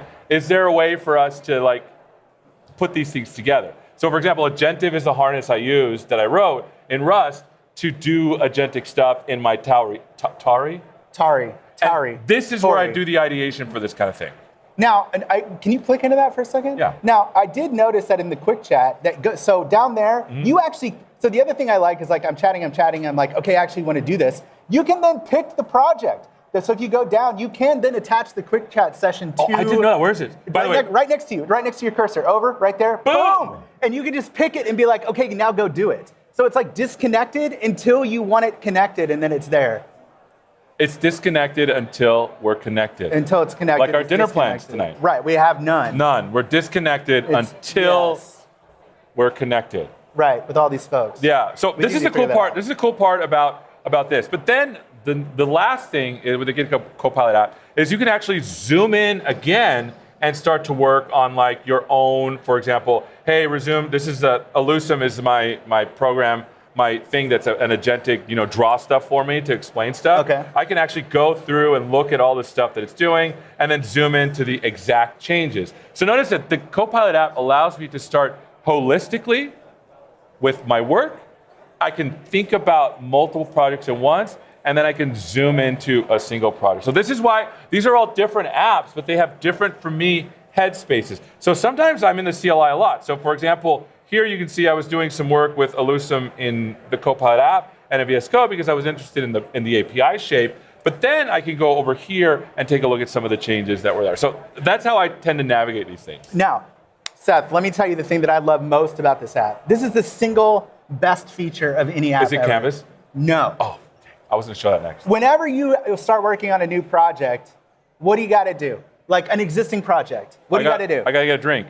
No. Oh, sorry. No. No. You go out, you get the URL, you clone it, you have to clone it to your machine, and then you have to open the editor, like it's a whole thing, right? But find a new project to work on. Okay. This is such a simple thing. Okay. But this is the thing I find most compelling. My to-dos. No, go to GitHub. GitHub. Pick one off GitHub. I did. Did you? Yeah. Go to GitHub repository, and just pick anything. So imagine you're starting work on a new project. Ooh, let's here. pull Agentive. That's the thing I was just telling people. Boom. And then it's just there, and you can just start working. Like, there's no clone. There's no opening the editor. In a work tree. I know it's in a work tree. I know it's a small thing, but like this is the kind of stuff that really excites me. But it's better. I don't care about. Hold on. It's better. Okay. It's better. Sure. Let's talk about Canvas because we got like 2 minutes. Okay, We totally let's do nerded out. So Canvas, the thing I like about Canvas is and this is the zoom out now. This is like the drop the mic situation. We are used to talking to these things via chat. Like I got to interact with this thing via chat. Right. Canvas allows the LLM or the agent harness to actually create a canvas where you can interact with it a little bit differently. So for Elusum, my diagram generator thing, I built a canvas that allows me to like explore the repo and make sure I know. So for example, if I go over here, I want to say Elusum at a glance.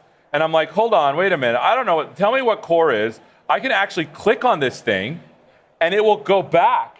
And the agent will be like, hey, look, this is what this thing is. Oh, it sent a prompt to the agent. Yes. Ah. And I can talk with the agent to update the canvas. So now I have this way of interacting with and this is only going to get better. This is super early.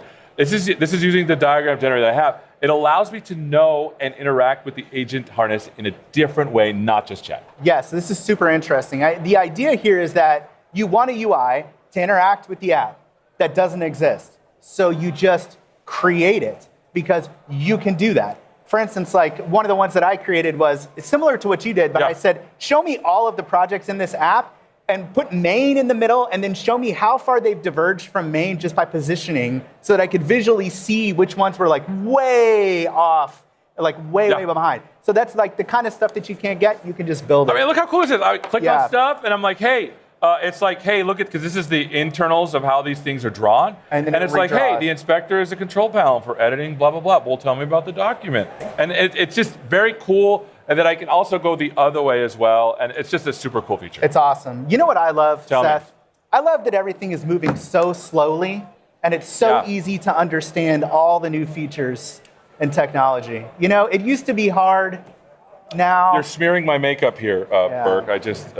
I'm exhausted. Yeah, all right, Seth, thank you very much on behalf of everyone. Thank you, sir. Get out of here. All right, we'll see you. See you. Bye. We'll be right back.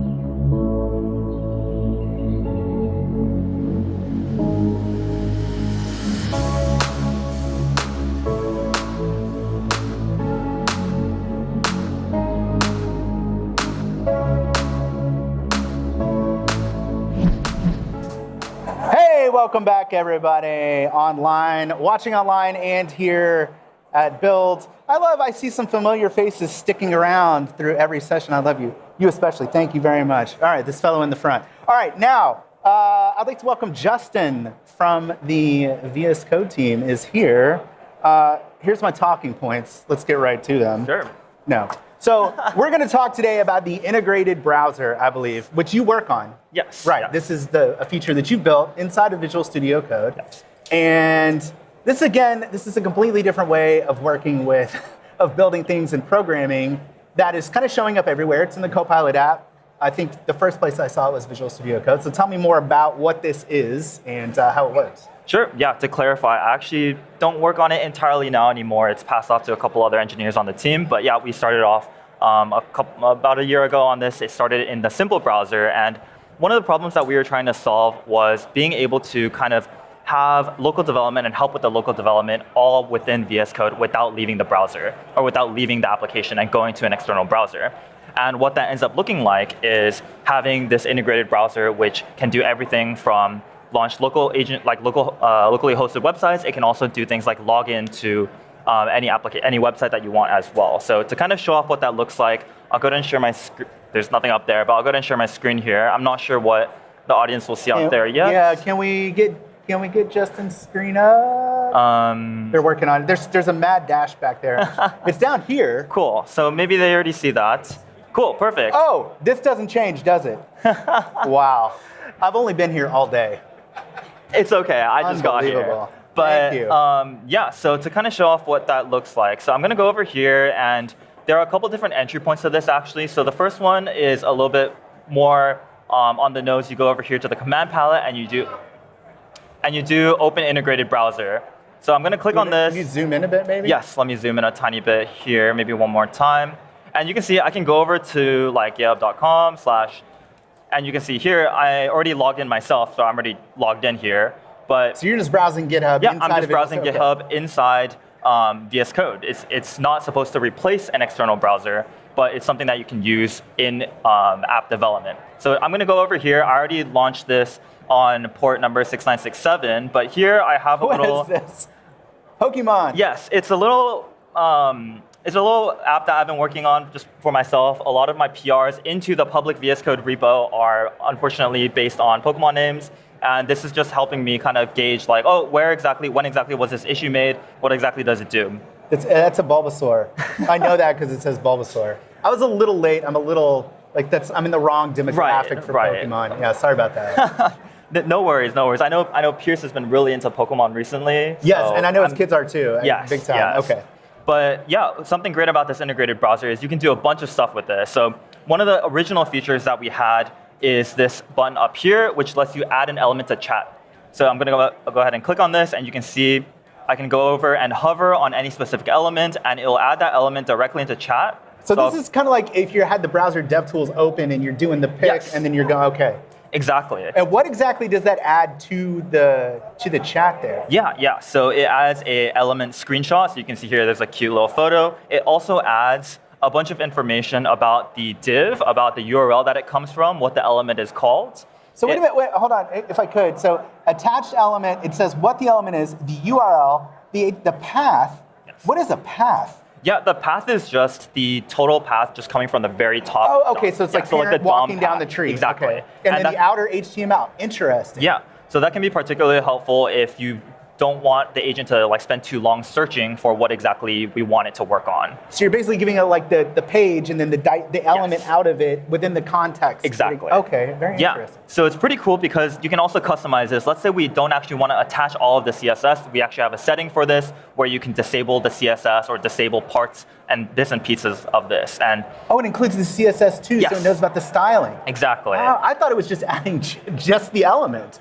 Yeah, we added it. We changed it so that it adds a little bit more as well. Here, there's on this hover, this kind of shows like a more concise and a little bit more of like a quick what you need to know from that element. So you can just hover over and it will show this.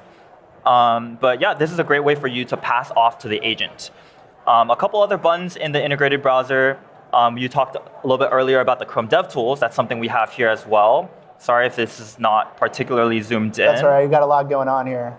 But you can see here we have the Chrome DevTools. I can load some stuff in the console. Oh, the whole DevTools are there. Exactly. Now. The entire DevTools is in here. I could do the same thing, selecting elements and trying to see exactly what it is. The last thing that we have here, which I think is pretty cool, is actually something that some of the engineers on our team recently added. It's called the emulation toolbar. And what this means is now I can click on this button. This is the emulation toolbar. You can set the dimensions, DPR, the scale. Devices. Exactly. So now I can put this into mobile mode. I'm scrolling using my mouse like this. I can also select some presets here, and it'll change based on those dimensions. So this will be really easy for just quick and easy mobile development. Okay, now I have a question for you. Can the agent drive this browser without further integrations required? Like, do I need Playwright, Agent Browser, all that stuff? Exactly. This is actually something that we added, and you actually don't need anything else besides everything that we have built in VS Code to have the agent drive this. So I'm going to go ahead and click on this button here. It says Share with Agent, and I'm going to remove these for now. Oh, and I see the glowing border around the edge. Yeah, so glowing border means we're now sharing the browser with the agent. So or it means you're talking to Siri. One of the two. For copyright purposes, we'll cut that. Cut that from the VOD. As we're showing Pokemon on the screen. Yeah. Oh, jeez. But really quickly here, I'll ask the agent to navigate to the calculator tab and run some tests. I spelled tests wrong, but it should do the job. So we'll let it work a little bit. Adjusting the warp drive. I like that. Yeah. Didn't you add those too? I did add those too. The fun little. I did add fun little tidbits. But yeah, you can see here, so it took a screenshot first to just kind of try to see where exactly it is. It's going to do some searches. Now, while this is running, the other thing that's pretty important about, you don't like YOLO mode? I wanted to keep it off for dramatic purposes. Oh, okay. One of the things that's important about being able to pick elements is that, like, I don't know if y'all know, but tokens are expensive now, more expensive than they were 3 months ago. And so a lot of times you'll say, like if you're messing with the nav bar, I'm guilty of this because we have unlimited tokens, and so we don't live in reality, right? It's one of the best perks of the job. But instead of saying, like, I want to XXX with the nav bar, then the agent has to go grep your files and find out where the nav bar is. And agents are like post-trained on grep, and they just go nuts. They will read every single file that may even have remotely to do with the nav bar. And 2 million input tokens later, you get the result. It's much, much better if you go click and add the element, and then the agent doesn't have to go do that. I can't stress this enough. If you want to save tokens, stop giving the agent vague instructions. Tell it exactly which file, pick the element. Otherwise, you're going to burn millions of input tokens with the agent having to find things and stuff. You do not want that. Okay. It's unfortunate that you're talking about that, and the agent currently is actually having a hard time finding the calculator tab. It's doing the exact thing I just said. It's doing the exact same thing that you said. So yeah, to kind of try to debug all of this, I'm actually just going to have it relaunch and launch the app. I like you got some great prompts there. LAKSJDH, LAKSD. Very, very generic. And run some tests. Yeah, so this is kind of the full end-to-end workflow of it going to the calculator tab. It'll launch. I had a great demo of it going through and like clicking on a bunch of stuff, but unfortunately, the gods said no. Smote you. The gods said no. One really quick thing is that we actually have Playwright integration with this as well. So I mean, it's doing the thing now. We have Playwright integration with this as well. So one of the things I showed off earlier was the emulation toolbar. With the emulation toolbar, it's actually really great because you can go through and through Playwright, it'll run code. And it can do things like, oh, I'm going to change the viewport. So, I mean, we see this working now. So really quickly, let's just say test in different viewports. And instead of using these browser tools that I just showed off here, these where it just went and like did a bunch of clicking, now it's going to read the page and run some Playwright code, which will test and take screenshots of different viewports, different scale, like different sizes, and it'll do all of that for you directly in Playwright. And this is all in VS Code. There's All in nothing VS you need to Code. install. This Nothing is else just you need there. to install. And you get it for free. Yes. You're giving away the integrated browser. Exactly. Right. Free with your One-time offer. subscription. Your money. If you don't like the integrated browser, you get your money back. All right, Justin. Thank you so much for being here. Thank you so Round of applause much. for Justin. We'll be right back, folks. Thank you.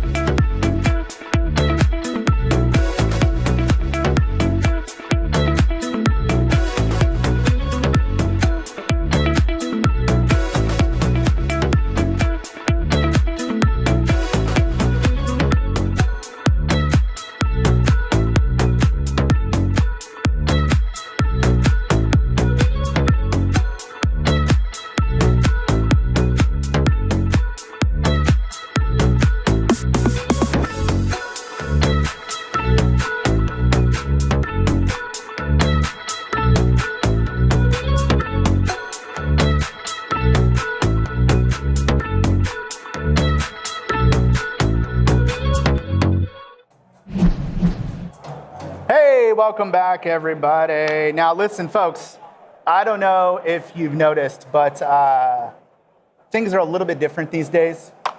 We've changed a little bit in the past. Yes. And no one knows that better than our next guest, who is having to live this and figure this out every single day. This is Courtney, a PM on the VS Code team, and we're gonna. Yeah, thank you for being here. I'm excited to actually hear about this because I'm curious, like, how you're doing that. Like, we're building the tools, and in order to understand how they're useful, we have to use them, but there's no instructions on how to do that. So tell me a bit about what you're doing. How are you using AI to do PM work? Yeah, like you said, everything's changing. Everything's different these days, but we're using the tools day in and day out, and so constantly experimenting with new ways of working and changing how we're approaching agents and AI in general. And so the PM role, I think how I've seen it change in the last couple years, or I guess a year and a half. It feels a lot longer than that sometimes. But time is slowed down. Have you seen that move where it's like, it's from Interstellar, where he's like, this little move is going to cost us 5 years. Yeah. Like, that's how it feels. That's how it feels, yeah. But, I mean, prior to AI, a lot of the PM work was very much like document-driven. So it was classic, like, okay, let me go surface some user feedback from different channels, different formats, and then kind of aggregate all of those learnings, turn them into a document, make sure the document's formatted well, all of the words fit together perfectly, and then I'm going to pass it off to engineering to hopefully get a buy-in. And now these days, that feedback loop and the iterations of all of this is a lot more condensed. To where PMs are able to go through this cycle multiple times in a day even, right. And prototype a lot easier. So in the past year, I've spent a lot more time in the code base than I ever have before, which has been a great learning experience. Yes, and you pushed some PRs, I know, because I've used some features. They're like, hey, who added this? They're like, Courtney added that. Oh, sweet. The PM team is surprisingly in the code base and pushing PRs often. They're not always merged, not always even undrafted, but outright, they're there. unceremoniously rejected? Yeah. So what you're saying is you're working much less now. Life is easy. It's a breeze. The agent does everything. I'm chilling, You're yeah. like 4 days a week, tops. Yeah. The 4-day work week is happening on the VS Code team actively. Now, I have this note here that says there's kind of a new world that we're in where, we get user feedback on X and Reddit. Boy, do we get user feedback, let me tell you. And then, right, by the end of the day, that's in a PR sometimes. Yeah. the new flow. Whereas before, it was kind of like, all right, we'll put that on the backlog. Right. Or it was like, we'll wait for someone to create an issue that has all of the information, all of the repro, anything like that. And now it's like, oh, someone posted on Reddit at 11 a.m. Let's go explore this, try to dig into it a little bit more. And then if we see it's a real problem or a problem space that we see emerging, we're able to kind of go explore prototypes, iterate on it, and then bring that to engineering with both like the problem, the user feedback, as well as a not always a working solution, but like a prototype at least. A prototype, which right. is nice because, like I said previously, a lot of this work was in documents. And so I, as a PM, wasn't able to do all of my due diligence, obviously. I wasn't able to, and I'm still not able to make all of the right architectural decisions or know the right code quality. That's definitely still the engineering domain for sure. But the agents can do a lot of that initial like code scanning, iterations of prototypes to a point where I can have gone through enough like UI, different designs or different edge cases or finding different things in there before I'm bringing it to the engineering managers and the engineering team. And then they're able to do kind of that last mile work on the PR potentially, or they're able to take it and be like, okay, I have a much better idea of the user scenarios, the user pain, or just like where your head's at, rather than having to go read a long doc or try to explain it in series of meetings and constant. Right, like what you imagine in your head is not what the person reading the issue imagines in People their can't head. read your mind. I don't know Exactly. if you knew that. Yeah. So do you have like examples or demos here you can show us?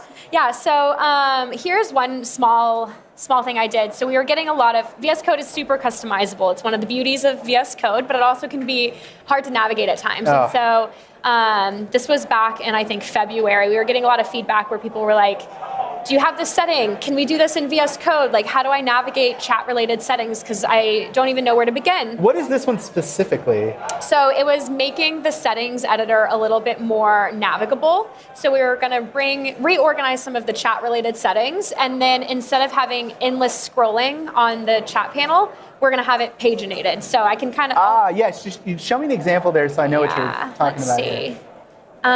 Setting. Oh, that's not the one I wanted. I'm in my VS Code now. Let's go here. So, for example, this it looks pretty much the same. Like I said, it's more of just like a re-architecture. Right. But so previously, if I scroll to the bottom here, I would have just kept going. Oh, that's right. It was and the endless. left side moves down as you scroll. And so now it's paginated. So it's much more organized and things like that, as well as moving this chat as a top level setting. So it could be a little bit more discoverable. Gotcha. And this so, this is one of the biggest pieces of feedback we get, is that this is hard for people to understand. And so I was like, okay, we've been seeing this on Reddit, we've been seeing this in issues, we see this on X. People are constantly like, how do I even begin here? So I started like maybe iterations with some designers, some quick Slack messages back and forth, and then I put it in a PR, and I sent it over to the engineering team, and I was like, what do you think about this? Like, do you have any other ideas in addition to just some of these like low-hanging changes that we could make in the UI to just test the experience? So I put it into a PR, and then had Copilot do a code review for me, which was great. I got some feedback and was able to keep iterating, and then the engineering team just went ahead and jumped into this PR, did some last mile work, last mile changes, and then we were ultimately able to merge this into the code base. What's the timeline there from like open to a day? 1 to 24 hours. All in a day, which was really nice. And then the engineering team was able to then go figure out how to continue to like iterate on the settings experience to make it more discoverable. Is that harder for people like, is a guy like Josh, I think works like way down on the like quality? Because like the people that are down on the end of this, in other words, like if you're submitting PRs and I started doing that too, like aren't the people way down the line then getting pummeled? Yeah, inundated with PRs. Yeah. Yeah. I that's definitely a problem, and I think that's what we're seeing on our team as well, is like it's not the code is not as much the blocker anymore, but more like being able to review the PRs, but also understand like the quality gates. And I think that's something as a PM too, is all of my explorations that I'm doing in the code base, not all of them I'm gonna go send to engineering to be like, review this PR, I need to go make it into the code base. Some of my explorations never make it into a PR, and I'm able to just like kind of type up my learnings a little bit more in an issue, point to specific code, maybe attach a prototype that has wouldn't go work in production at all. But then engineering is able to kind of go take it when they have a moment to add it onto their iteration plan. So I think you have to kind of measure what you're sending to engineering as a PM, but you're able to, like I said, iterate on some of these solutions a lot faster and figure out like, oh, in my head, that felt a lot better, but when I actually put it into the product, it doesn't make sense. It was bad. Interesting. Yeah. And so you kind of have to check yourself on those as well. But one of my coworkers has a really cool Harold. I don't know if he's joining you on this stage later Never today. heard of him. We don't know Harold. Yeah. But this is a prototype that he did, and this is not like a PR. This isn't in the code base at all, but it's just kind of a working prototype that he sent to engineering to expand the customizations UI that we're doing to also include tool permissions, because we found that tool permissions are scattered through a lot of different settings, and there's not a good central way to understand which permissions you've set for X, Y, or Z. It's impossible. Yeah, and so he mocked up this UI to send to the engineering team for feedback, because he was like, we already have this UI. People are giving us good feedback on it. Like, what if we extended this concept to permissions as well? And so this was a working prototype that he was able to send to engineering, get some feedback on, but it never made it to a PR. It was just kind of a proof of concept. So, because this looks like the UI that's in the agents. Yeah. But it's not. Is it the same one? And he just added the tool. Yeah. Okay. So in my VS Code, this is what that UI looks like today. It just covers customizations. Okay. But he was basically saying, like, what could it look like if it also covered permissions? Like, is that something that would fit well into this adding it in. model? Yeah, it's crazy now that we can just sort of build essentially the feature, and it's like, okay, here's the feature. Not really. But for all intents and purposes, and then once you see it in action, you do have this because I've done this where you should try this where open a PR or an issue and mock up the thing that you're trying to open it, and by the time you do it, you'll be like, I actually don't want to open this issue. Yeah, no, 100%. You realize this is like actually not a good idea. Yeah, no, and I think that's helpful too, and it makes us as PMs kind of evaluate the user experience like from a zoomed out perspective a lot more as well. Because before we would just zoom in on one particular issue and kind of try to move that along in the iteration plan, and now we're able to kind of see and feel a lot of this stuff in early stages and be able to evaluate the user experience and the user delight much faster than if we were without AI in our yeah, toolkit. It's phenomenal. I'm curious from the audience here, how many folks are using AI to open issues? Not PRs, just issues. Like when you have issues. Couple.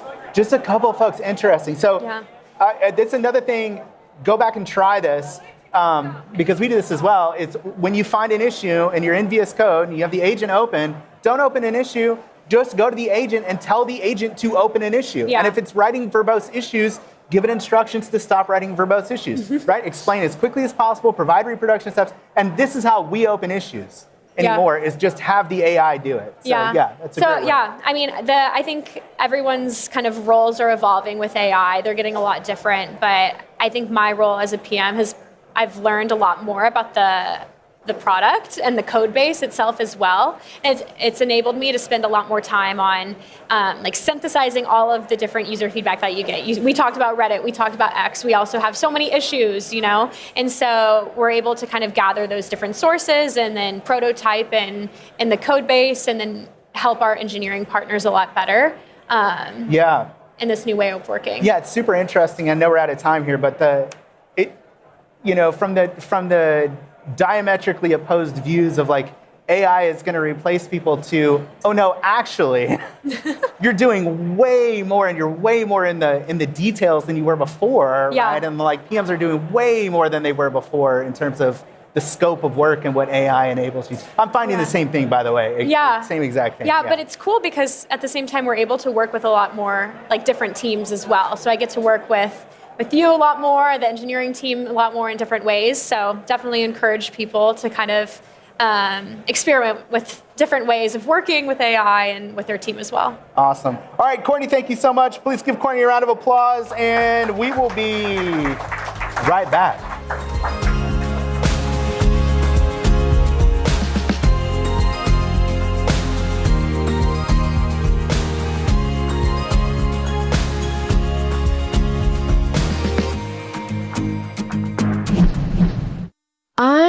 recently finished building this robot dog who I've affectionately named Pixel. So Pixel is equipped with a Raspberry Pi 5, and then there's a teeny tiny Raspberry Pi camera for his nose.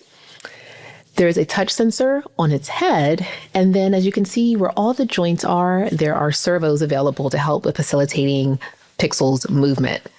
I would like to do an experiment with GitHub Copilot, whereas I want to see if GitHub Copilot can create its own script to control Pixel's servos, but not just to do anything. I want to see if GitHub Copilot can create a script that will move Pixel like a dog. So let's see what GitHub Copilot came up with. All right, he seems to be looking for my face. And I can also try moving him a little. Okay, he saw it. Oh, so cute. All right. Welcome back, everyone. It is, what time is it? 1:15. How's everybody feeling? Still pretty good? Still awake, alive? Awake, alert, alive, enthusiastic, awesome. All right, yeah, let's do it. Get it out, get it out. We'll get it out together. Come on. No, that's it? That's all you got? Let everybody hear you. Whoa. It's fine, I'm with you. I'm running on fumes too. But we have Tyler here, also from the VS Code team. That's right. You said Courtney and Justin. Yeah. It's a parade of who's who on the VS Code team. That's right. And we're going to be talking about, interestingly enough, it's a bit of a right turn, because we're going to talk about the Claude agent in Visual Studio Code, which is not Copilot. That's right. Okay. It is and it isn't. It is? Okay. Well, that doesn't make any sense. Right. Okay. It's very funny. So one of the things I've been working on these past few months, I guess, is the Claude agent integration in VS Code. And what that means is so I'll show you.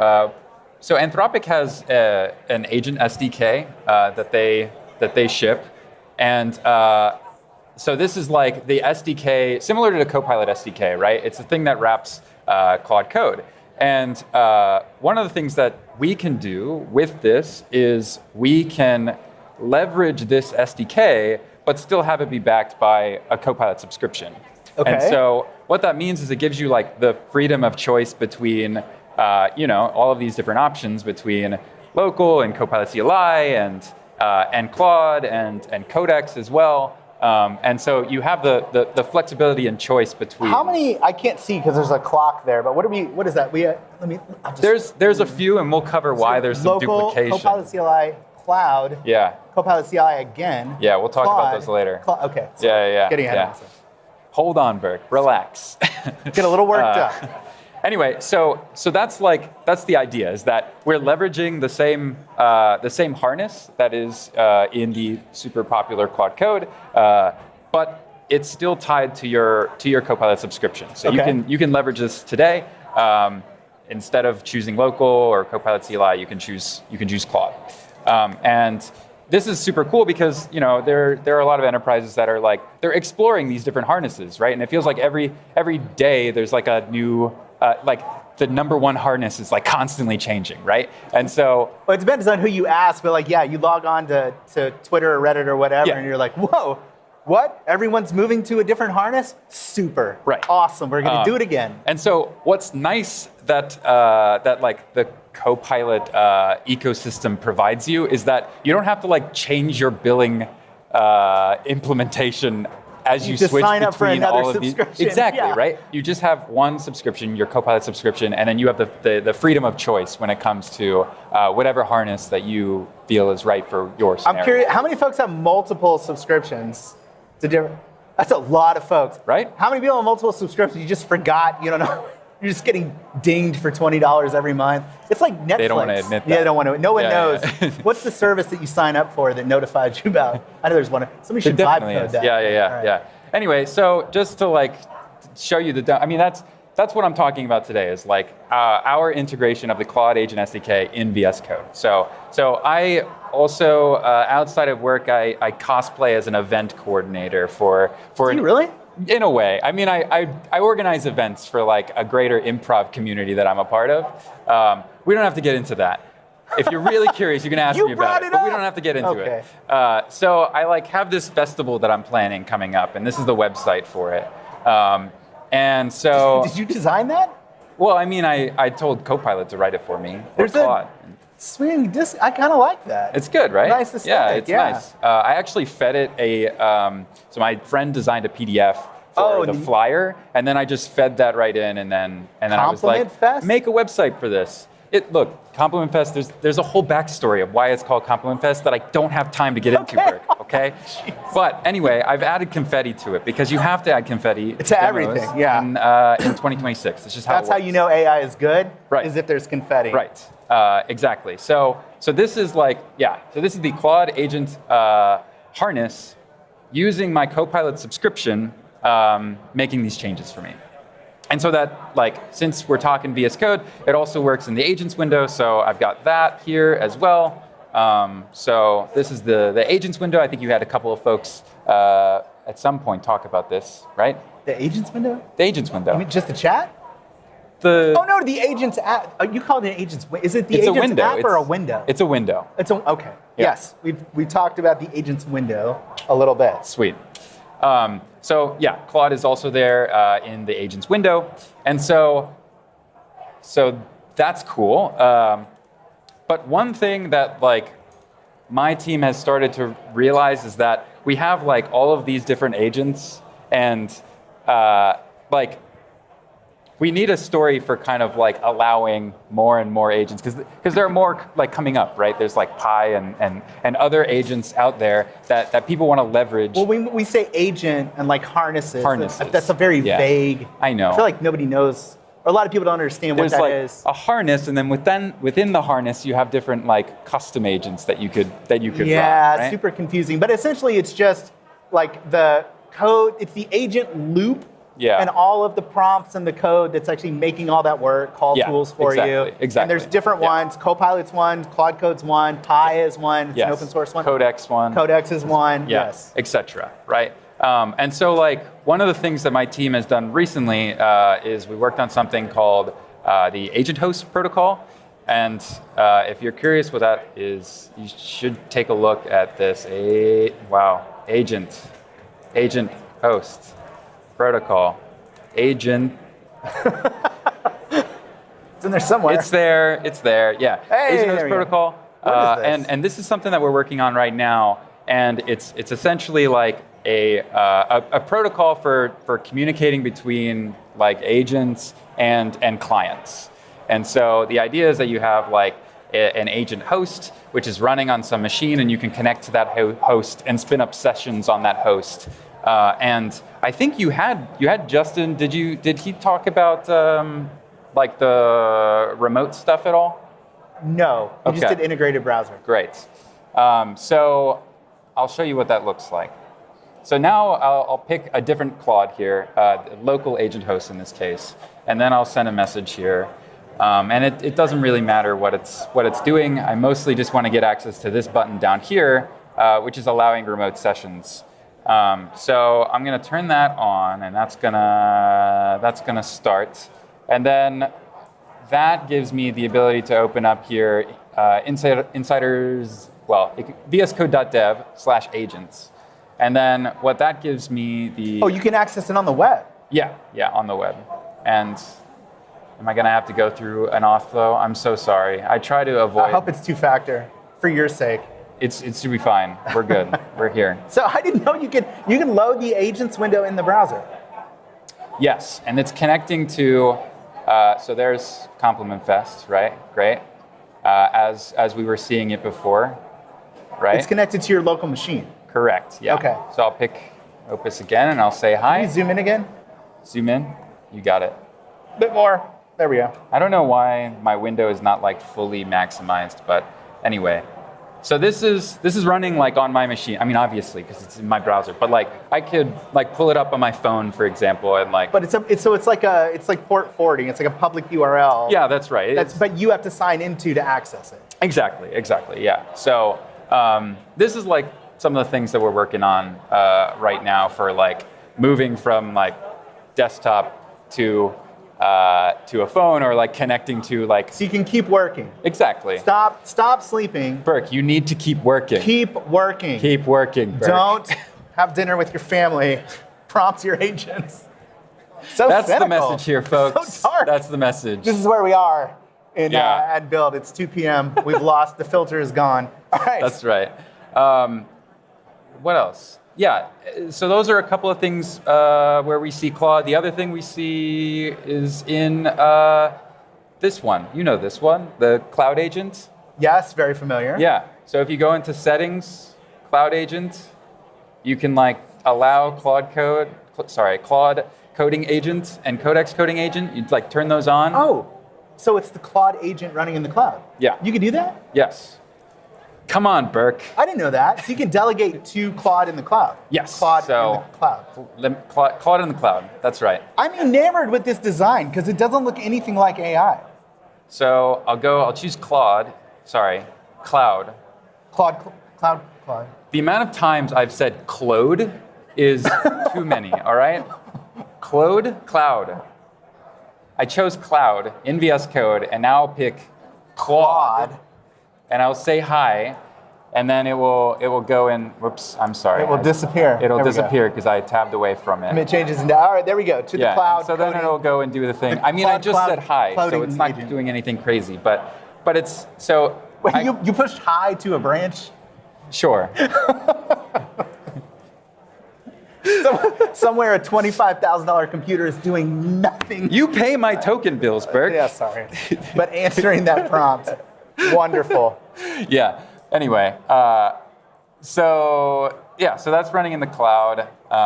In this case, it's going to open up a PR with that work, which was adding confetti, right? So I can go ahead and open this pull request, and I can see that Claude. Oh yeah, the Claude agent is there. I didn't know you could. I did not know you could do that. I thought you were locked into the Copilot agents. Freedom of choice. No kidding. Yeah. That's kind of brilliant. Okay, so you can use, with your Copilot sub, you can use the Claude agent within Visual Studio Code. Yeah. You can delegate to the cloud and get that same agent. Mm-hmm. You can remote in to your machine where the agent is running instead of being with your family. Yeah. We talked about, that's a huge benefit, right? Yep. What else should we know about Claude? Yeah, I mean, all of the like customizations and all that stuff that works in Claude Code also works in this case, right? Okay, so you could if you have a setup there, you can bring it. And it just kind of just works. So if you're one of these people that have like multiple subscriptions, you can use the same tools, right? And share amongst those. So brilliant. Yeah. Thank you so much, Tyler, for being here. Let's give Tyler a round of applause, if you would. Thank you so much. My confetti's gone. What the heck? And we're going to have you back to just talk about Compliment Fest. There's so much lore here. We don't get to know anything. So much lore. All right, man. All right, we'll be right back, folks. Thank you. Okay, thank you. Thank you.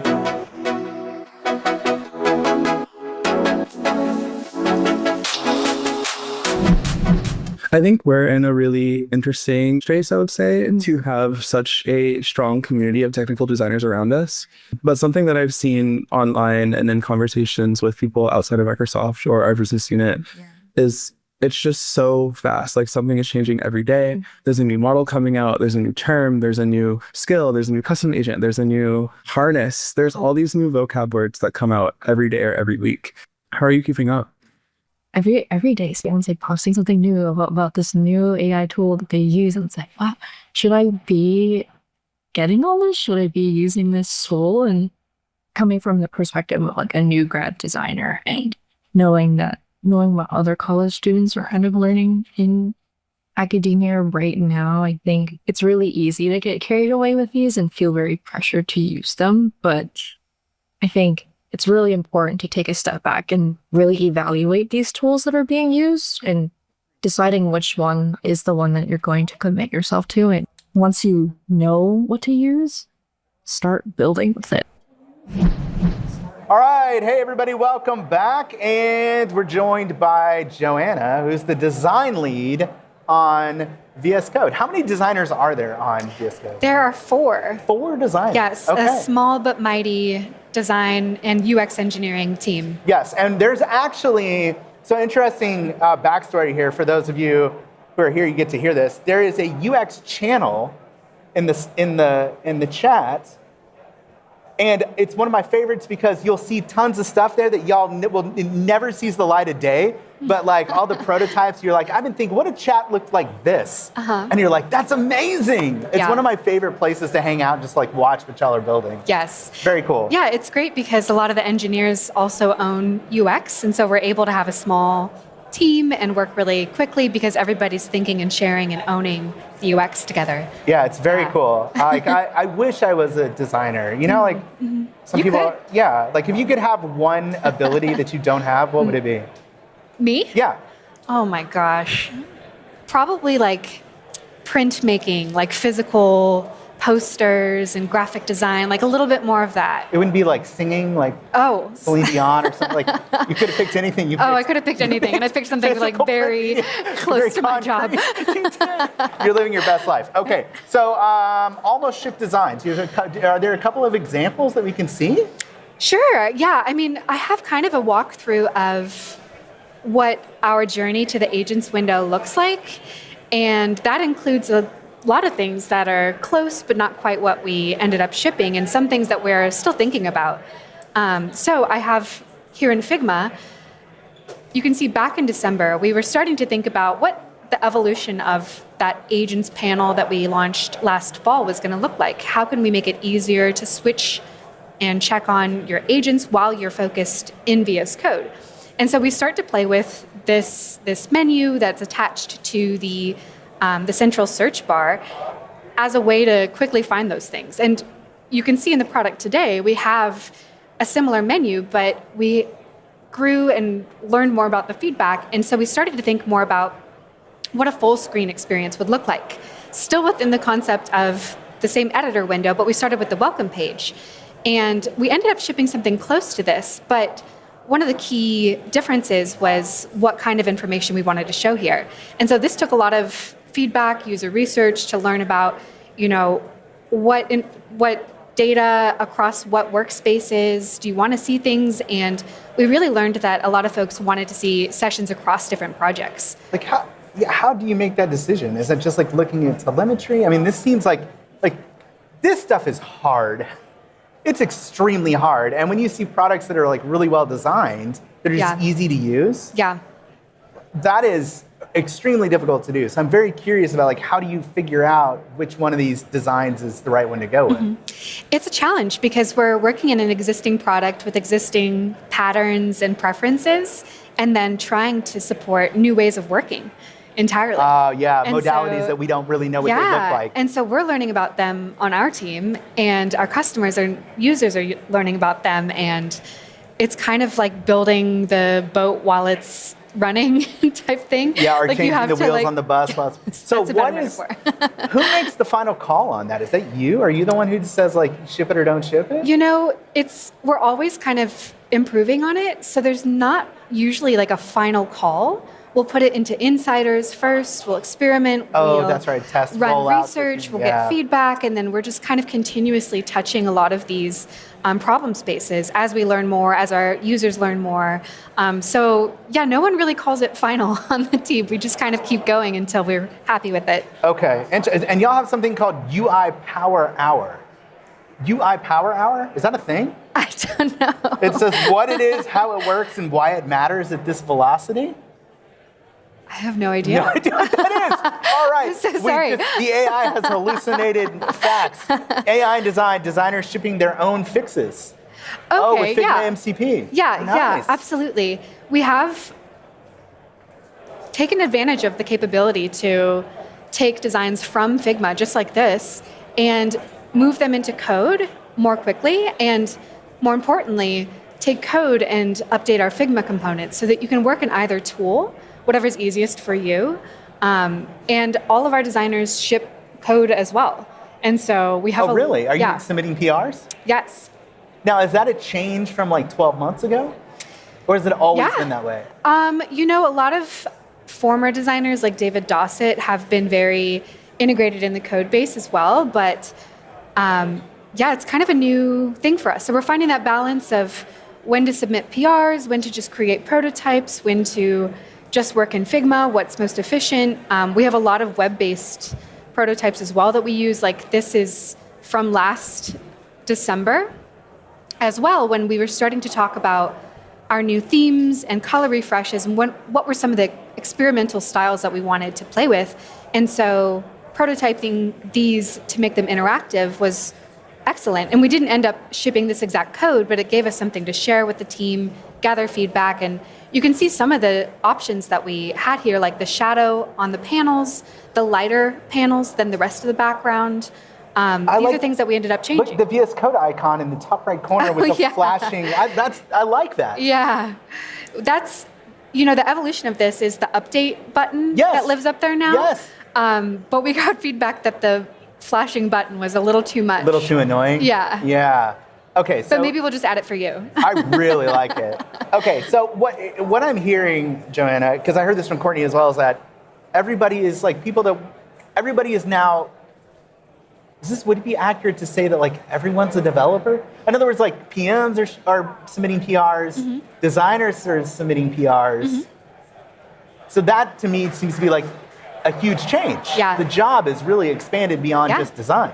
Everyone's a developer and everyone's a designer as well. Like I said, a lot of our engineers, that's very true. They're able to come up with new ideas and get farther in the UX process than they would have in the past because they have, more design guidelines that are available, and the code can look at what's happened in the past, and they can bring a prototype to us for that's feedback. very true. And so, we get to share a lot of responsibilities because of these tools. It moves in both directions. I'm curious, do y'all think that like maybe in the future, like the job is like you do everything? Do you know what I mean? Like you're a designer and a PM and an engineer. Like everyone literally does everything. We don't have siloed disciplines anymore, or no? The way I think about it and the way our team thinks about it is depth versus breadth. And so my depth will probably always be in user experience and visual design, and that's where my deep expertise comes in.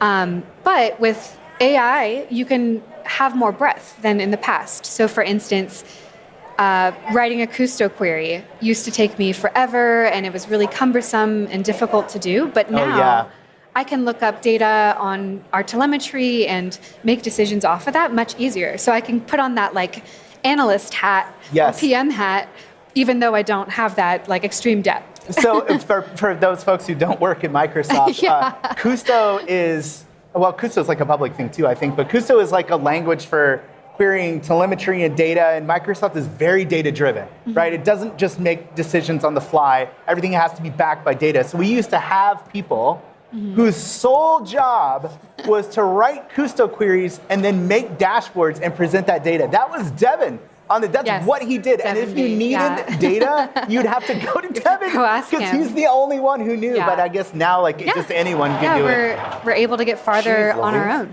Holy crap, this place is coming apart. As far as design though goes with agents, one of the things I've noticed is that we talk about AI psychosis, and one of the ways that it manifests is that now I think that I'm a good designer. And so the AI makes the design, I'm like, I really like that. And other people will show me their thing. They're like, I built this with Opus or whatever, and they're super proud of it. And it's just purple and gradients all over the place, right? And I'm like, that is a monstrosity. So it does seem like, yes, you can do, but also there needs to be someone in the room who's like, we're not going to do that.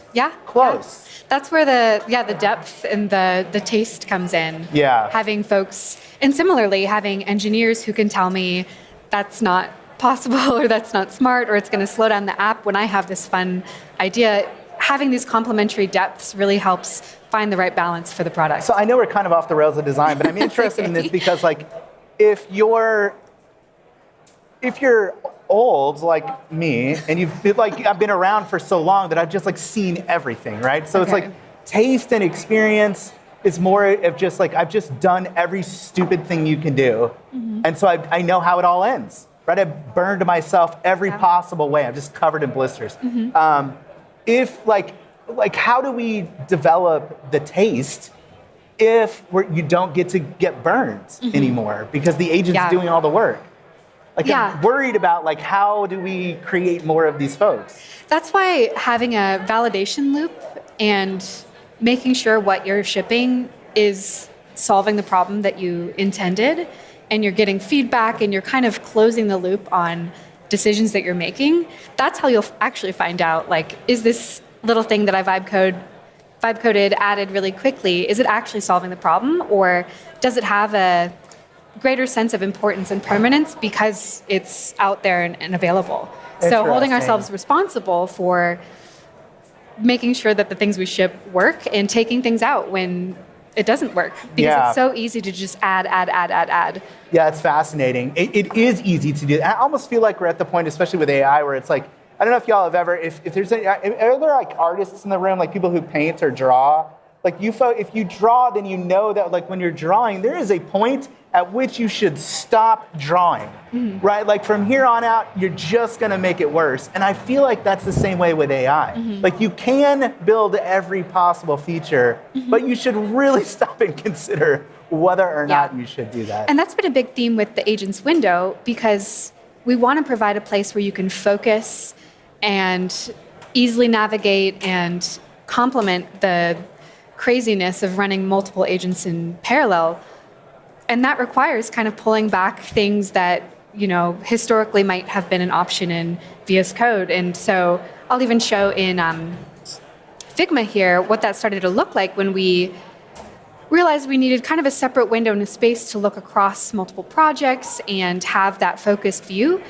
We really questioned every single element on the screen of whether it was going to be distracting or necessary. Needed, or you know, does it help me make decisions in this moment, or does it, you know, add more information and options and distractions? And so we played a lot with what the output looks like, what the session list information needs to include, and then even at this level, what information do I need to start my day? To check on things, to babysit multiple agents at a time, and how do we balance that with not making people feel overwhelmed and like there's too many things happening at once that it's out of their control? Well, I, on behalf of all developers, am thankful for designers who can help us ship good-looking stuff. Thank you so much. A round of applause for Joanna. Thanks for having me. You're my favorite designer. Don't tell Elijah I said that. All right, thank you so much. All right, folks, we'll be right back. We're going to do Doom next. I don't know how.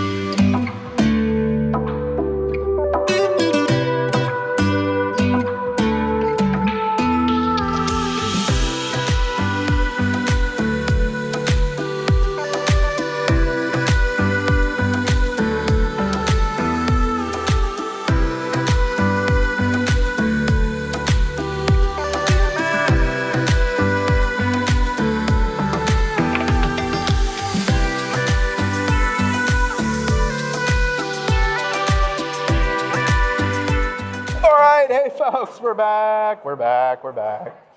I'm joined by Anthony Shaw. Hey, Tony Baloney. Tony Baloney's on the stage. Hey, Burke, how's it going? Yes, good. I'm doing well. You are a technical advisor. I am, yeah. Yes. And previously Python advocate at Microsoft? I've been working on Python for 5 years at Microsoft, yeah. There's like, am I supposed to read this entire bio? There's like no, it's fine, don't worry. things. You won a Nobel Peace Prize? Only a couple of them, yeah. Amazing, unbelievable. All right, now, literally the title of this session is, the next 16 minutes is, this sentence makes no sense. Is Doom a tensor? Yes, and why? Yes, here, and yes, and here's why. What does this even mean? Okay, we're going to do and by the way, this is not what we agreed to talk about. What did I agree to talk about? No, you sent me a message. You were Three like, IQs. I'm so sorry, you're going to hate me, but we're doing this instead. Yeah, I thought we'd just go on a bit of an adventure in this session over the next 20 minutes. And we're going to talk about tensors. I'm going to explain how CPUs work, machine learning models, inference. We're just going to go fast and go quick. In 15 minutes. In 15 minutes. Best of luck. Okay, so is Doom a tensor? First of all, what is a tensor? So if you look at something like an Onyx model, a tensor is some data which has a size and a shape. So normally we represent these as like a matrix. So for example, if it was an array that is one dimension and it has 4 items, and then we had a model that outputs 1, then it could be the numbers 1, 2, 3, 4, and you could run the operation sum, and it would give you back one number, which would be the number 10. That is the simplest machine learning model I could come up with. All it does is add the numbers together.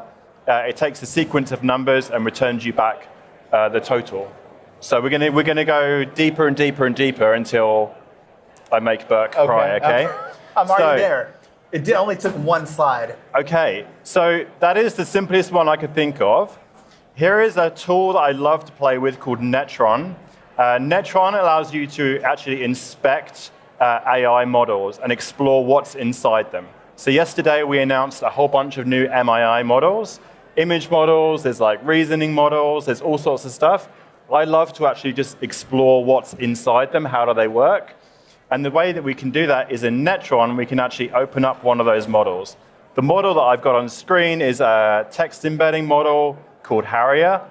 And inside there, you can see this is basically the graph that explains how to actually execute this model. So the input to the model is your tokens, so like the text, and then also something called the attention mask, which we definitely don't have time to explain. So I do know a thing about attention. We should have a whole session on attention because that's the most interesting part. Okay. Sorry, go ahead. So you might think that a model is basically just some weights. That's not entirely true. It actually has instructions to explain how you take the weights, the user input, and you process that through the different layers to get the output tokens.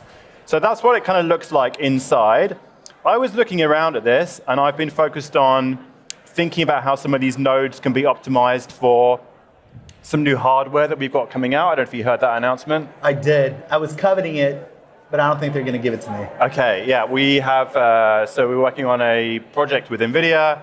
We've got this new Windows Surface device, the Surface Ultra. I believe so. The Ultra. With what, 128? Up to 128 gig of RAM. Of unified RAM? It also has on the SoC, it has a GPU. So I'm really excited about how we can make that work. Yeah. But I noticed that Onyx itself is Turing complete. Some of those instructions include ands, ifs, loops, stuff like that. So I thought, if an Onyx model is Turing complete, can it run Doom? Okay, can you see where this is going? No, you're still getting there. Okay. I'm 50% with you. Okay, so to answer the original question, is Doom a tensor? We're going to get there. And we got 12 minutes. Okay. Now, hopefully you're familiar, but we announced this a few builds ago. This was in 1995. Jeez, Bill Gates looks younger than I am right now. Doom runs on Windows. So we've got that one nailed. There's absolutely no reason to run it in a tensor, but it's fun because we get to explore how they work and how Onyx models are put together.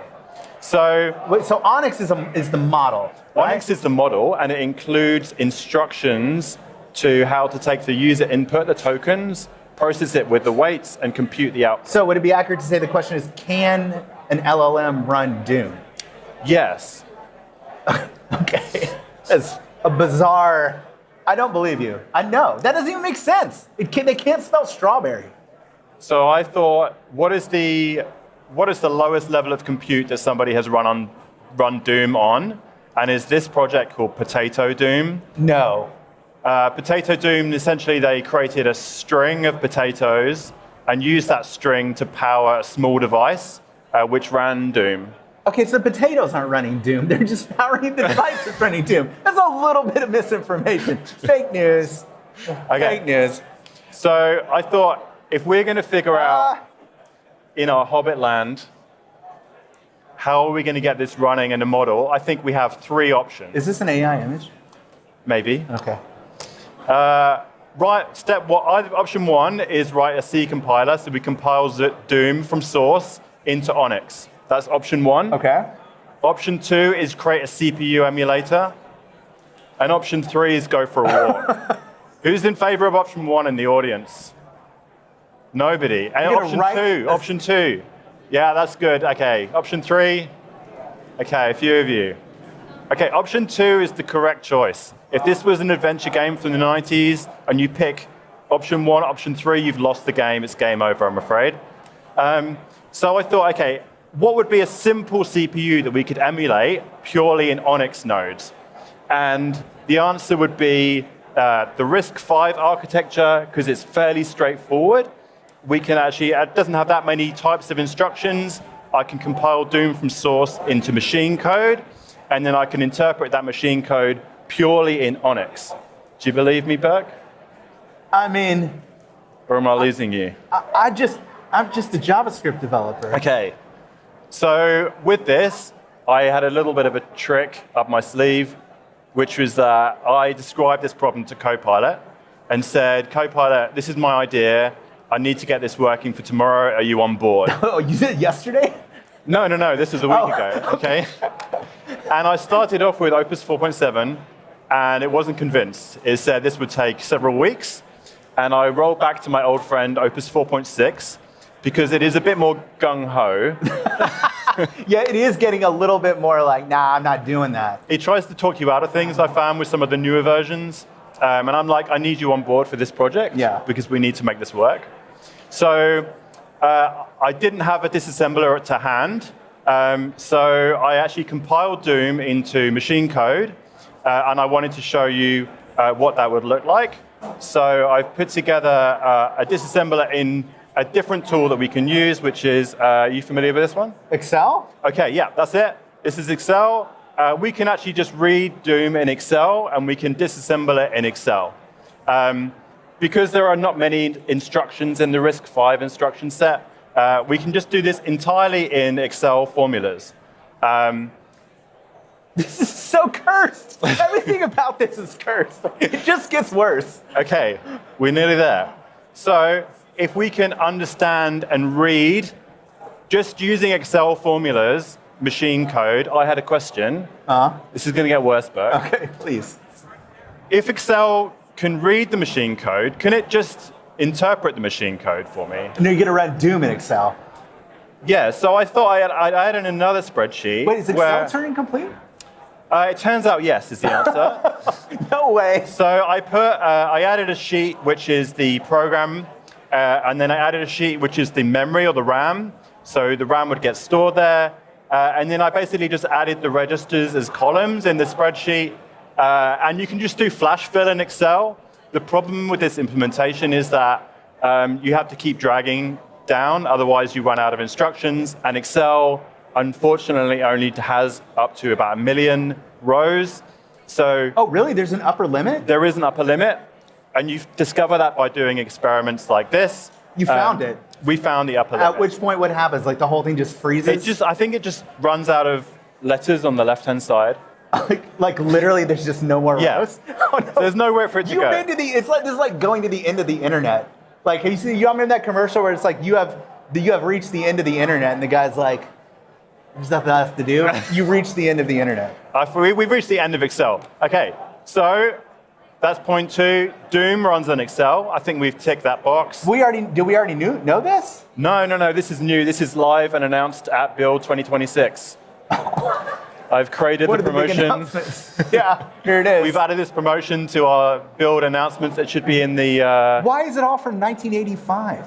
This is AI. This is AI generated. Oh, okay. Yeah, I asked AI to make me a 90s looking advert showing how Doom runs in Excel. Okay, so can we run Doom in an Onyx graph? So that's my next demo. So I'm going to show you Netron. And what I did with Netron is I basically built a graph that represents a CPU. And the inputs to our model are the game, which is 8 megabytes of RAM, and also the compiled game, and the CPU itself. So I have to zoom out because it's a bit big. So this basically represents a RISC CPU, and it's got all the instructions in the RISC CPU, and it can process those nodes, calculate it, and basically treat the RAM as a tensor. Okay. Okay. Now, would you like to know how fast this is? How long do you think it took for it to output this frame? One single frame. Yeah.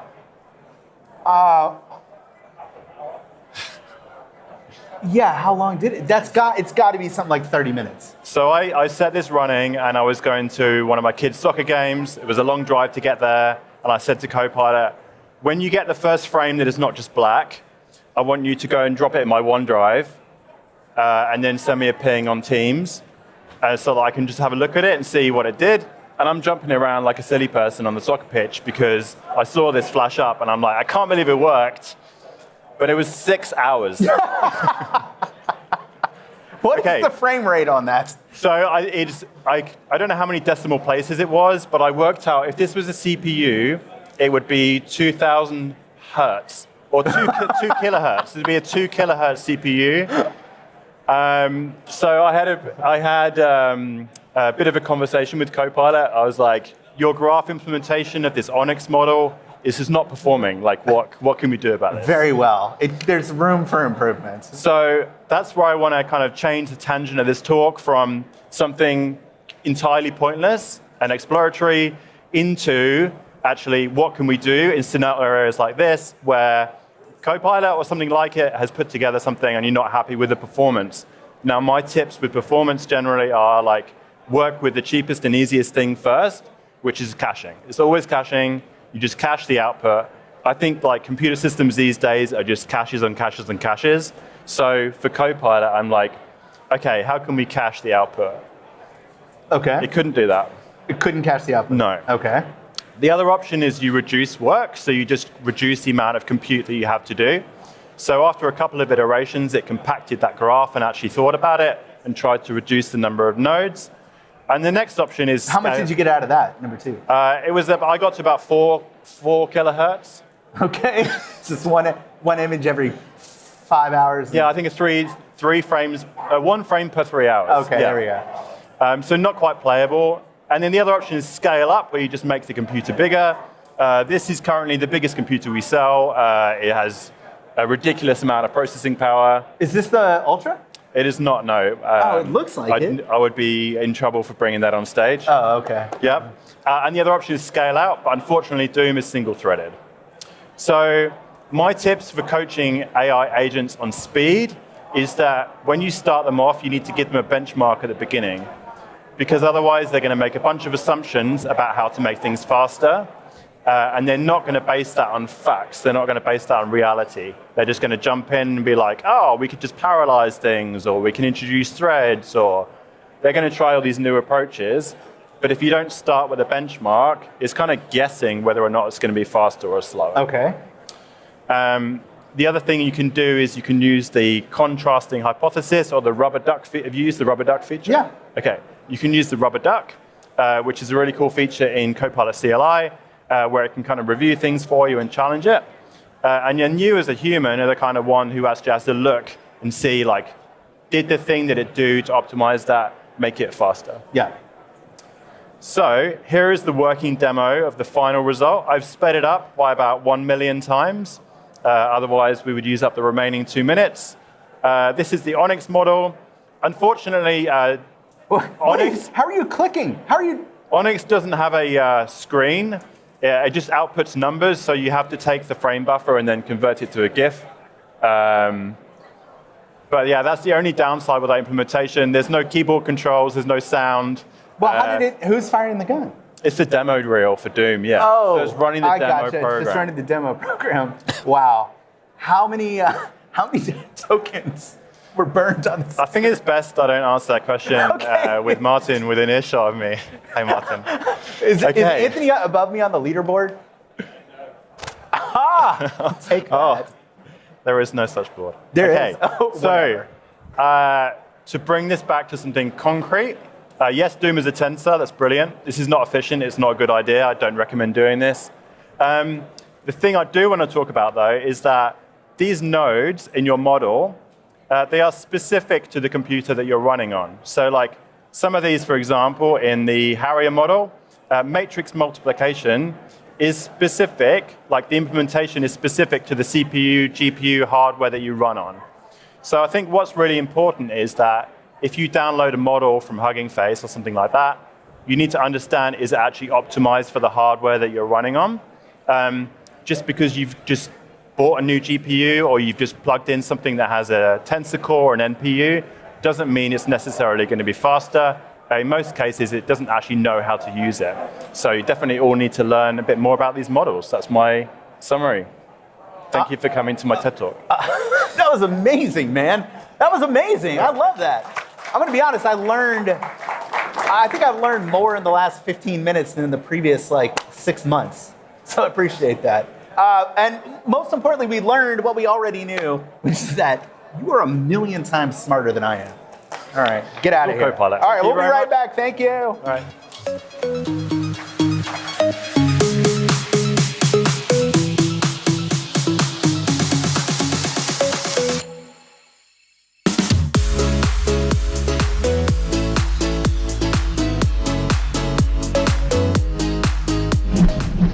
If people come away from this event with one thing that they're going to start adding to their development workflow to really level up, what would that be?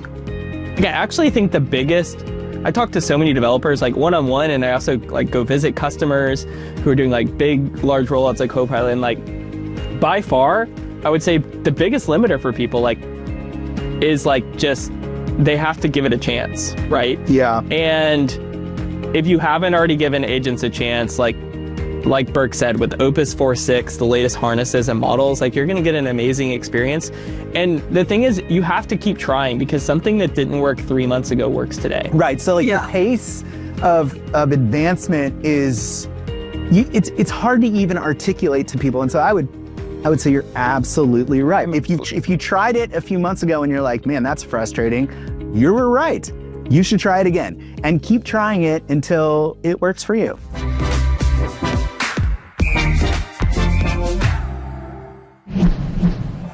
All right, thank you. We're back, and we have Harold from the VS Code team. Is there anybody from the VS Code team that's not here on the stage today? I feel like it's literally a handful everyone. Of people. What we do, took over the stage. You did? Yes. Courtney and Joanna and Justin. That's awesome, yeah. This guy Tyler, you probably know him. Okay, you're a PM. You're a PM on the VS Code team. Yes. I think my title in Slack is PM-ish. That's your official title? Yeah, because it's so shifting how we work. It always has been. VS Code has always been very technical on the PM side. As we saw with Courtney landing PRs, when you join the team, actually, the first thing you do, even as a PM, as an advocate, as a docs writer, is you have to write you have to build VS something. Code extension. Yeah. So it's an engineering. Did they make you do culture. that? Yes. Which one? What did you write? I forgot. It's 5 years ago, and now I wrote 10 more extensions. So it's one of my extensions. Yeah, you've written a lot of extensions. Yes. Okay.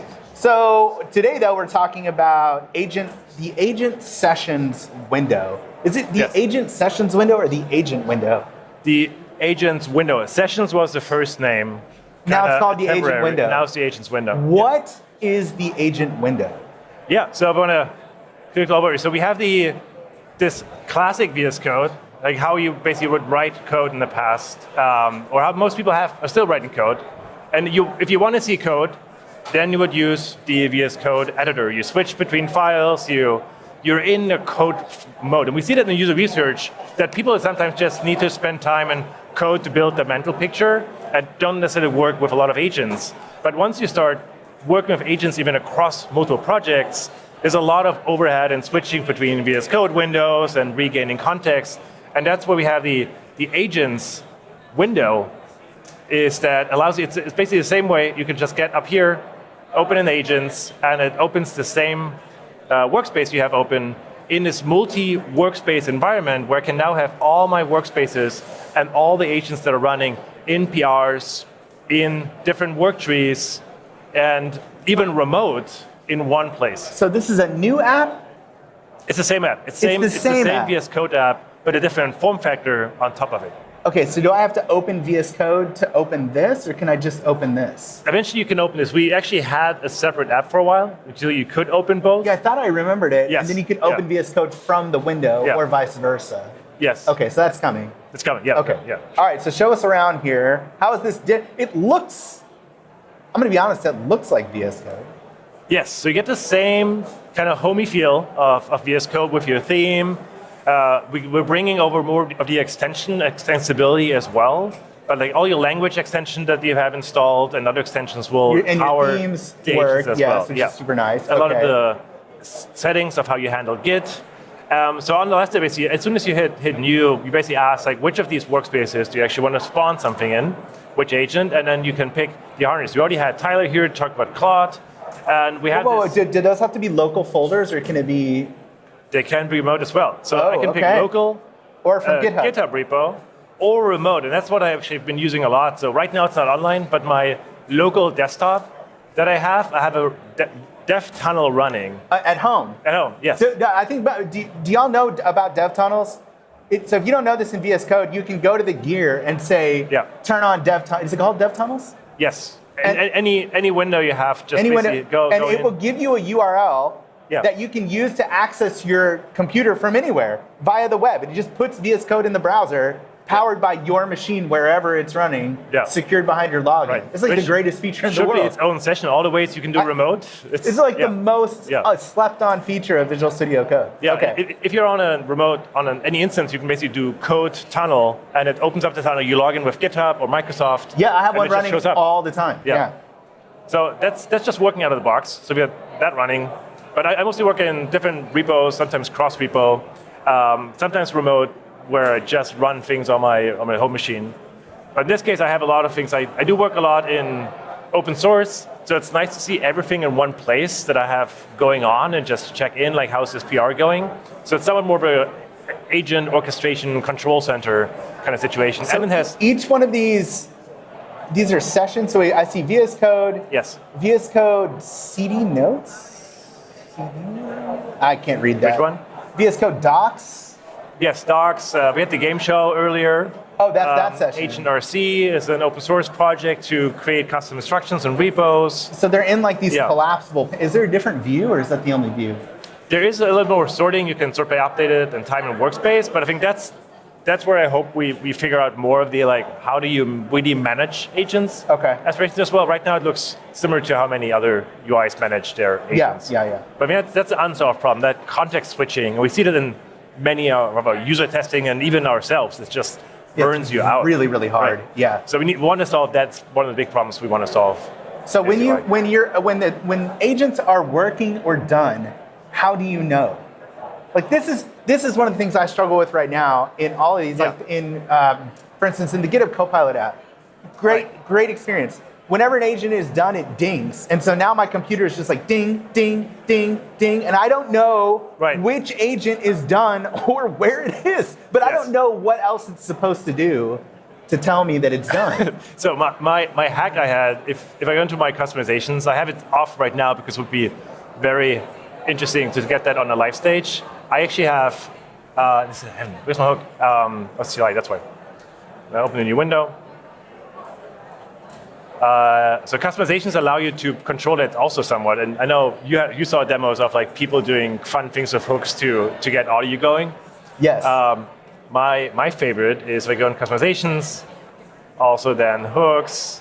There's a speak summary hook. So this one is basically a hook that uses Siri's local speech models to use what Autopilot does. If you see CLI Autopilot, it's meant to complete everything you gave it and not asking for anything in between. Correct. But in the end, it calls this tool task complete with a description of what it did to get the model to kind of reframe what it was supposed to do and what it finished. So it finishes, calls the hook, sends it to a local and then it speaks it back to me. So I have my computer saying, Oh, it "I says to finished." you, Yeah, I'm yes. done, and here's what I did? Yes. Yeah. No way. Yes, that's so much fun. Can you demo it? No. I should. I haven't made it, but I used it for a while, and suddenly my computer in the office speaks. Okay, you have to go back, and then, but it's really cool. That's brilliant. I got to try this. Yeah, I want to next time I demo it, but sorry. Because we wanted to talk about the agents. I'm sorry. Yes. You have a minute and 26 seconds. Okay, what else we want to talk about was the cost optimizations we did. So we have the, I did actually just this quick analysis, what we did, and had it write it. There you go, open it up. Wait, where's my cost improvements? Let me open that. Where did we put it? Changes. Okay, cost improvements, let me scroll up here. So we've been doing a ton because we're shipping this new pricing model.